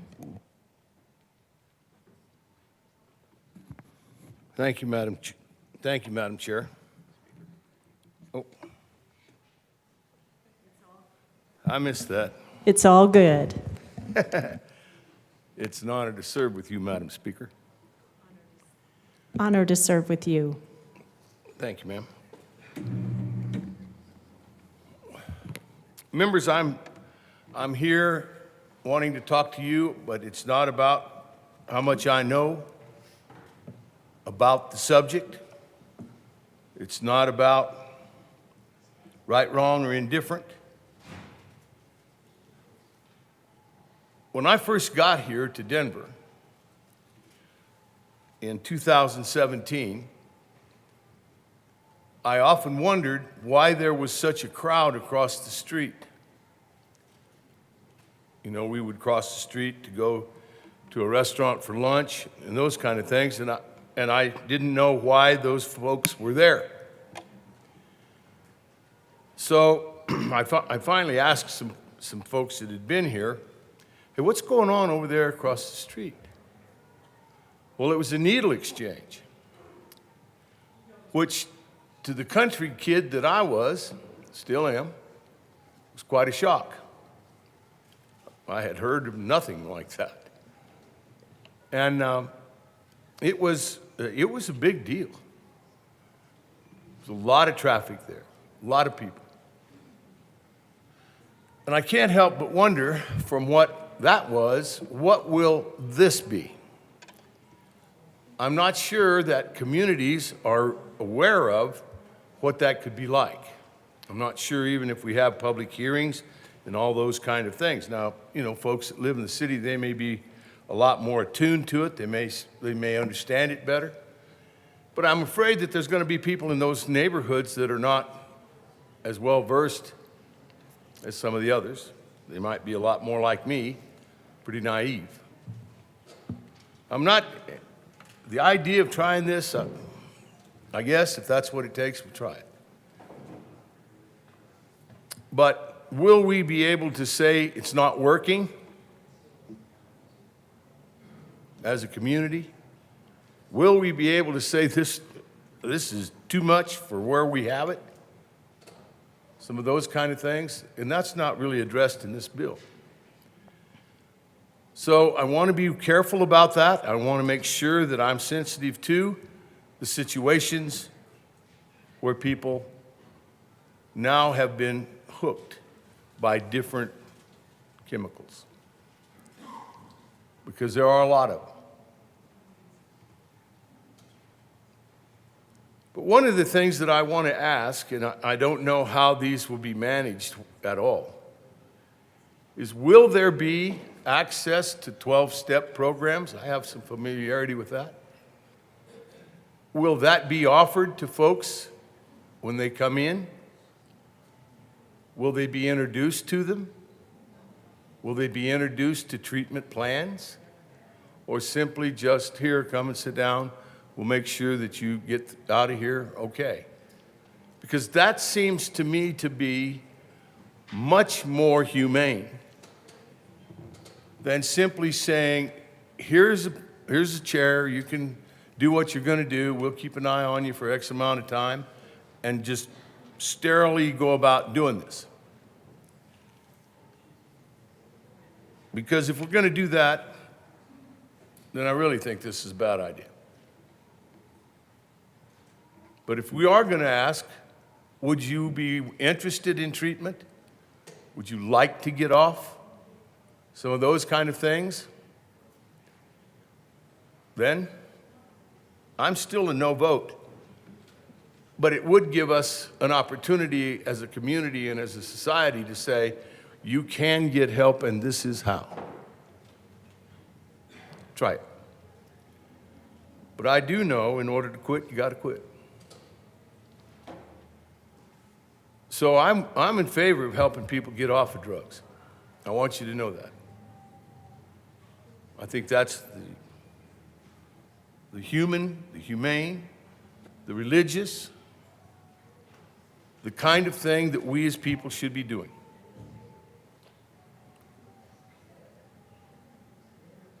But if we don't take that opportunity with these folks who are already having a problem, I don't think we're being fair to them. I don't want to extend how long people stay on drugs. I want to get them off, let them see that there is a pathway in life that you can live well and you can enjoy it, and life is worth living. And there are a lot of ways to get hooked, and I'm aware of that. So there's no blame on my part. There's no condescension. And I'm not saying, well, you did it to yourself. I don't agree with that.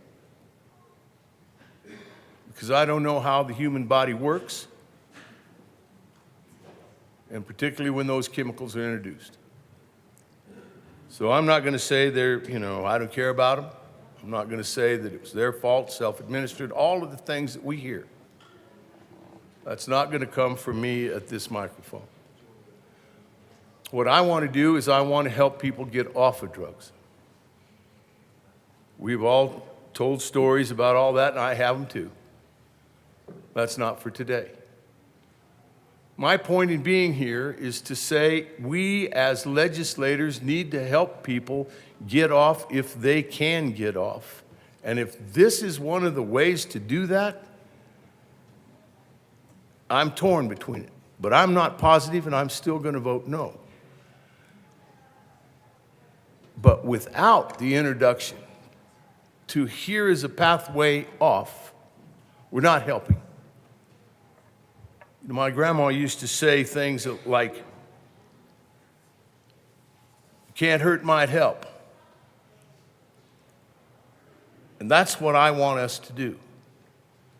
Offering a chance to get off can't hurt them, and it might help them. And I think we should take that opportunity. This bill's not deep enough to say those things. But if and when a community does decide they want to try this, I think those options should be laid out for the folks that are going to make use of it. Because without it, it's a tacit approval. Without that, the hand of help is not extended. And if we're going to do something statewide, community-wide, neighborhood-wide, I think the hand of help should be offered. Not pushed, but offered. As was said by one of my colleagues, everybody's different. Everybody will need a different approach. I agree with that. If you try to make me do something, my heels get real heavy. But if you ask me, a lot of times I'll try it. I think we should do this for the people that we live with in our communities, is offer the hand of help.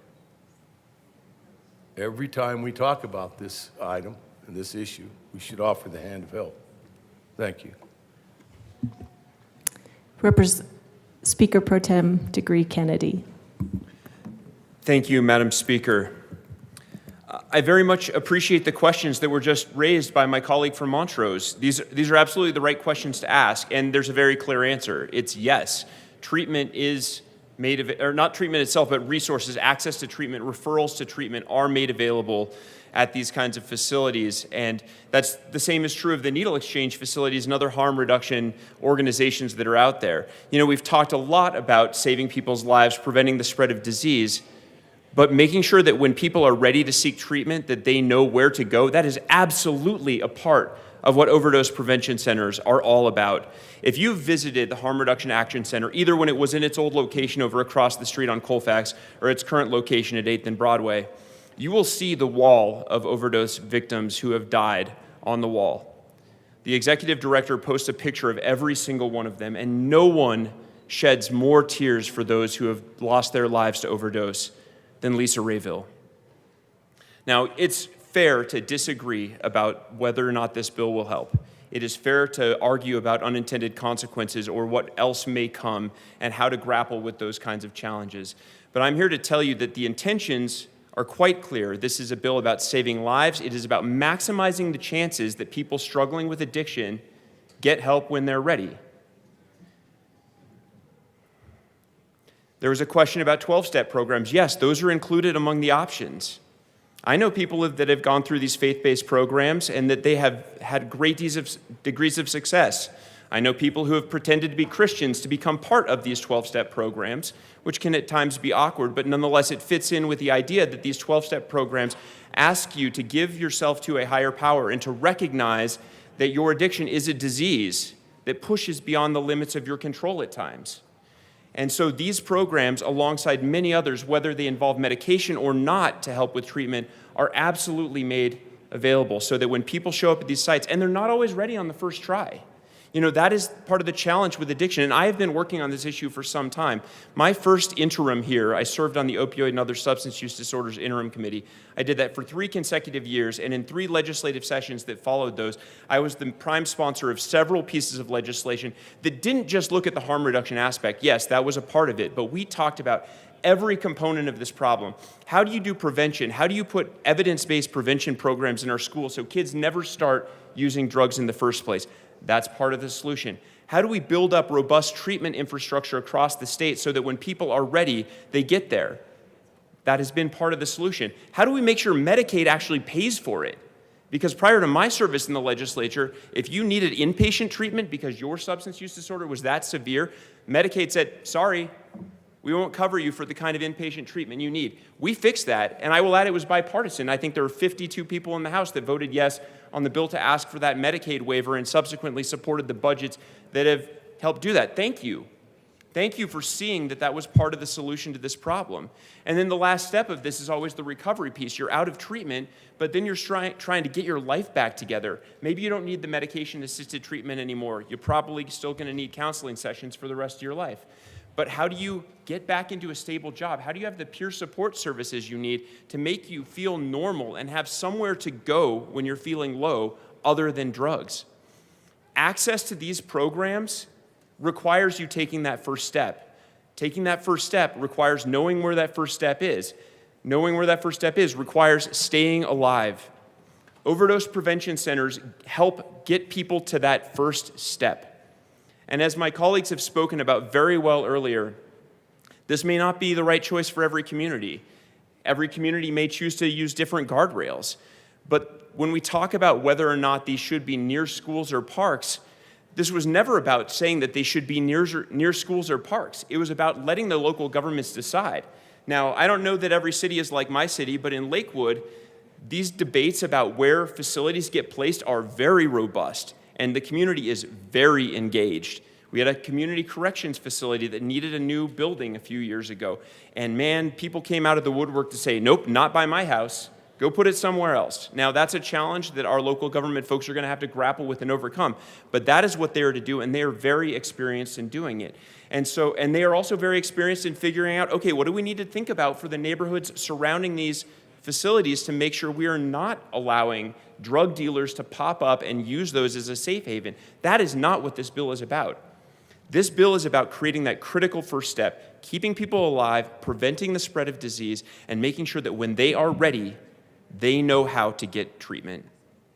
I encourage an aye vote. Thank you. Representative Wilson. Thank you, Madam Speaker. In 2014, I moved to a new town here in Colorado. And shortly after I moved in, there was a lot of disruption in the community, a lot of concern, a lot of angry citizens, a lot of upset citizens. Why?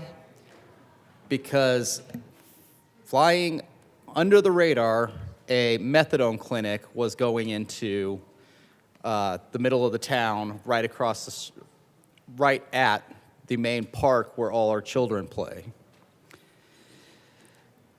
Not too long later, I ran for the board in that town and then spent almost 7 years on that board as the mayor pro tem and the mayor. When you hear that this is for municipal control, you're being misled. Because the reality of it is that it's broader than that. So as we worked on that situation and we redid our zoning and made the community happy and got sued by the methadone clinic, which they were known for doing because some of these companies are a little shady. But as we worked through that, the one thing the citizens failed to understand is the other side of the park was not in town. The methadone clinic could have been put there and they would have no say in it. We would have no say in it. And this happens all the time. We have a rehab center right across the highway in my town, but that rehab center is not in town. It is just outside. So when you hear people saying this is not being placed in your backyard, that is untrue. It can be placed in your backyard, whether you like it or not. Hearing that this is a pathway to treatment, treatment usually comes when somebody is wanting it or they hit rock bottom. If you have no consequences for what you're doing, why would you get treatment? It's just the reality of it. I have many addicts, people struggling with addiction in my family and in the past. And it's just not true that if you provide them the substance, that they're going to look for treatment based on just that.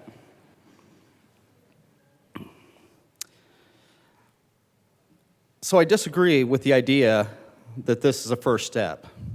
I do agree that the towns or cities and towns already have the ability to do this if they want, except, like was brought up earlier, Denver, because they created a certain ordinance that required this action. That's Denver's issue, not the whole state's. Thank you. Representative Mabry. Thank you, Madam Speaker.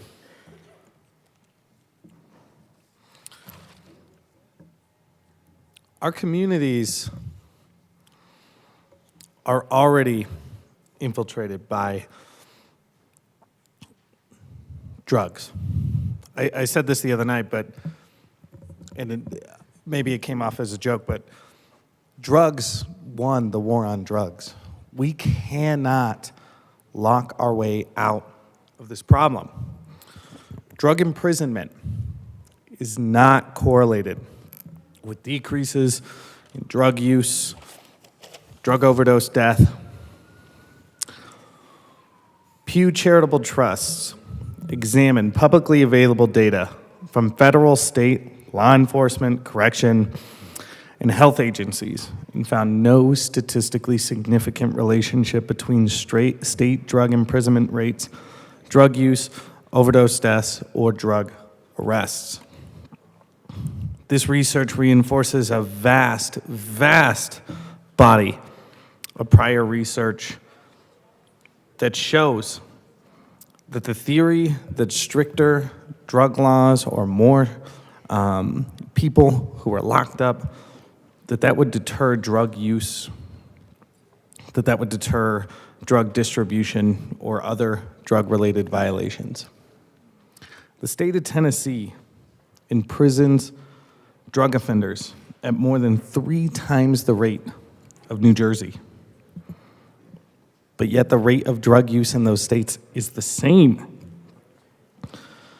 Indiana and Iowa have very similar rates of drug imprisonment, but they have vastly, vastly different rates of drug use. The approaches that we have been using to address the public health crisis of addiction are not working. They're not working. Our neighbors are already using. They're already dying. And we cannot solve this problem by locking more people up.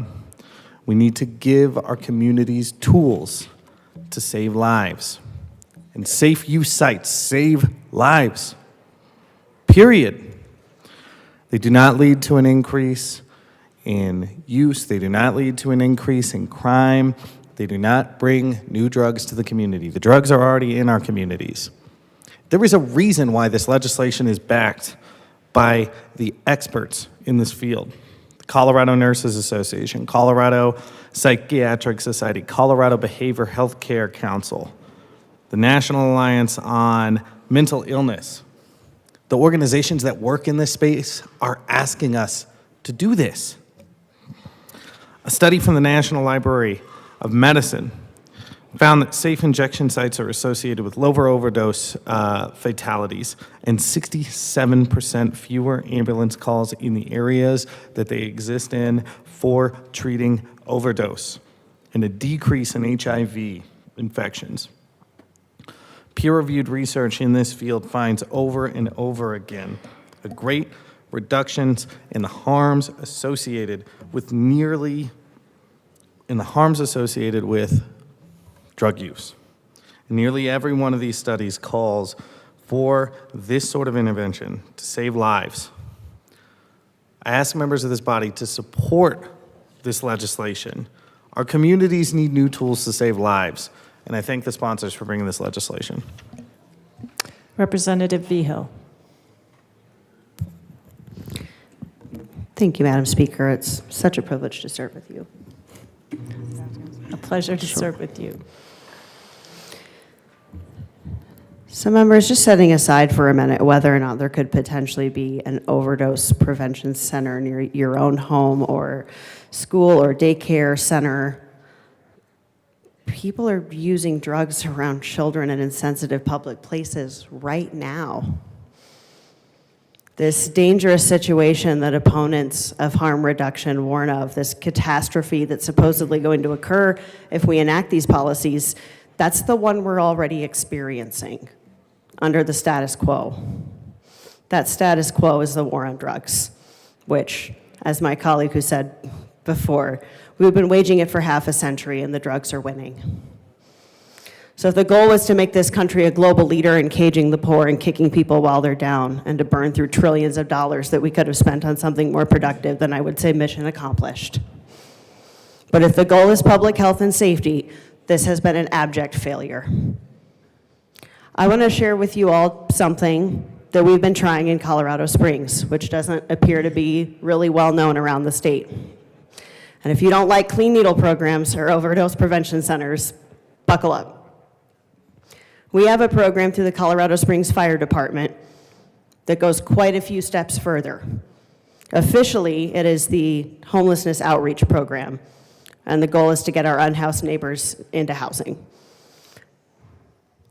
But officially, or not unofficially, we end up doing an awful lot of harm reduction work through that program because it's a handful of people with $50K in startup cash that lasted that department a couple of years.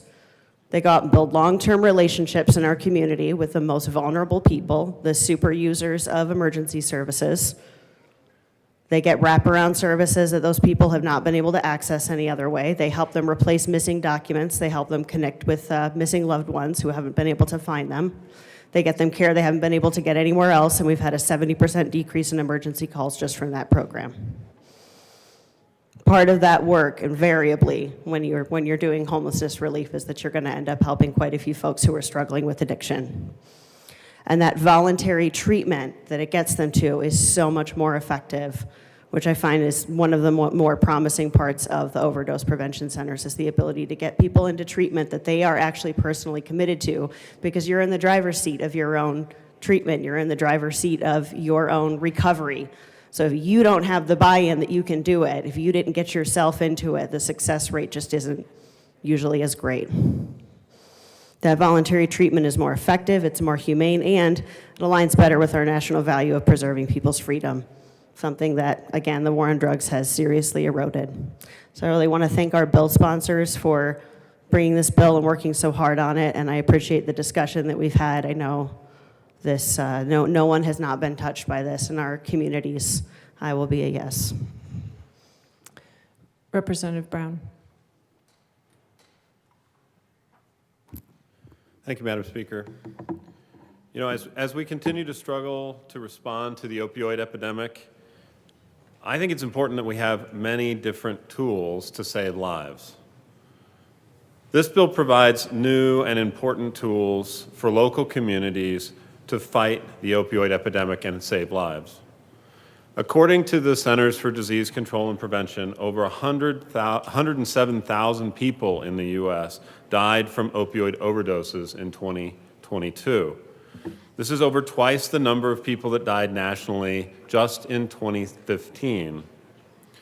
Similarly, in Colorado, we lost 1,800 people to opioid overdoses in 2022, nearly twice the number that we lost just 8 years ago. Opioid deaths in Colorado dwarf the 745 traffic fatalities in 2022. As my colleagues have said, the war on drugs has failed. The war on drugs has not driven people to treatment, and in fact, deaths have increased. And the collateral damage of the war on drugs has been skyrocketing rates of incarceration, especially among people of color. The human toll of the opioid epidemic is all around us. Our family, friends, and neighbors are suffering from substance use disorder, and folks are dying in bathrooms, at coffee shops, in libraries, and under bridges. Overdose prevention centers keep people alive. They will make it less likely for folks who use drugs to overdose. They keep people alive so that they can someday get treatment when they are ready. Today, I'll be voting to keep my family, friends, and neighbors alive. I urge you to vote yes on this bill.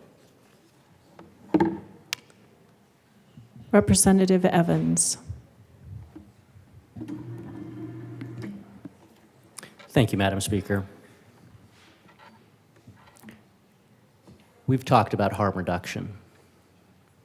We've talked about saving lives.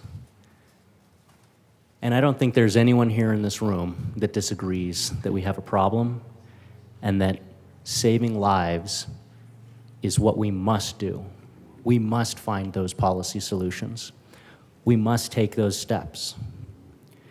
And finding the right policy solutions is what this deliberative body is here to do through robust discussion and dialogue and debate. And I thank everyone for the debate and the discussion that we've had, because I think that's important to finding the right policy solution. We have this bill in front of us because we all know that we have a drug use problem, we have an overdose problem, and that it's critical that we find an answer to that. And in finding that answer, we look to other cities, to other countries, to other states, to see if the solutions that they've implemented have worked. It's part of the beauty of how our country is structured. We have multiple laboratories of democracy, multiple laboratories of representative government by which different ideas can be discussed, developed, implemented, and then assessed. And so when it comes to discussing this bill, this policy, part of that involves assessing the success of similar programs in other jurisdictions and other municipalities. And we look to places like Vancouver to see, does it work? Did it work? Is it actually helping to solve the problem that it purports to solve?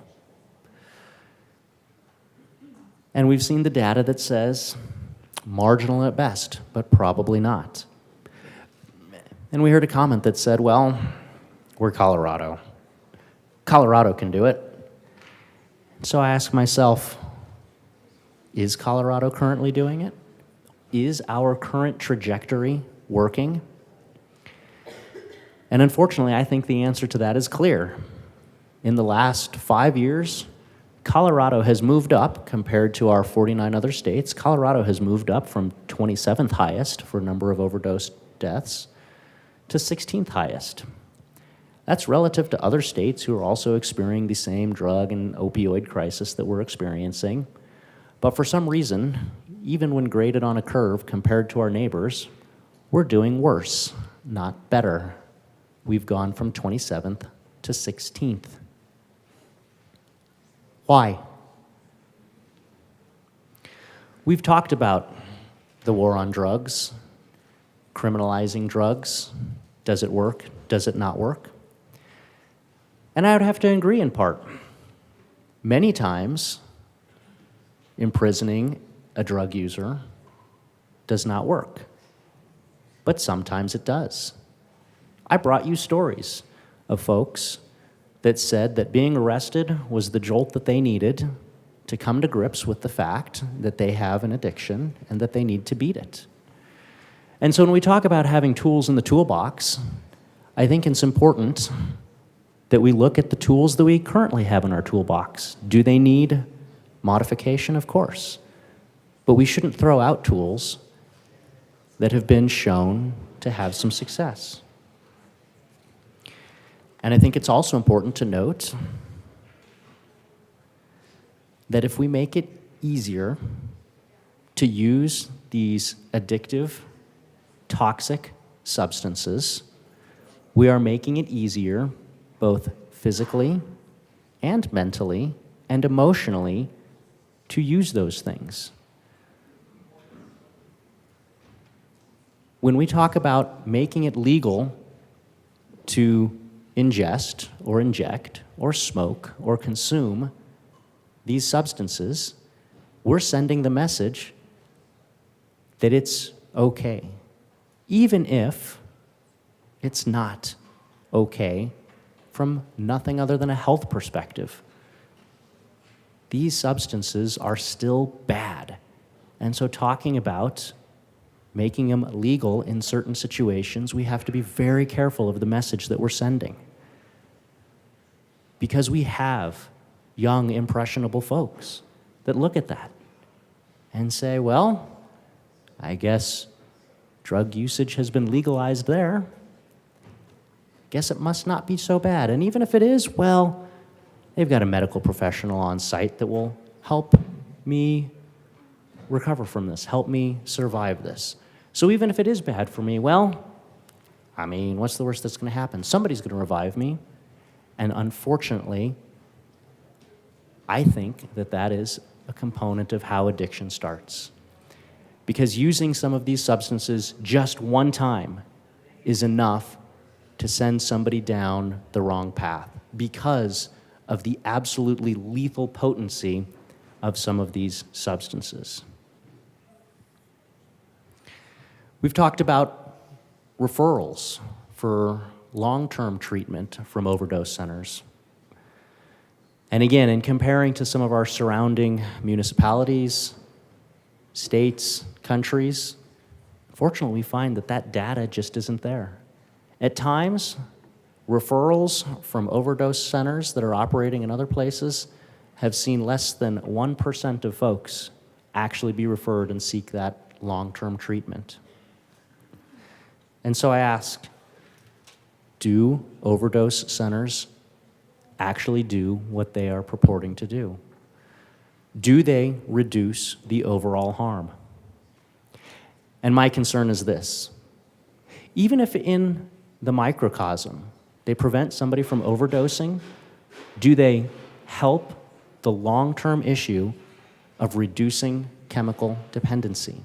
Do they help the long-term issue of holding accountable and stopping those national and international criminal elements that prey on our most vulnerable community members, friends, and neighbors? And unfortunately, I think the answer is no. They don't help that long-term problem. And if we don't take steps to address the long-term problem, even if the ratio of overdose deaths goes down, if the raw number of folks suffering from substance abuse goes up, you have an increase in the raw numbers of folks who unfortunately are suffering from substance abuse. And to me, that is not helpful. To me, that is not harm reduction. To me, that is not something that saves lives. Because we know that folks suffering from substance abuse use that substance up to 15 times a day. And so unless those individuals are never leaving an overdose center, there will be a time where they use away from that center. And that can unfortunately be the time where, due to the impurities in the narcotic or just the nature of those substances, that's the time where the overdose occurs. It's not solving the problem. And so for those reasons, I ask for a no vote on this bill. Thank you. Representative Bockenfeld. Thank you, Madam Speaker. It's an honor to serve with you. And an honor to serve with you. Open borders, letting drug dealers out of prison, attacking our law enforcement officers who were fighting to keep our streets safe, to the point where our society no longer holds those positions in high esteem. Allowing a drug culture to normalize in our society, legalizing marijuana, psychedelic drugs, and on and on. What's the solution to this mess? It's surely not House Bill 23-1202, creating safe injection sites. It's time we get back to the basics if you want to help these folks. Cut off the supply. Create an incentive for them to want to come to us so that we can truly help them, not help them inject more drugs into their bodies. This is not the solution. And we need to stand up here today and vote this bill down. And let folks know this is not the solution, and come back and get back to the basics and get back to the basics and do what we have to do. Members, we are on third readings. Please keep it quiet in the chamber. I ask for a no vote on this bill. Thank you, Rep. Bockenfeld. Minority Leader Lynch. Thank you, Madam Speaker. Well, this one's different than the last one. This one's about policy, not our Constitution. And I think it's interesting, fear tactics on both sides and the ways we go about trying to persuade people on this. But I had a great conversation yesterday with the bill sponsor about this, and this falls into kind of a special category of legislation, if you will. This is about saving lives. So on the fiscal side, Republican of me, we look at issues and we say, well, we'll save this much money, or we'll do this. But the debate on this gets really difficult because how do you quantify a life? How do you say, you know what, we're going to spend a little more money, but we'll save a life? I mean, this is complex and worthy legislation. For those of you that know anything about me, I've found myself passionate about trying to leave a legacy of doing something about our fentanyl issue and our addictive drugs in this state.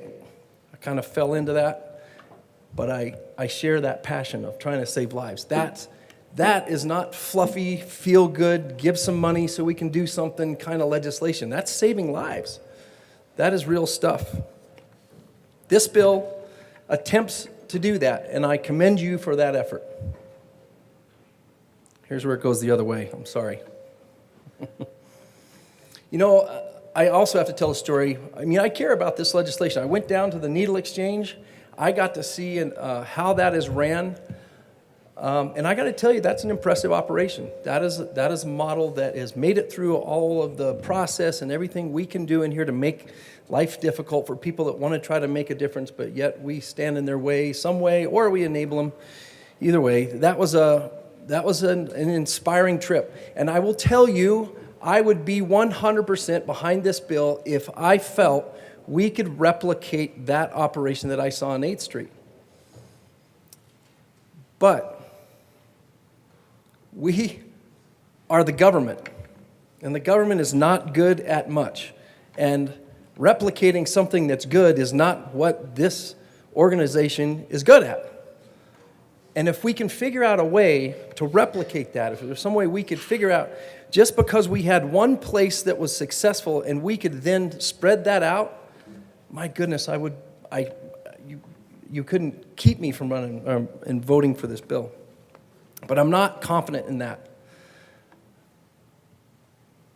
And I don't want us to give up on trying to find solutions for saving lives. That is crucial. That is, if there's one thing we can do in here that is more important, I don't know what it is when it comes to saving lives. So because I don't have faith that we can do that, and I don't believe that this particular bill brings a firm enough solution to that, what I would like to see is let's try it. Let's do a pilot. I know we looked at the 2018 legislation where a bigger bite of this apple was attempted a number of years ago. It was a little too ambitious, I think, even for any sort of majority or minority. So anyway, thank you, bill sponsors, for your heart and where it's coming from and stepping up to the real challenge of saving people's lives. I think there's much work to be done in this where we can potentially find some success. But today, I just don't think it is this piece of legislation. Thank you. Representative Epps.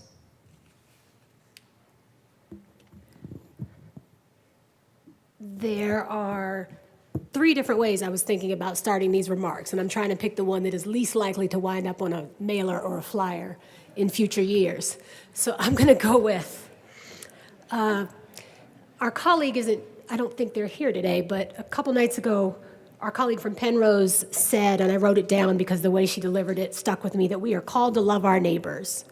She said it several times, that we are called to love our neighbors, all of them. Those who are housed, now this is me adding on, but those who are housed and those who are not, those who were born here and those who, like me, got here just as soon as we could, those who don't use drugs, maybe don't use drugs anymore, maybe don't use the same drugs, maybe don't use banned drugs, but those who still do. It is not my inclination in the next 2.5 minutes to correct some of the misinformation that sort of stung, but I am going to do that online, and I'm saying this on the record as I ask for your vote on this bill because we've gotten feedback from our constituents who have said, why aren't you pushing back on this thing that I know is not true? Because that's not what I'm going to do in this moment, but I will online. I appreciate deeply my colleagues who went to visit HRIC, the Harm Reduction Action Center, and saw who would be in charge of this work in Denver. As I ask you for this yes vote, y'all,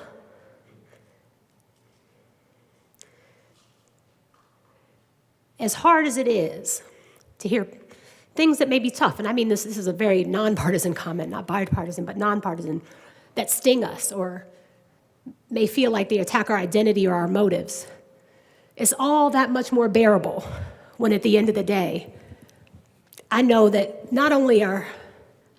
that not only are most of us going to vote yes on this bill, but I believe that there's some folks who would vote yes if they could, and I don't understand why they can't, but that's okay. Saving lives and local control.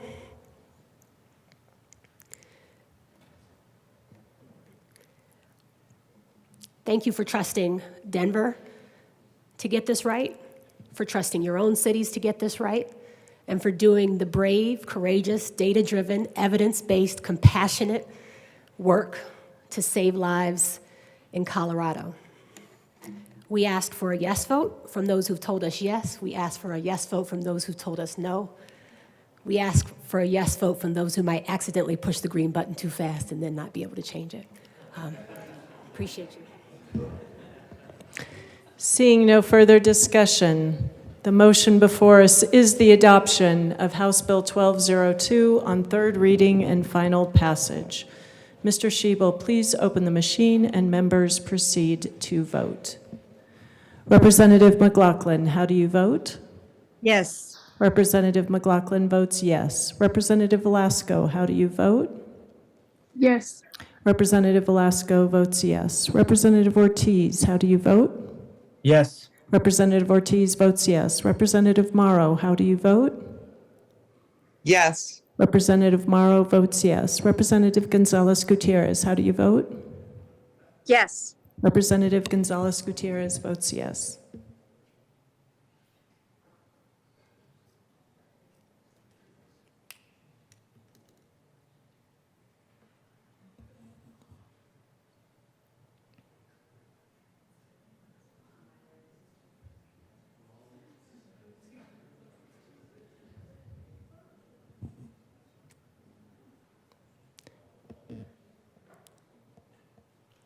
Representative Weinberg.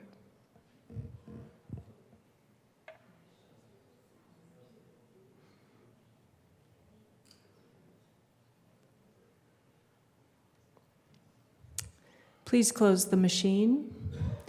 With 43 aye, 21 no, and 1 excused, House Bill 1202 is adopted. Co-sponsors.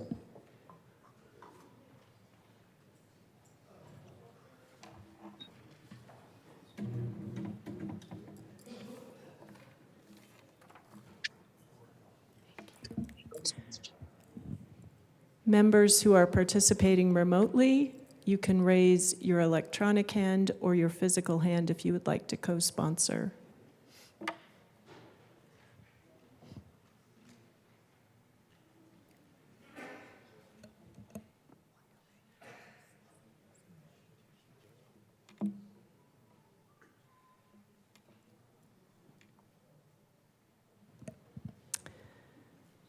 Please close the machine. Mr. Schiebel, please read the title to Senate Bill 77. Senate Bill 77 by Senator Henriksen, also Representatives Froelich and Taggart, concerning prohibiting the inclusion of certain terms in a broker engagement contract. Madam Majority Leader. Madam Speaker, I move Senate Bill 77 on third reading and final passage. Members, the motion before us is the adoption of Senate Bill 77 on third reading, final passage. Mr. Schiebel, please open the machine and members proceed to vote. Representative Velasco, how do you vote? Yes. Representative Velasco votes yes. Representative Ortiz, how do you vote? Yes. Representative Ortiz votes yes. Representative McLaughlin, how do you vote? Yes. Representative McLaughlin votes yes. Representative Morrow, how do you vote? Yes. Representative Morrow votes yes. Representative Gonzalez Gutierrez, how do you vote? Yes. Representative Gonzalez Gutierrez votes yes.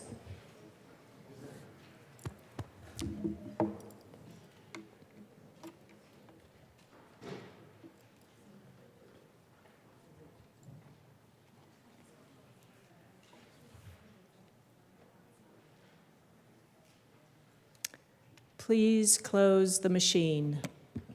With 59 aye, 5 no, and 1 excused, Senate Bill 77 is adopted. Co-sponsors.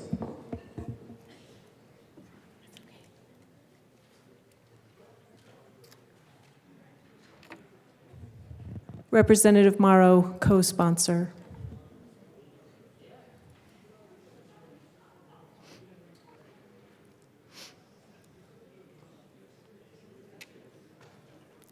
Please close the machine. Madam Majority Leader.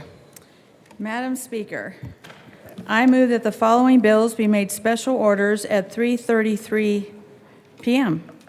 House Bill 1068, 1027, 1074, 1077, 1130, 1132, 1168, 1094, and 1061.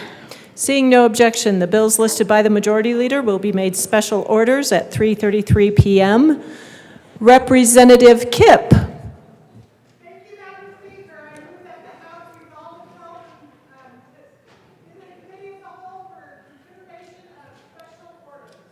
Members, you have heard the motion. Seeing no objection, the House will resolve itself into the Committee of the Whole for consideration of special orders. Representative Kipp will take the chair.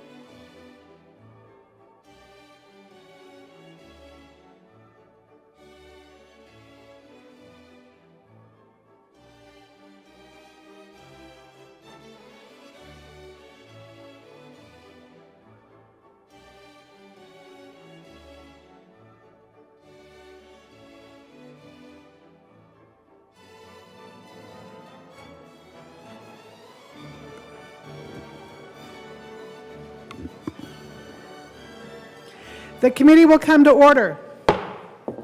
With your unanimous consent, the bills will be read by title unless there is a request for reading a bill at length. Committee reports are printed and in your bill folders. Floor amendments will be shown on the screen and on your iPads. Bills will be laid over upon motion of the majority leader, and the court rule is really relaxed. Okay, Mr. Schiebel, can you please read the title of HB 23-1068? House Bill 1068 by Representative Valdez, concerning pet animal ownership and housing and in connection therewith, prohibiting restrictions on dog breeds for obtaining homeowners insurance, providing for the manner in which pet animals are handled when a writ of restitution is executed, prohibiting security deposits or RET for pet animals, creating the pet-friendly landlord damage mitigation program, excluding pet animals from personal property liens, and requiring that pet animals be allowed at a qualified development for the development to receive the Colorado Affordable Housing Tax Credit. Thank you. Representative Valdez. Thank you, Madam Chair. It's an honor to serve with you. It's an honor to serve with you. Okay, I move House Bill 1068 and the Transportation, Housing, and Local Government Committee report. Thank you. To the committee report. We did some big things in committee with this bill. We were able to get most of our opposition into a good place.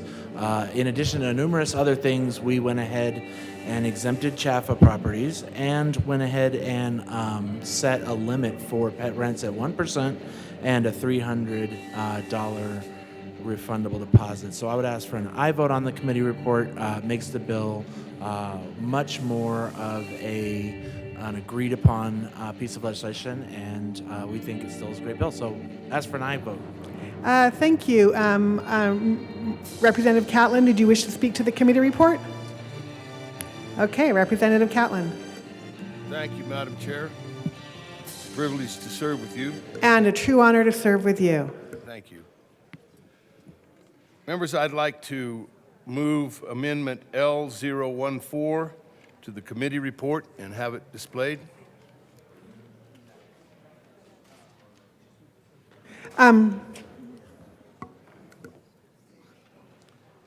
Thank you. The bill is properly displayed. Thank you, ma'am. I'm sorry, the amendment is properly displayed. Can you please tell us about your amendment? Yes, ma'am. Members, what I'd like to do is to amend the committee report and take the deposit from $25 for a pet to $50. This is to give the landowner an opportunity to say how I don't think $25 was enough for the landowner. So this is a good amendment. Vote yes. Thank you, Representative Valdez. Thank you, Madam Chair. I'd ask for a no vote on this amendment. Thank you. Thank you, Representative Wilson.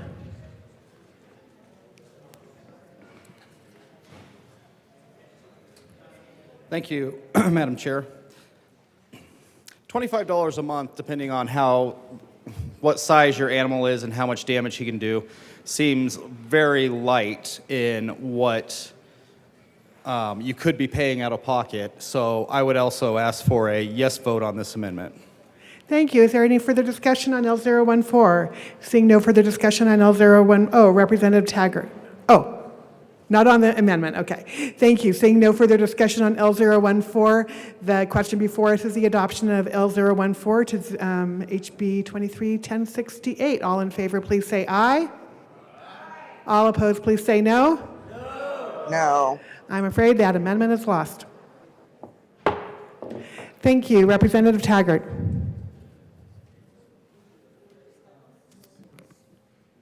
Thank you, Madam Chair. I'd like to move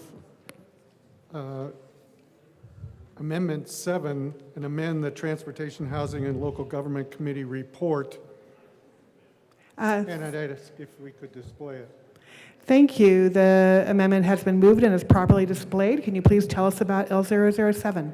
Yes, this is just strictly a situation where I agree with the sponsors that a landlord should not pick a particular breed or a set of breeds that they're not willing to insure.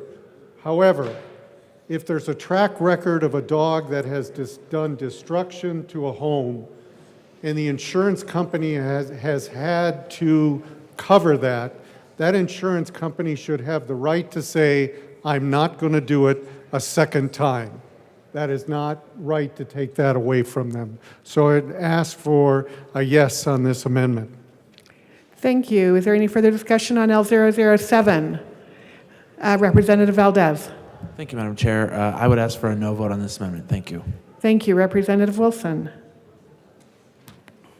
Thank you, Madam Chair. Thank you. Please proceed. I ask for a yes vote on this bill. There is scientific evidence that different breeds have different effects on how they act and what they do. If certain animals are more dangerous in the way they act, their actions are much more capable of causing destruction. So it would not be appropriate to disallow insurance policies not to use breed as a reason for adjusting rates. Thank you. Thank you. Is there any further discussion on L007? Seeing none, the question before us is the passage of L007 to HB 1068. All in favor, please say aye. Aye. All opposed, please say no. No. L007 fails. Thank you. Is there any further discussion on HB 1068? Representative Evans. Oh, I'm sorry, to the committee report. Representative Evans. Thank you, Madam Chair. I move Amendment L011 to the committee report and ask that it be displayed. Thank you. L011 has been moved and is properly displayed. Please proceed. Thank you, Madam Chair. So what Amendment L011 does is it strikes the word 3 and substitutes 4, and you're probably wondering 3 what and 4 what? So what this is talking about is the maximum security deposit that can be charged for somebody that has a pet. And so part of the reason for a security deposit, obviously, is to show both good intent of your plans to occupy that residence. Security deposits can be refundable, non-refundable, but quite often they're also there in the event that there's some sort of damage that occurs to the property. That security deposit enables the owner of that property to be able to utilize that money in order to be able to repair some of the damages. And so, being a homeowner, having done quite a few projects around my house, I went and did a little bit of looking, which corresponds to some figures that I know, which is how much does it cost to fix certain types of damage to a house. And so, I was looking at possibly reseeding a yard, because we know that pets can be hard on yards. I have 2 dogs, 1 rabbit, bunch of poultry, and sometimes I tear up my yard. And so reseeding a yard obviously depends on the size, but for even a small yard, 1,000 square feet, you can exceed $300 pretty quickly. $190 to $340 was the cost that I found. And obviously as the yard gets bigger, the cost to reseed that yard also gets bigger. Some other costs that I look up. One of my kids is allergic to some things. And so if a landlord has a pet that's in that residence, and then when that tenant moves out, somebody else comes in to rent it, well, if the landlord is going to be responsible, they obviously have to get that place cleaned up just to make sure that if nothing else, they're passing on a clean home that might not trigger allergies in somebody else. So a basic level of carpet cleaning, again, depending on how big the house is, how much carpet there is, basic level of carpet cleaning for a 3-bedroom home in the Denver metro area starts at $200 to $300.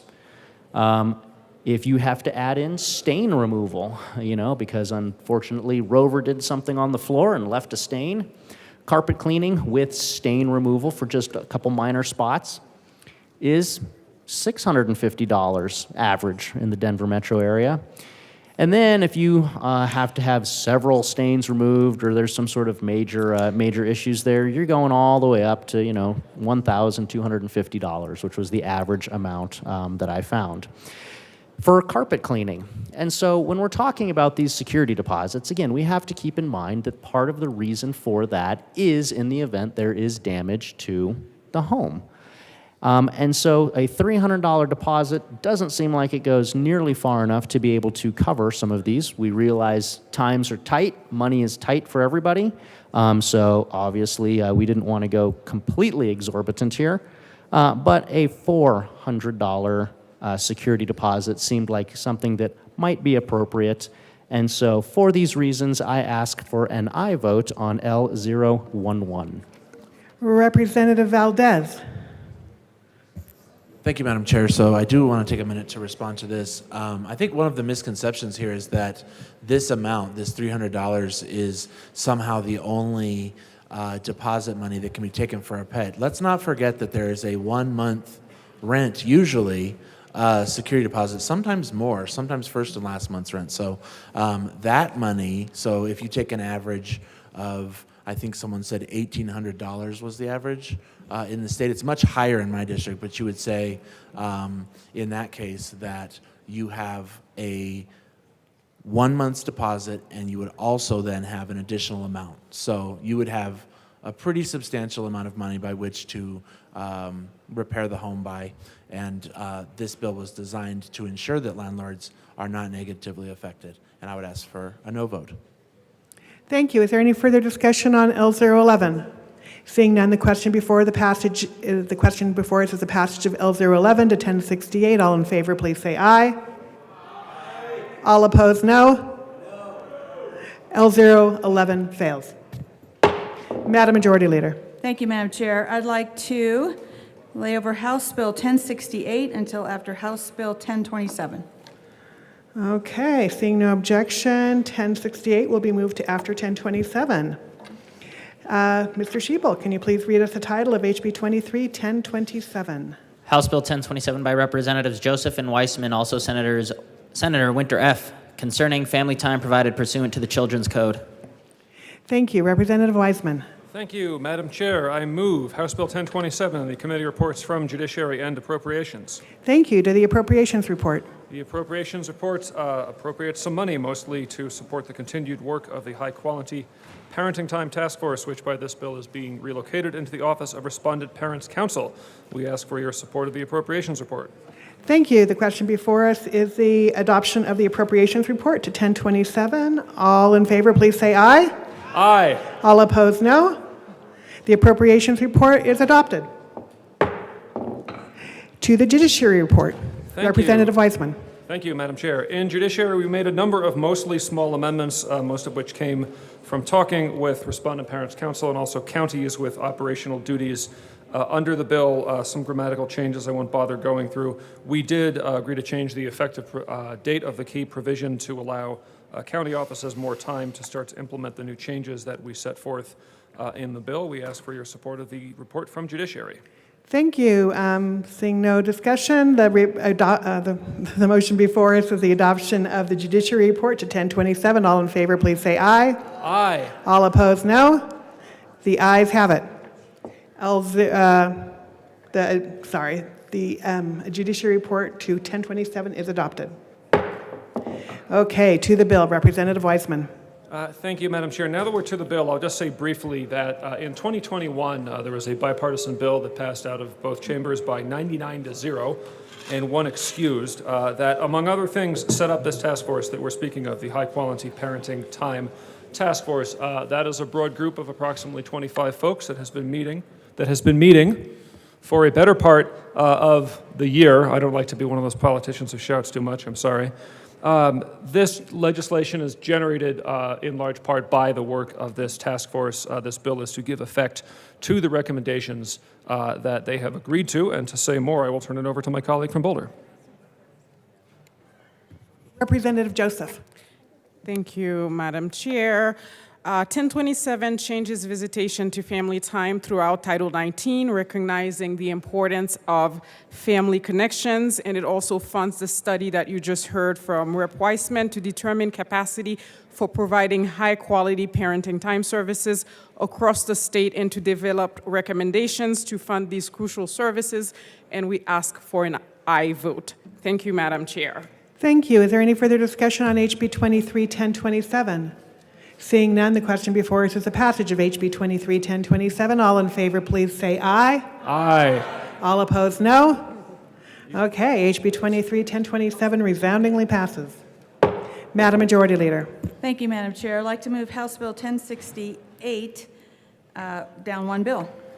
Okay, we will hear that after we hear 1074, but in the meantime, we will hear 1074. Mr. Schiebel, can you please read the title of HB 23-1074?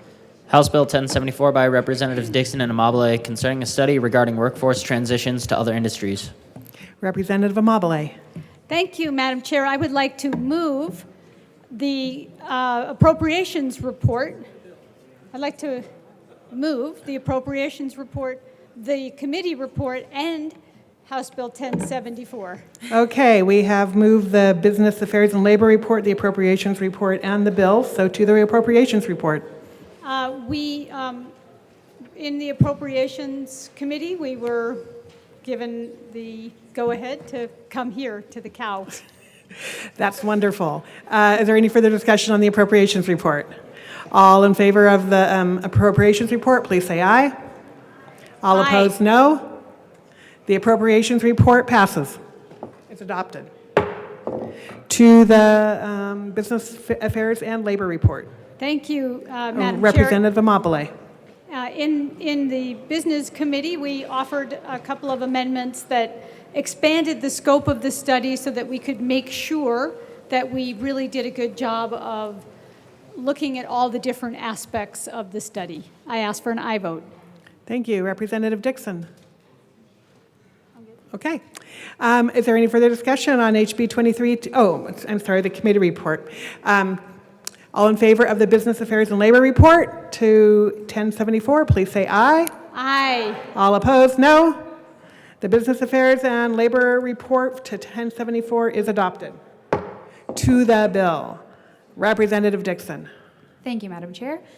So this bill is in response to the fact that Colorado's economy is very rapidly changing, and there are several changes that really put in danger some people's jobs. And there are two categories that we found were particularly in need of further investigation. First is automation. There are many jobs that are easy to automate, and according to a recent Forbes report, these jobs include customer service, healthcare tasks, transportation, as well as office jobs such as software development and data analysis.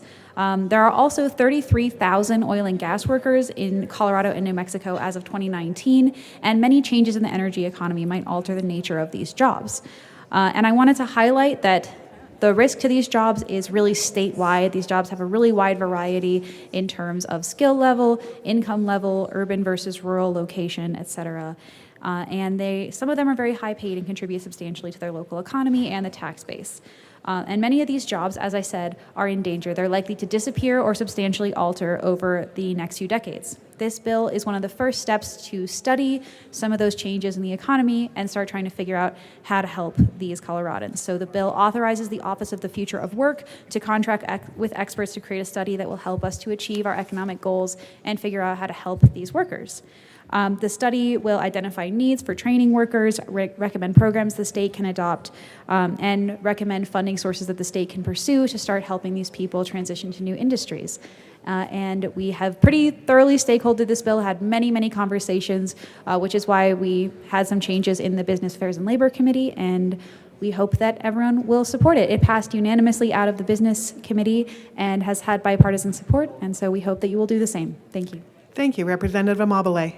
Yeah, I just would, the one thing I would add is that the stakeholding involved unions, it involved communities, it involved industry, and it involved, other groups that have a stake in what happens to Colorado in the future. Let's be prepared so that we can make sure we head in the right direction and we look after impacted communities and impacted workers. I ask for a yes vote. Thank you. Is there any further discussion on HB 1074? Representative Puglisi. Assistant Minority Leader Puglisi. Thank you, Madam Chair. I just have a question. So the Office of Just Transition is also doing work similar to this, and they already have an appropriation. So I'm just wondering, are we duplicating efforts and resources? Thank you. Representative Amabile. Thank you, Madam Chair. The Office of Just Transition is exclusively working on coal-impacted workers and coal-impacted communities. Representative DeGraff. Thank you, Madam Speaker. Chair, whatever we're on right now. I think I just got a promotion. I like it. Say again? I think I just got a promotion. I like it. Okay. Very good. Very good. I'm batting 1,000. I would just like to say on this bill, this is unnecessary government spending because we do have the option of stopping the war on coal, oil, and gas. The implications here about pollution, the majority of our pollution we know is coming from overseas or from other counties or other places in the country. And a lot of that is from coal that is burned in, say, China, in manufacturing stuff for us using unclean coal. So we could do an actual bit of good for our pollution by bringing clean coal back to the United States, using clean coal here, using oil and gas, which can be clean, are very clean. Methane, natural gas, burns directly into carbon dioxide and water. Carbon dioxide has about 1/10,000th of a part of any global warming that we're expecting. The global warming that we're fearing is going to require energy, and we're making the problem worse with these policies. And this feel-good thing about what we're going to do with these workers while they're displaced is not going to achieve anything. If we want to keep these people employed, the best way to keep them employed is in coal, oil, and gas, and stop this silliness with a molecule that makes plants grow and considering it a pollutant. Got anything, Holtor? So, I would ask for a no vote on this bill. This is a this is just a study that's it's chasing a non-solution to a non-problem. Thank you, Representative Holtorf.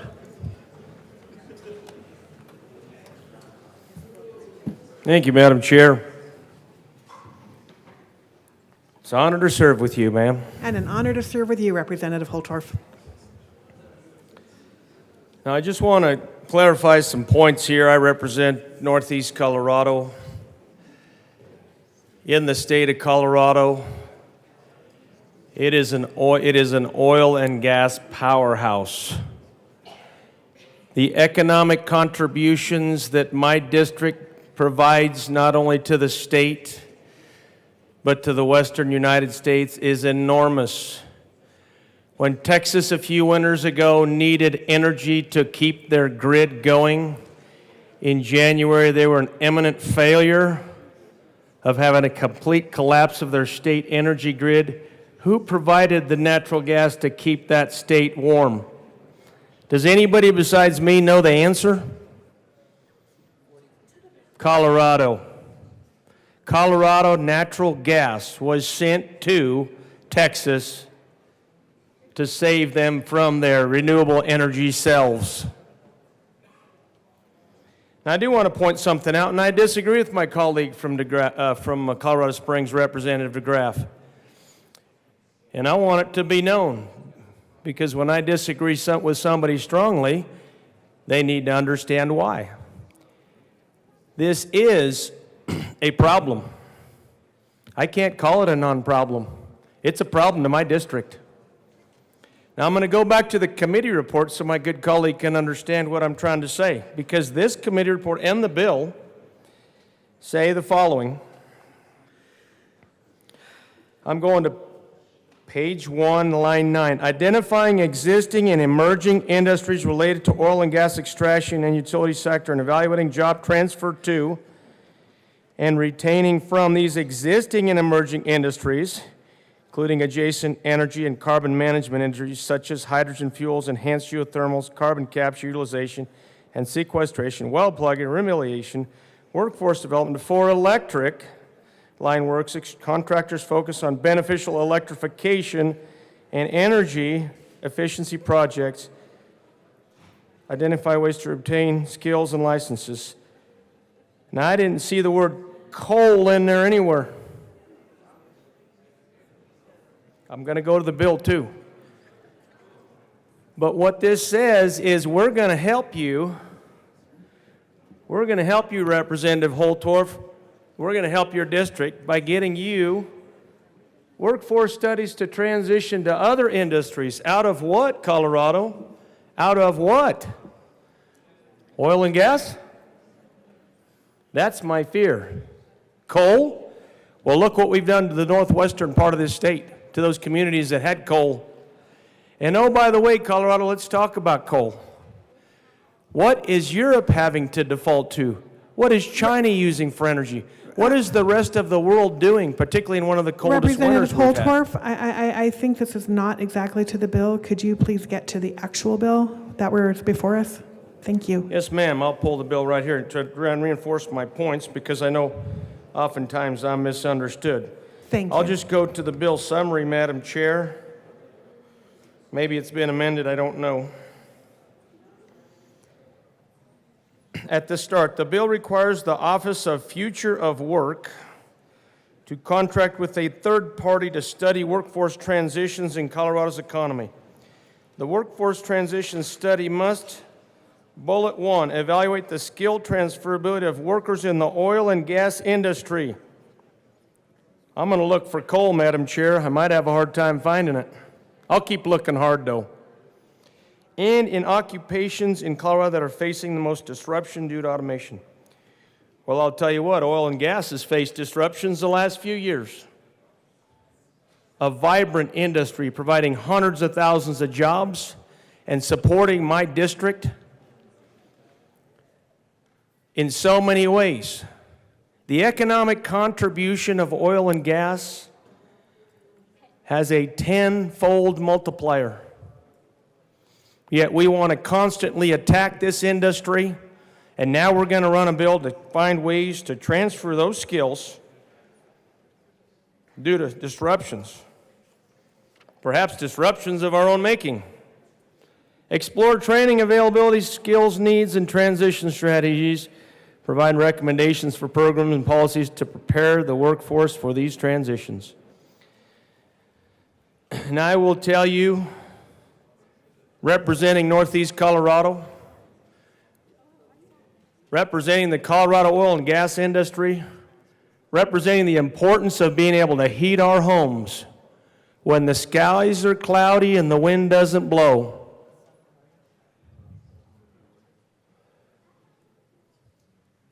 That's my concern with this bill. Are we predicting the future of public policy? Actually, truly believing that we can go all electric by 2030 in 7 years? Or 2035 or 2040? Actually promoting that? Because you know what that does to my district in eastern Colorado? You'll hear the sucking sound as people are forced to leave. And it's not just northeastern or eastern Colorado. The western slope has the same problem for those rural legislators. There's an enormous amount of natural gas in the western part of the state that contributes enormously to the energy needs not only of Colorado, but the entire United States. And oh, by the way, who has exported more natural gas to Europe this winter than any other country while a war rages in Eastern Europe to help heat the homes of Europeans with what? Electricity? I don't think so, Colorado.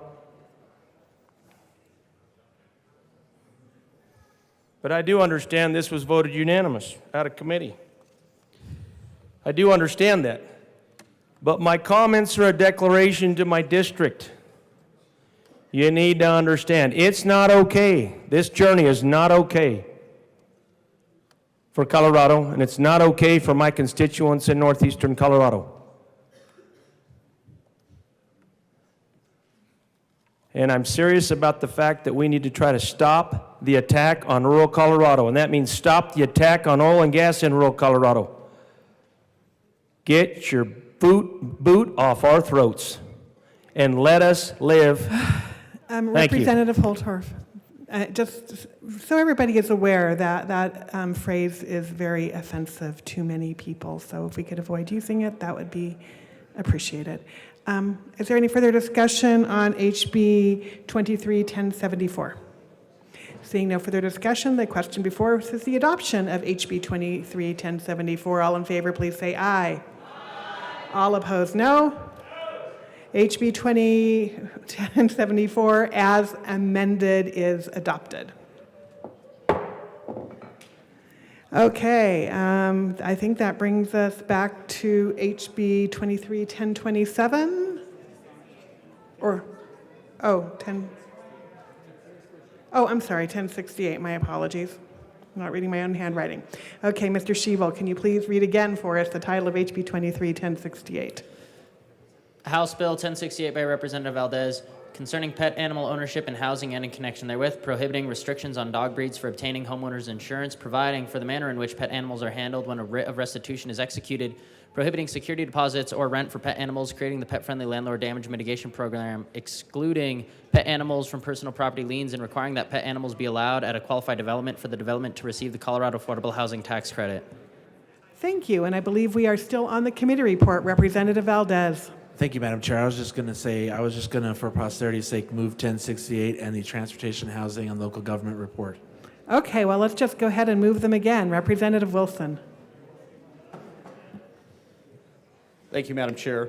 I move amendment L018 and ask for it to be properly displayed.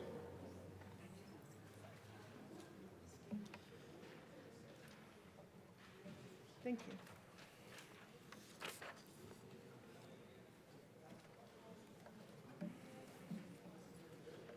Thank you. L018 has been moved and is properly displayed. Representative Wilson, please tell us about your amendment. Thank you. This amendment would allow landlords to collect a little more money for any damages as they move forward with allowing pets in their rental units. I would ask for a yes vote on this amendment. Thank you. Is there any further discussion on L018? Representative Valdez. Thank you, Madam Chair. After some discussion with our colleagues, we feel that this is a reasonable amendment, and therefore I would ask for an aye vote. Okay, is there any further discussion on L018? Seeing none, the question before us is the passage of L018 to 1068. All in favor, please say aye. Aye. All opposed, no. Okay, the ayes definitely have it. L018 to 1068 is adopted. Okay, Representative Soper, Monsieur Soper. Oh, okay, so is there any further discussion on the committee report? Apparently not, so to the question before us is the adoption of the committee report to L018. All in favor, please say aye. I'm sorry, to House Bill 1068. All in favor, please say aye. Aye. All opposed, no. Okay, 1068, I'm sorry, the committee report to Transportation, Housing, and Local Government to 1068 passes. Is adopted. Okay, on to the bill. Representative Valdez. Thank you, Madam Chair. This is a great bill. It's been through a lot of work as it passed through the process here at the Capitol, but this still allows a great free market approach, but also ends the practice of bifurcating the family pet into a separate cost item that, if it's $100, $125, can be the equivalent of a week's worth of groceries for a family. So we can prevent a lot of unnecessary suffering by families as sometimes times get tough. And I think the other thing I'd like to say about this is that it creates a scenario where if somebody is evicted or if they are foreclosed upon, that there's a rapid way to get the animals that may have been left behind and abandoned to a shelter. And the last piece of it, I think, is the insurance piece. And the reason that we did that is because data shows that animals aren't necessarily fierce based on their size. I think the Chihuahua argument applies here. Anyway, ask for an aye vote, and thank you very much. Thank you. Representative Soper. Merci, Madam Chair. It's great to be able to be here today on this lovely afternoon. It is indeed. Please Please proceed. I really appreciate where this bill is coming from. Certainly the sponsor in talking about at least discrimination in terms of when individuals have pets. But one thing that was not included in this bill that really ought to be included would be hotels. And I don't know how many of you have come into especially the city, and a lot of hotels are charging an outrageous price if you bring your dog with you. And so then you have to weigh the decision of, do you keep your dog in the cold car or the hot car, because it's either one or the other in Colorado, or do you not take them with you, which definitely can have very frustrating effects when you're coming from rural Colorado, because we tend to travel with our dogs a lot of places we go, throw them in the back of the pickup truck and you're headed off to town. Same when you come into the city and need to spend the night. And in order to really add parity to the intent of the bill, I'm going to be moving several amendments to at least talk about including hotels and to really talk about that. But I'll move each amendment and then we'll have a little bit of a conversation on what they do. So to begin with, I move amendment L015 and ask that it be displayed.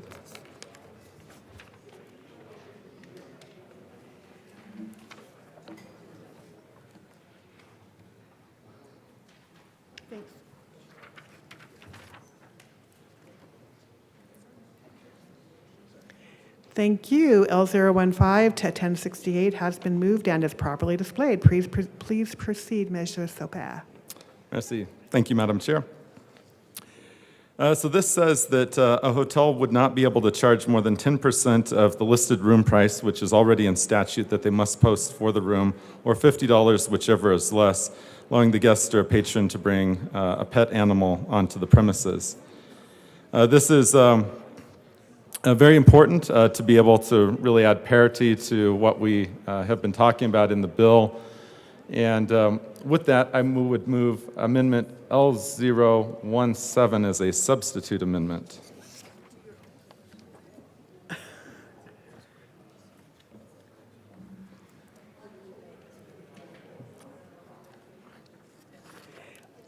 Thank you. L017 as a substitute amendment to L015 has been moved and is properly displayed. And I just have to say, Mr. Soper, that is very creative to move a substitute amendment to your own amendment.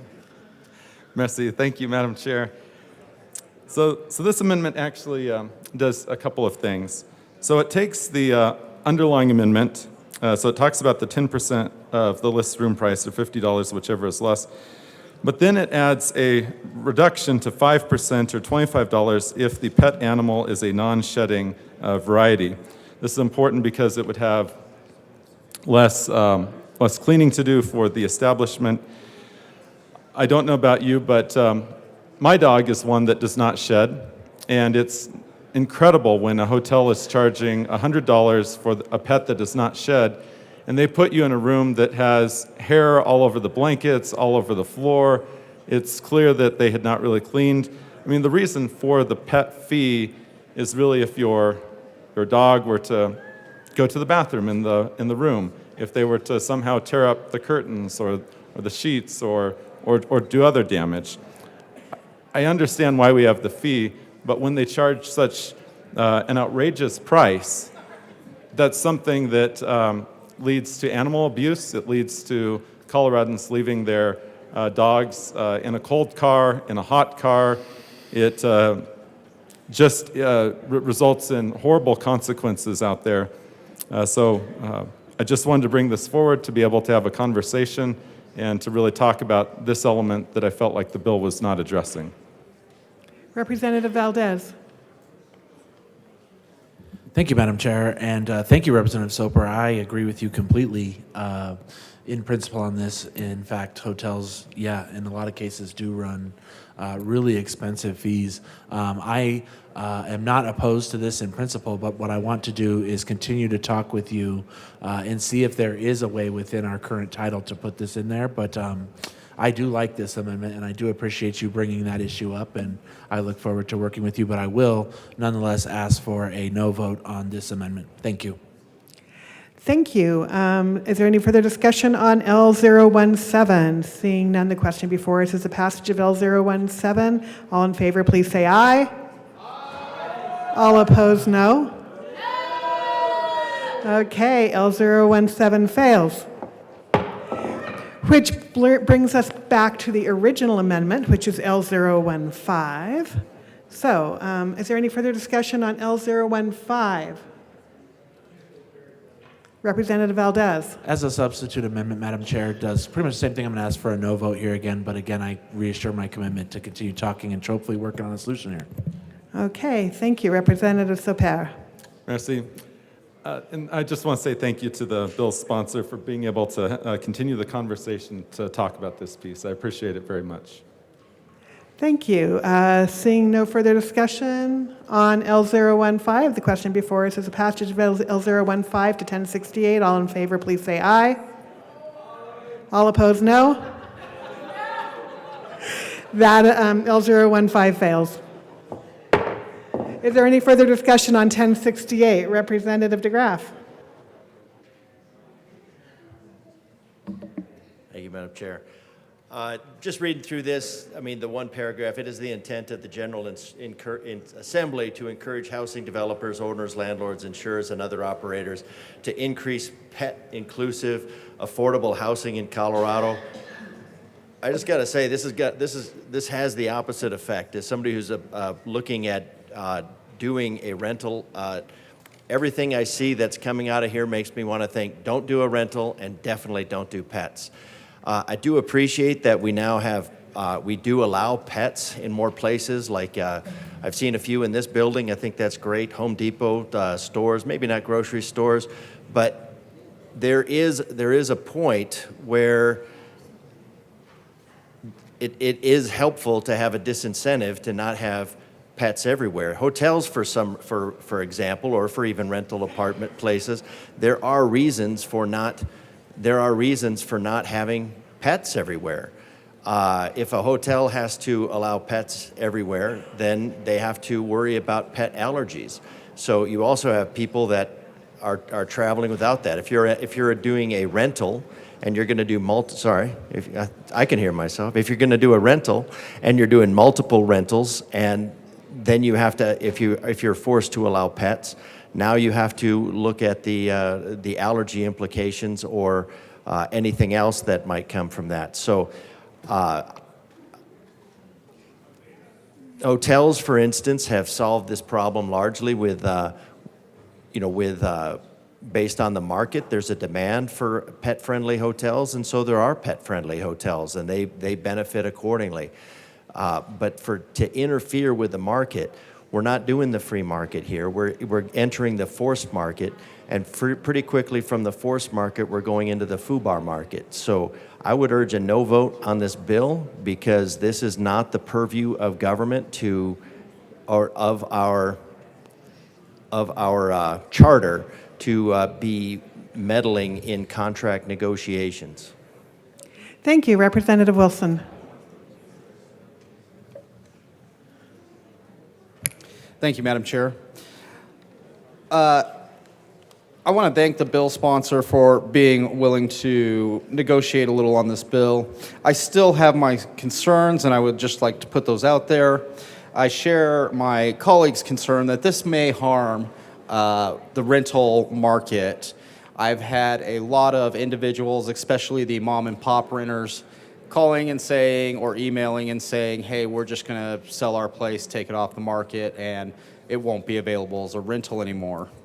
I've also heard the bill does allow for rental properties to decide. So I've heard that some rental properties that do allow pets may just stop allowing pets. So in that case, this will actually result in more homeless pets, as there's less areas, less rental properties wanting to accept pets, leaving families with less options. So I would like to ask for a no vote on this bill. Thank you. Thank you. Is there any further discussion on HB 23-1068? Seeing none, the question before us is the passage of HB 23-1068. All in favor, please say aye. Aye. All opposed, please say no. No. Okay, well, I'm afraid the ayes have it. HB 1068 passes. Mr. Schiebel, can you please read the title of HB 23-1077? House Bill 1077 by Representative Wilford, also Senators Winter, F., and Hawkins Lewis, concerning requirement to obtain a patient's informed consent before performing an intimate examination of the patient under specified circumstances. Representative Wilford. Thank you, Madam Chair. I move House Bill 1077 as well as the Committee on Appropriations report. To the Appropriations report. Thank you, Madam Chair. The Appropriations Committee was kind enough to provide us with funding so that CDPHE would be able to help us implement our bill. Thank you. The question before us is the Appropriations report. What? Oh, we're not going to run it. The committee will stand in a brief recess.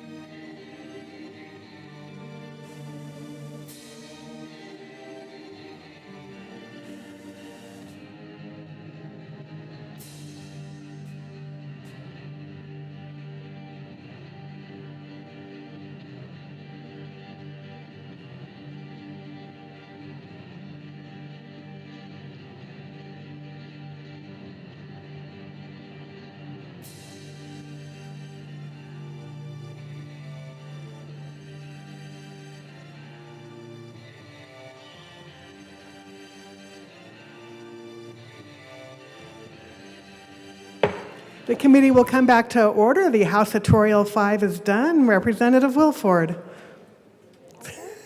Wilford. Oh, she said Wilford. Okay, okay. Wilford. I said Wilford. She's Representative Wilford. Okay. Is she I not? apologize, members. Did I get your name wrong? Too much time down here in the well today. Going to take a deep breath. Okay. So I have an amendment to propose to the committee report, and with that, I'll move L004 to the Appropriations Committee report and ask that it be properly displayed. Thank you. The L004 has been moved and is properly displayed. Please tell us about your amendment. Thank you, Madam Chair. This amendment simply provides a quick update to ensure a quick correction and removes Colorado Medical Board and substitutes regulator so that this is properly reflected in our bill as a whole. Thank you. Thank you. Is there any further discussion on L004 to the committee report? Seeing none, the question before us is the adoption of L004. All in favor, please say aye. Aye. All opposed, no. The ayes have it. L004 passes. Okay, to the committee report. Representative Wilford. I'd ask for a yes vote. Okay, any further discussion on the, let's see, which Appropriations Committee, it's the Appropriations, right? Appropriations Committee report. Seeing none, the question before us is the adoption of the Appropriations report to 1077. All in favor, please say aye. Aye. All opposed, no. The Appropriations report is adopted. Okay, to the bill, Representative Wilford. Thank you, Madam Chair. And I want to quickly acknowledge that my colleague, Representative Garcia, will be added during third reading as a co-prime sponsor. So that's why she's up here today, helping us to pass this bill. So House Bill 1077. Members, I know we've had a lot of discussion on a variety of different topics today, but I'd like to invite you, if you will, to try and imagine for a moment that you went to the hospital for surgery. You met with your doctor ahead of the procedure. They explain what they're going to do, and you consent to the treatment. Then you're sedated, you go in for the procedure. Then when you wake up in your recovery room, you're told that you've started your period. Are you guys listening? I said period. Great, cool. All right, menstrual cycle.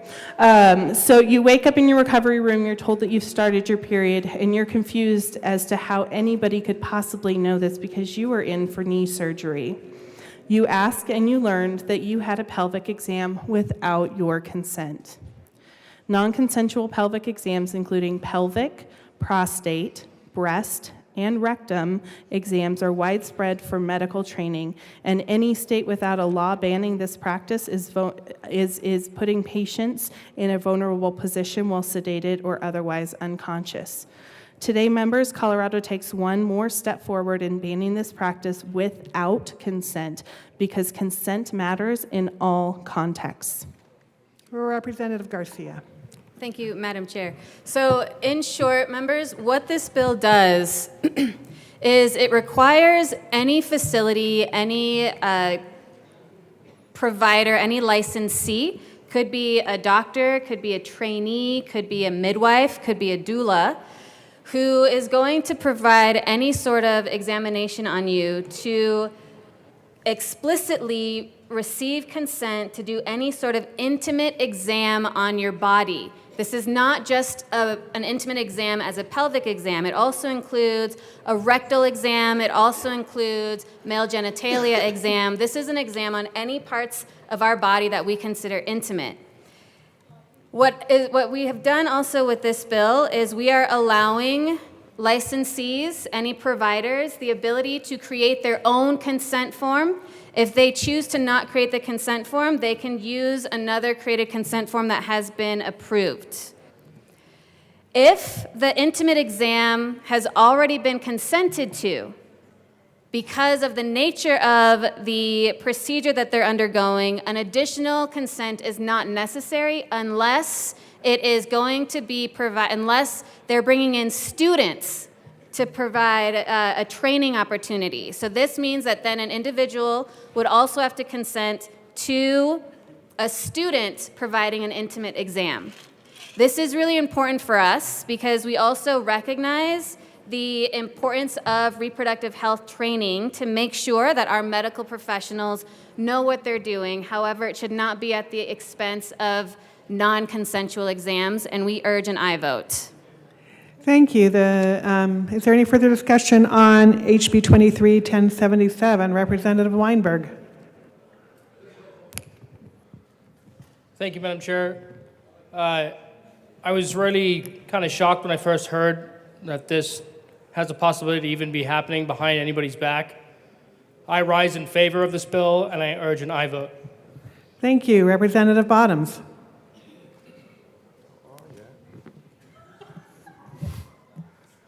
Thank you, Madam Chair. I'm now horrified to go to the hospital, and I urge an aye vote.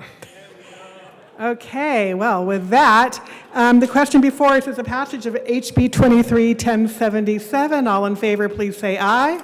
Aye. All opposed, no. Okay, that HB 23-1077 resoundingly passes. Mr. Schiebel, can you please read the title of HB 23-1130? House Bill 1130 by Representative Michelson Janae, also Senator Rodriguez, concerning requirements for prescription drug coverage for serious mental illness. Representative Michelson Janae. Thank you, Madam Chair. I almost got that promotion again. This is what happens when we're keep tired. I move House Bill 1130 and the Appropriations and Health and Insurance Committee reports. Thank you. Why don't we start with the Appropriations report? In the Appropriations Committee, we appropriated some money to be able to handle this bill. Okay, the question before us is the adoption of the appropriations report to HB 231130. All in favor, please say aye. Aye. All opposed, no. The appropriations report is adopted. To the health and insurance report. In the Health and Insurance Committee, we made some modifications so that this bill would be a good bill for serious mental illness. Thank you. Seeing no further discussion, the question before us is the adoption of the health and insurance report to HB 231130. All in favor, please say aye. Aye. All opposed, no. The committee report for health and insurance to HB 1130 passes. Adopted. Okay, to the bill, Representative Michelson-Janae. Thank you, Madam Chair. This is a really good bill. We have done a lot of work in this chamber around step therapy. And this step therapy bill would prohibit step therapy would reduce actually step therapy in conditions of serious mental illness. When you have a serious mental illness and your prescriber prescribes you a medication, the sooner you can get to that exact medication, the better off your life is going to be. And we want to make sure that there are minimal steps in between your access to the medication the doctor wanted and your access to the medication the insurance providers recommended. So this bill reduces that step therapy, and I ask for an aye vote. Thank you. Seeing no further discussion, the question before us is the adoption of HB 231130. All in favor, please say aye. Aye. All opposed, no. HB 231130 is adopted. Okay, Mr. Shebel, will you please read the title of HB 231132? House Bill 1132 by Representative Snyder, also Senator Fields, concerning the Court Data Sharing Task Force. Representative Snyder. Thank you, Madam Chair. And I just want to say what an honor and pleasure it is to work with you. And it is such an honor and pleasure to work with you, Representative Snyder. Well, thank you. And with that, I move House Bill 1132, the Judiciary Committee report, and the Appropriations Committee report. Excellent. Why don't we start with the Appropriations report? Yes, ma'am. So in the Appropriations Committee, we got a unanimous vote to move us through and to fund our bill at the recommended amount and send us on here to the Cal. So I ask for your support, and an aye vote for the Appropriations Committee report. Thank you. The question before us is the adoption of the Appropriations report to HB 231132. All in favor, please say aye. Aye. All opposed, no. The ayes have it. The Appropriations report to HB 231130 is adopted. To the Health and Insurance report. I'm sorry, to the Judiciary report. Yes, thank you. Thank you, Representative Snyder. So we did run an amendment which was passed in the Judiciary Committee. What we realized, the original composition of the task force, we had left off the Denver County and municipal courts, which run their own court system. So we decided to reduce the number of judicial department appointees from 4 to 3 and add a member from the Denver County and municipal courts to be a part of the 13-member task force. We also clarified that this task force will examine read-only access. This is not intended to be a universal data access, not a single system to be used by all courts, but increase the sharing of case information digitally. And with that, we did get a favorable vote out of Judiciary, and I ask for approval an aye vote on the Judiciary Committee report. Thank you. Seeing no further discussion, the question before us is the adoption of the Judiciary report to 1132. All in favor, please say aye. Aye. All opposed, no. Okay, the aye has it. The committee report for Judiciary is adopted. To the bill, Representative Snyder. Thank you, Madam Chair. So as I said, this 13-member task force with a report due by January 8th, 2024 to the respective Judiciary Committees of the House and Senate. Importantly, we did make sure that this protects sensitive court data, because it's not our intention to make this a system that could be breached where sensitive information could be found. You have to realize there's 215 municipal courts in the state of Colorado. All have their own case management system. It's very difficult both directions. So we have a statewide court management system for our state courts, but they have a hard time interfacing with each of these 215 municipal courts. The 215 municipal courts currently don't have any data sharing system amongst themselves. What this task force will do, look at ways that we can share case information with each other. So when you're doing an investigation, you want to get all the information you can on a particular person or incident, and this task force, when they come back, hopefully will have a way forward for us to streamline and make much more efficient the way our courts will be able to share data. So with that, I ask for your support on House Bill 1132. Thank you, Representative Snyder. Seeing no further discussion on 1132, the question before us is the passage of 1132. All in favor, please say aye. Aye. All opposed, no. Okay, the ayes have it. HB 23 1132 is adopted. Thank you. Okay, on to HB 23 1168. Mr. Schiebel, can you please? Madam Majority Leader. Thank you, Madam Chair. I'd like to move House Bill 1168 to the end of the calendar. HB 23 1168, seeing no objection, will be moved to the end of the calendar. Mr. Schiebel, can you please read the title of HB 23 1094? House Bill 1094 by Representatives Lukens and Catlin, also Senators Roberts and Peltonar, concerning modifications to the Agricultural Workforce Development Plan. Thank you. Representative Lukens. Thank you, Madam Chair. We move House Bill 231094 and the Appropriations Committee report. Thank you. Can you please tell us about the Appropriations report? Yes, this was a simple amendment. It just changed the program repeal date to 5 years instead of 7 years. Thank you. Is there any further discussion on the Appropriations report to HB 23 1094? Seeing none, the question before us is the adoption of the Appropriations report to HB 23 1094. All in favor, please say aye. All opposed, please say no. Okay, I think the ayes have it. The Appropriations report is adopted. To the bill, Representative Lukens.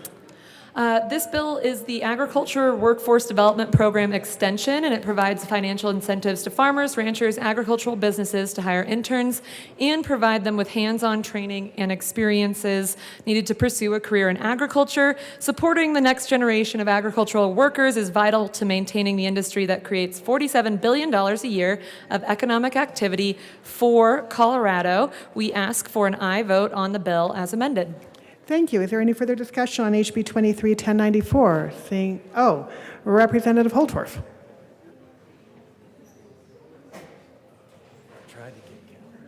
Representative Holtorf, are you going to speak on the bill? Okay, Representative Holtorf. Thank you, Madam Chair.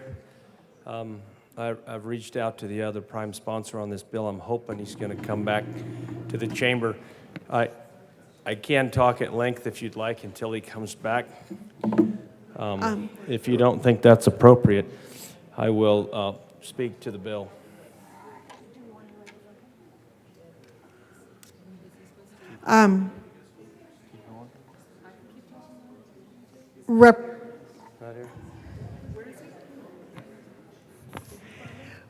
We're going to take House Tutorial 5. I've been waiting all year to say that, so. Okay, so we'll continue, Madam. What are we doing? Recess?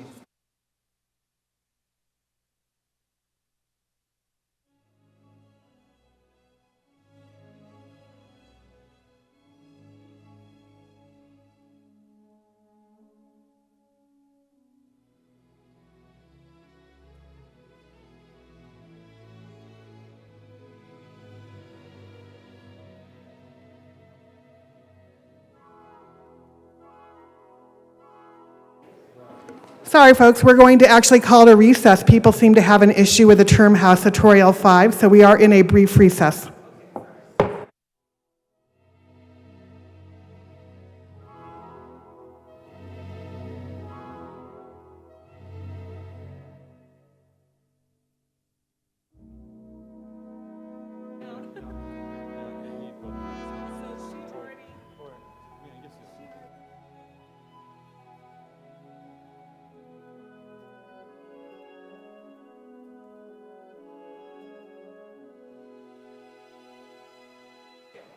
The House will come back to order. Representative Catlin, would you like to speak to HB 23 1094? Thank you, Madam Chair. It's still a privilege to serve with you. And it's still an honor to serve with you. Members, I apologize for being late. I didn't know you were going to move that fast. What this bill is going to do is to allow internships under a program that we started a couple of years ago to go up to 1 year in duration, rather than simply stop at 6 months. We found that a lot of the folks that were in the process of doing these internships wanted to expand the time that their intern could work with them. When we built that bill 2 years ago, we thought that 6 months would circumvent the growing season in agriculture. Well, one of the things we're starting to find out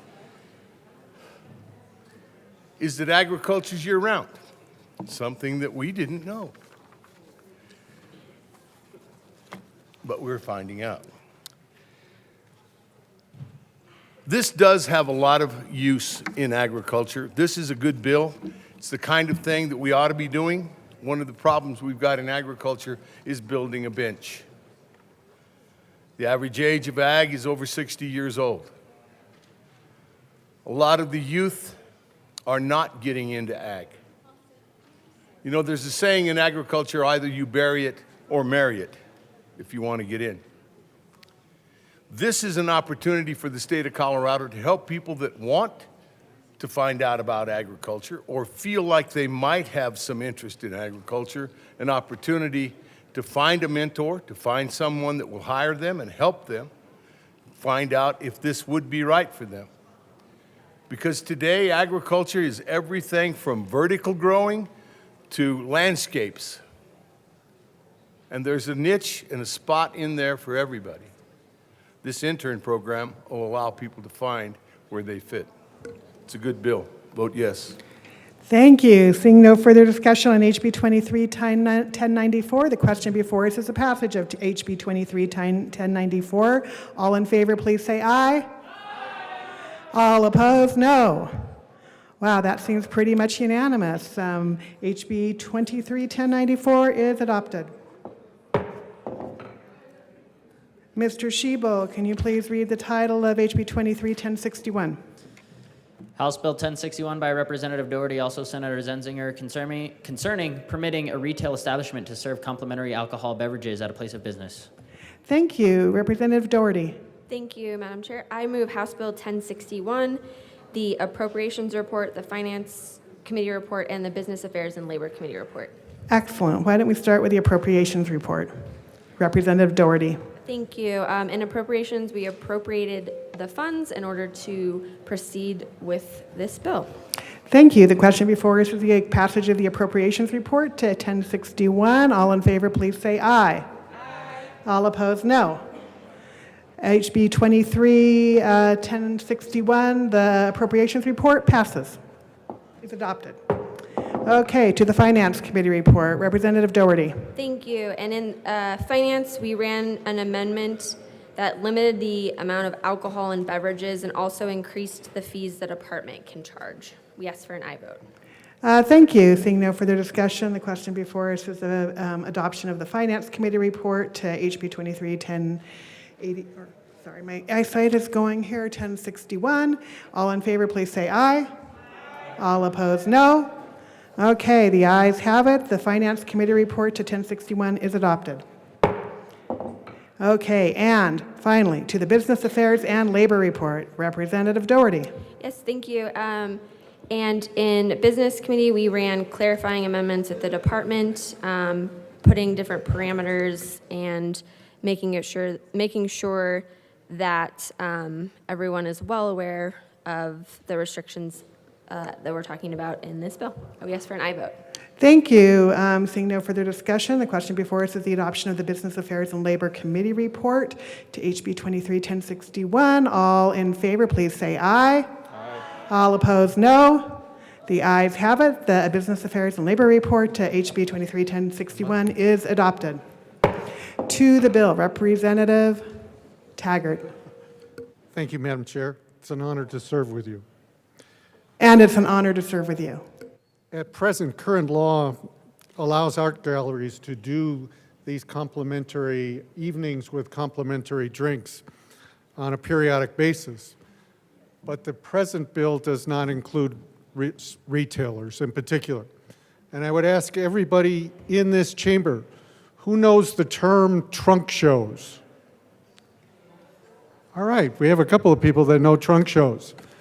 This allows retailers, when they have trunk shows, and for those of you that don't know what a trunk show is, for those of us that have sold retailers for years and years, when we introduce our seasonal products, they like to have a trunk show to show to their very good clients those new products. This would allow those retailers, like the art galleries, to in fact invite their customers and offer them a drink in addition to showing new products. And I would ask you to support this bill because it will help our downtown retailers in particular. Okay, thank you very much. Representative Doherty. Yes, this is a great bill for small businesses and our cities. We ask for an aye vote. Thank you. Seeing no further discussion, the question before us is the passage of HB 23. Oh, I'm so sorry, Minority Leader Lynch. Thank you, Madam Chair. As somebody who's put on a few trunk shows, I'm a little concerned about the influence that the alcohol may play in their favor towards purchasing products. But I'll still be a yes vote on this bill. Okay, seeing no further discussion, the question before us is the passage of HB 23-1061. Representative Taggart. Mr. Minority Leader, that's the purpose. Okay, now we understand the bill better. Okay, now, seeing no further discussion, I think, the question before us is the adoption of HB 23-1061. All in favor, please say aye. Aye. All opposed, no.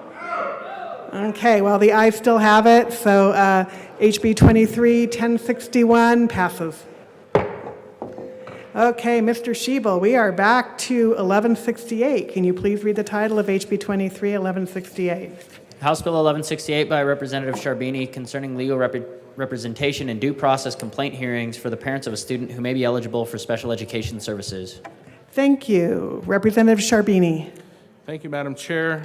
Today we move House Bill 23-1168. We move the committee report and the appropriations report. Okay, so the Education Committee report? Yes. And the Appropriations report? And the appropriations report, yes. Thank you. Those have been properly moved. Please go to the Appropriations report. Who would like to discuss that? Representative Sharbini. Thank you, Madam Chair. The appropriations report was to add some money to help with translation services to make sure that people of all languages could understand what was going on with their situation in their case. Okay. And we asked for an aye vote. Any further discussion on the Appropriations report? Seeing none, the question before us is the passage of the Appropriations report to HB 1168. All in favor, please say aye. Aye. All opposed, no. Okay, the ayes have it. The Appropriations report to HB 1168 passes. To the Education Committee report. Representative Sharbini. Thank you, Madam Chair. The Education Committee report was to adjust the bill to allow for a nonprofit to handle the new $20,000 allotment to them in order to find attorneys for parents, and then also put a sunset on the bill of 5 years to make sure that we can reevaluate the program after a certain period of time. Thank you. Is there any further discussion on the Education Committee report? Representative Puglisi. Thank you, Madam Chair. I just want to thank the bill sponsors for bringing this forward. Parents should never be in the middle of a fight, especially when it comes to their kids with special learning needs, between the Colorado Department of Education and school districts. And this will help. This is a good short-term fix for a long-term problem, which I look forward to working with the bill sponsors on solving. So thank you. I support the bill. Thank you. And I assume the committee report. Yes. Okie dokie. So, is there any further discussion on the Education Committee report? Seeing none, the question before us is the adoption of the Education Committee report to HB 23-1168. Seeing no further discussion, all in favor, please say aye. Aye. All opposed, no. The HB 23-1168 Education Committee report is adopted. To the bill, Representative Joseph. Thank you, Madam Chair. I am The second co-prime on the bill, this bill 1168, ensure access to affordable legal counsel for parents defending against an IDA due process complaint filed by school districts following state complaint decision in favor of a parent. This is a legislative proposal establishing affordable access to legal counsel for parents defending themselves against a due process complaint filed by the school district after the parent have received a favorable decision through the state complaint process regarding the same claim. And we request an aye vote. Thank you, Madam Chair. Thank you. Representative Sharbini? Okay. Seeing no further discussion, the question, Representative Michelson-Janae. Thank you, Madam Chair. I just wanted to come up and say thank you to the sponsors for bringing this really important piece of legislation. You may not think about it, but a parent and child are out on an island by themselves when they're going through this time of struggle, and it is very emotional and it is very challenging. And there are some who have said, oh, but all of the directions are very clearly stated in the handbook and no. This is a time of real familial frustration and real pain and angst for your children. And so I am very grateful to the sponsors for this really important bill. Thank you. Thank you. Vote yes. Seeing no further discussion on HB 231168, the question before us is the passage of HB 231168. All in favor, please say aye. Aye. All opposed, no. Wow. The HB 231168 passes. Madam Majority Leader. Thank you, Madam Chair. I move that the committee rise and report. Seeing no objection. Seeing no objection, the committee will rise and report.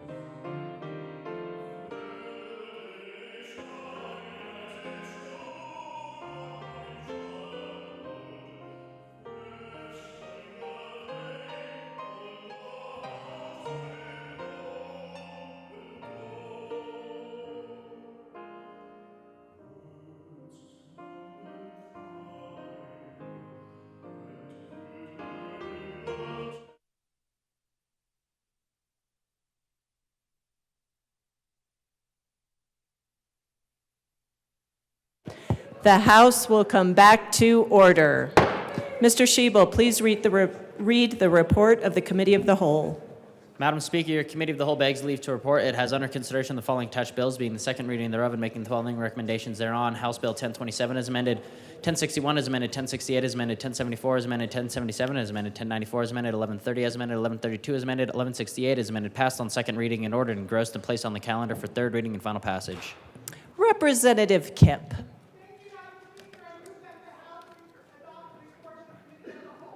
The motion before us is the adoption of the report of the Committee of the Whole. There are no amendments at the desk.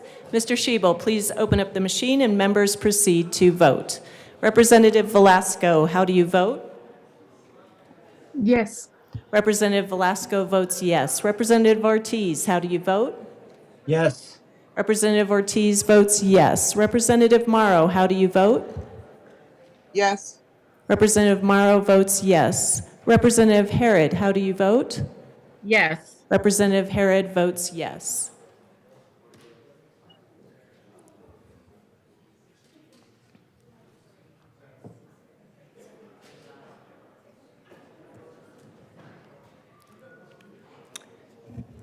Representative McLaughlin is excused. Representative Gonzalez Gutierrez is excused. Please close the machine. With 43 ayes, 17 no, and 5 excused, the Committee of the Whole report is adopted. Further announcements? Representative Weinberg. Thank you, Madam Speaker. Good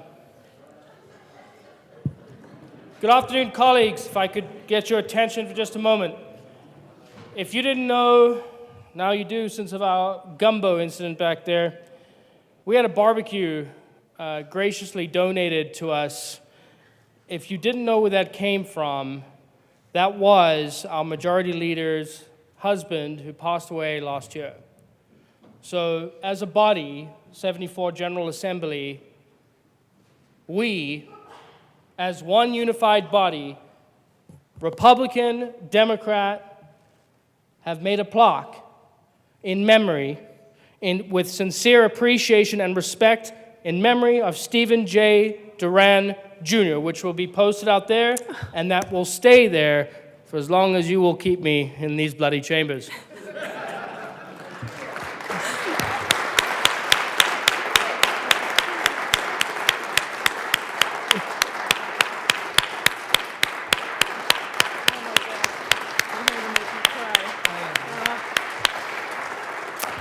Madam Majority Leader.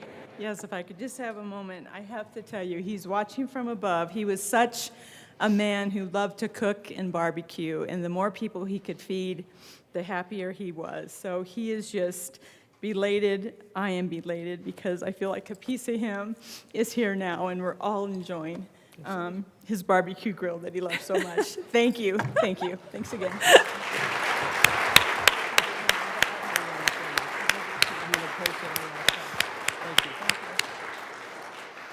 It is lovely what breaking bread and barbecue can do for people. Thank you. Members, on Senate Bill 28, the Senate did not concur in House amendments and has requested a conference committee to be appointed.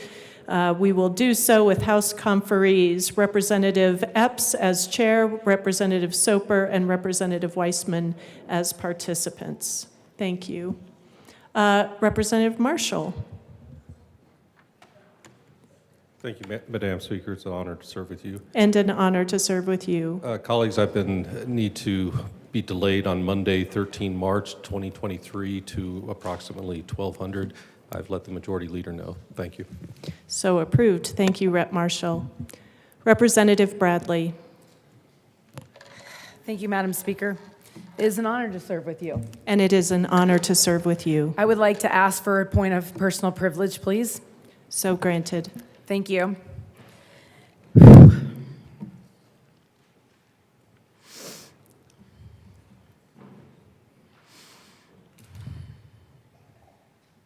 I told Regina I wasn't going to cry. Sorry. I have spent over a week searching my heart before speaking out about this. We have heard from a lot of people who have come down to this very well to speak about respect and decorum. These past 2 months have been very challenging for many of us here as we remember the values of what got us elected to represent our constituents. I ran with a mission, goal, and worldview to put Christ first and to be an example of that leadership, and I won in my district. And I realized that my Christian worldview is very challenging to many of you here. I was met with glaring eyes many times from many of you. I feel like I've been asked to change my worldview to accommodate yours, and I feel like that is disrespectful and also intolerant. We all have a story. We all have tragedies and challenges that shaped us and our view of the world. My story shaped me into becoming the Christian woman that I am. An overwhelming belief in God above,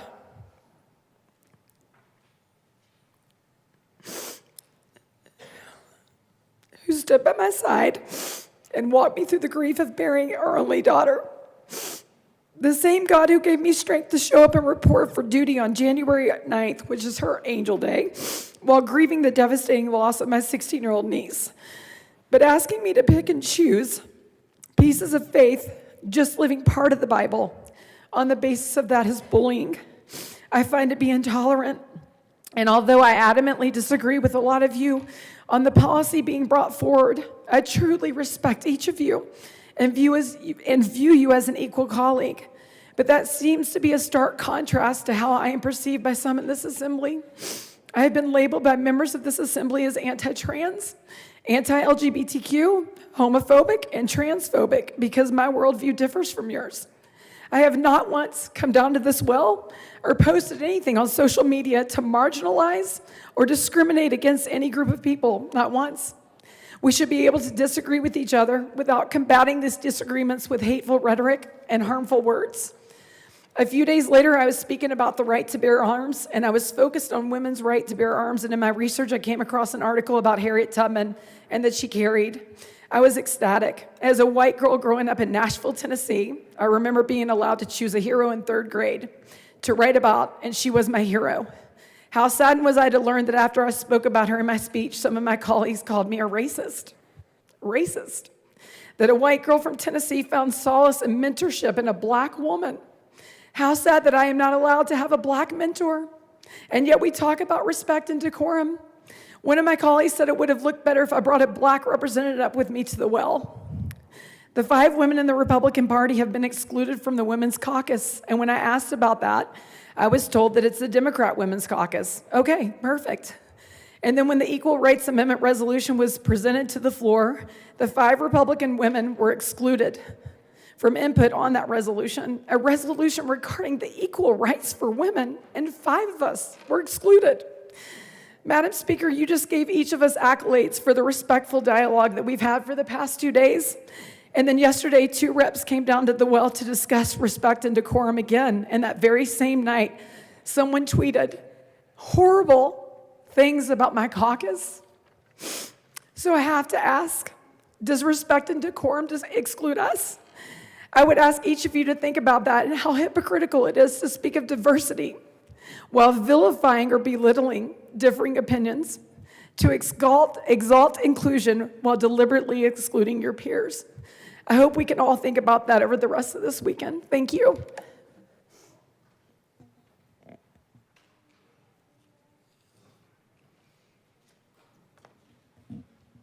Thank you, Representative Bradley.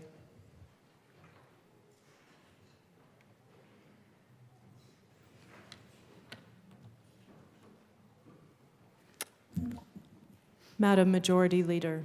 Thank you, Madam Speaker. I move to lay over the balance until Monday, March 13th. Seeing no objection, the balance of the calendar will be laid over until Monday, March 13th. Before we adjourn, Madam Majority Leader, we do need to do some business. Members, you are free to go. We will be introducing some bills at this time.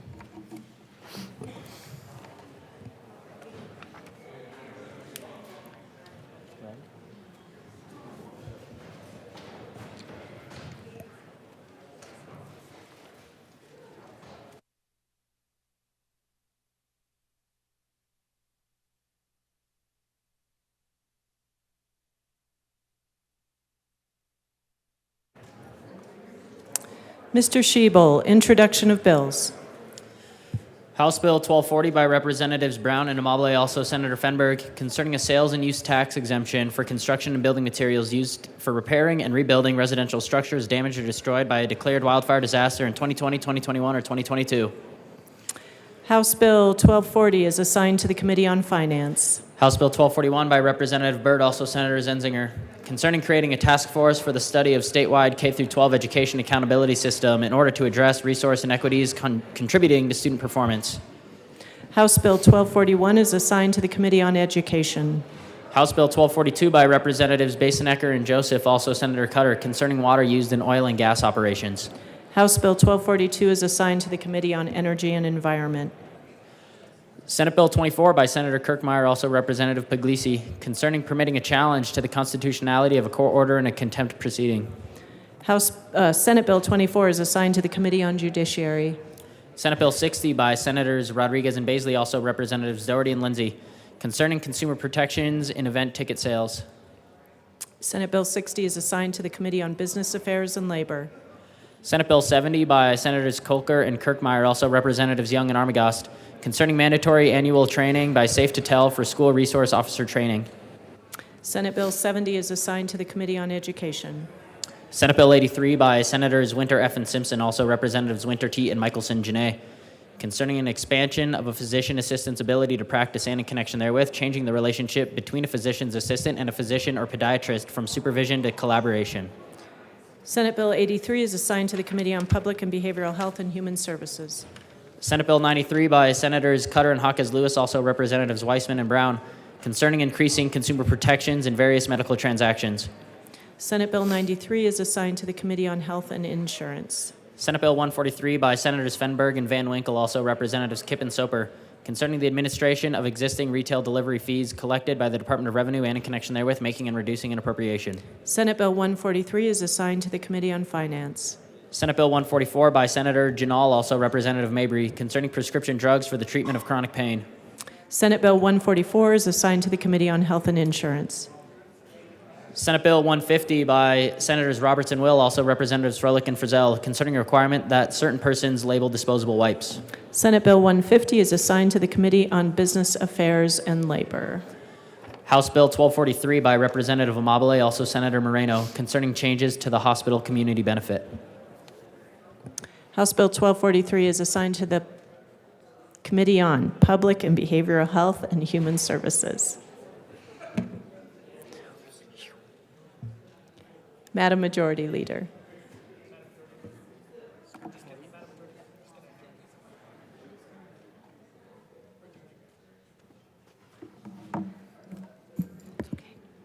Madam Majority Leader. Thank you, Madam Speaker. I move that the House adjourn until 10 a.m. on Monday, March 13th. Seeing no objection, the House will stand in adjournment until 10 a.m. on Monday, March 13th.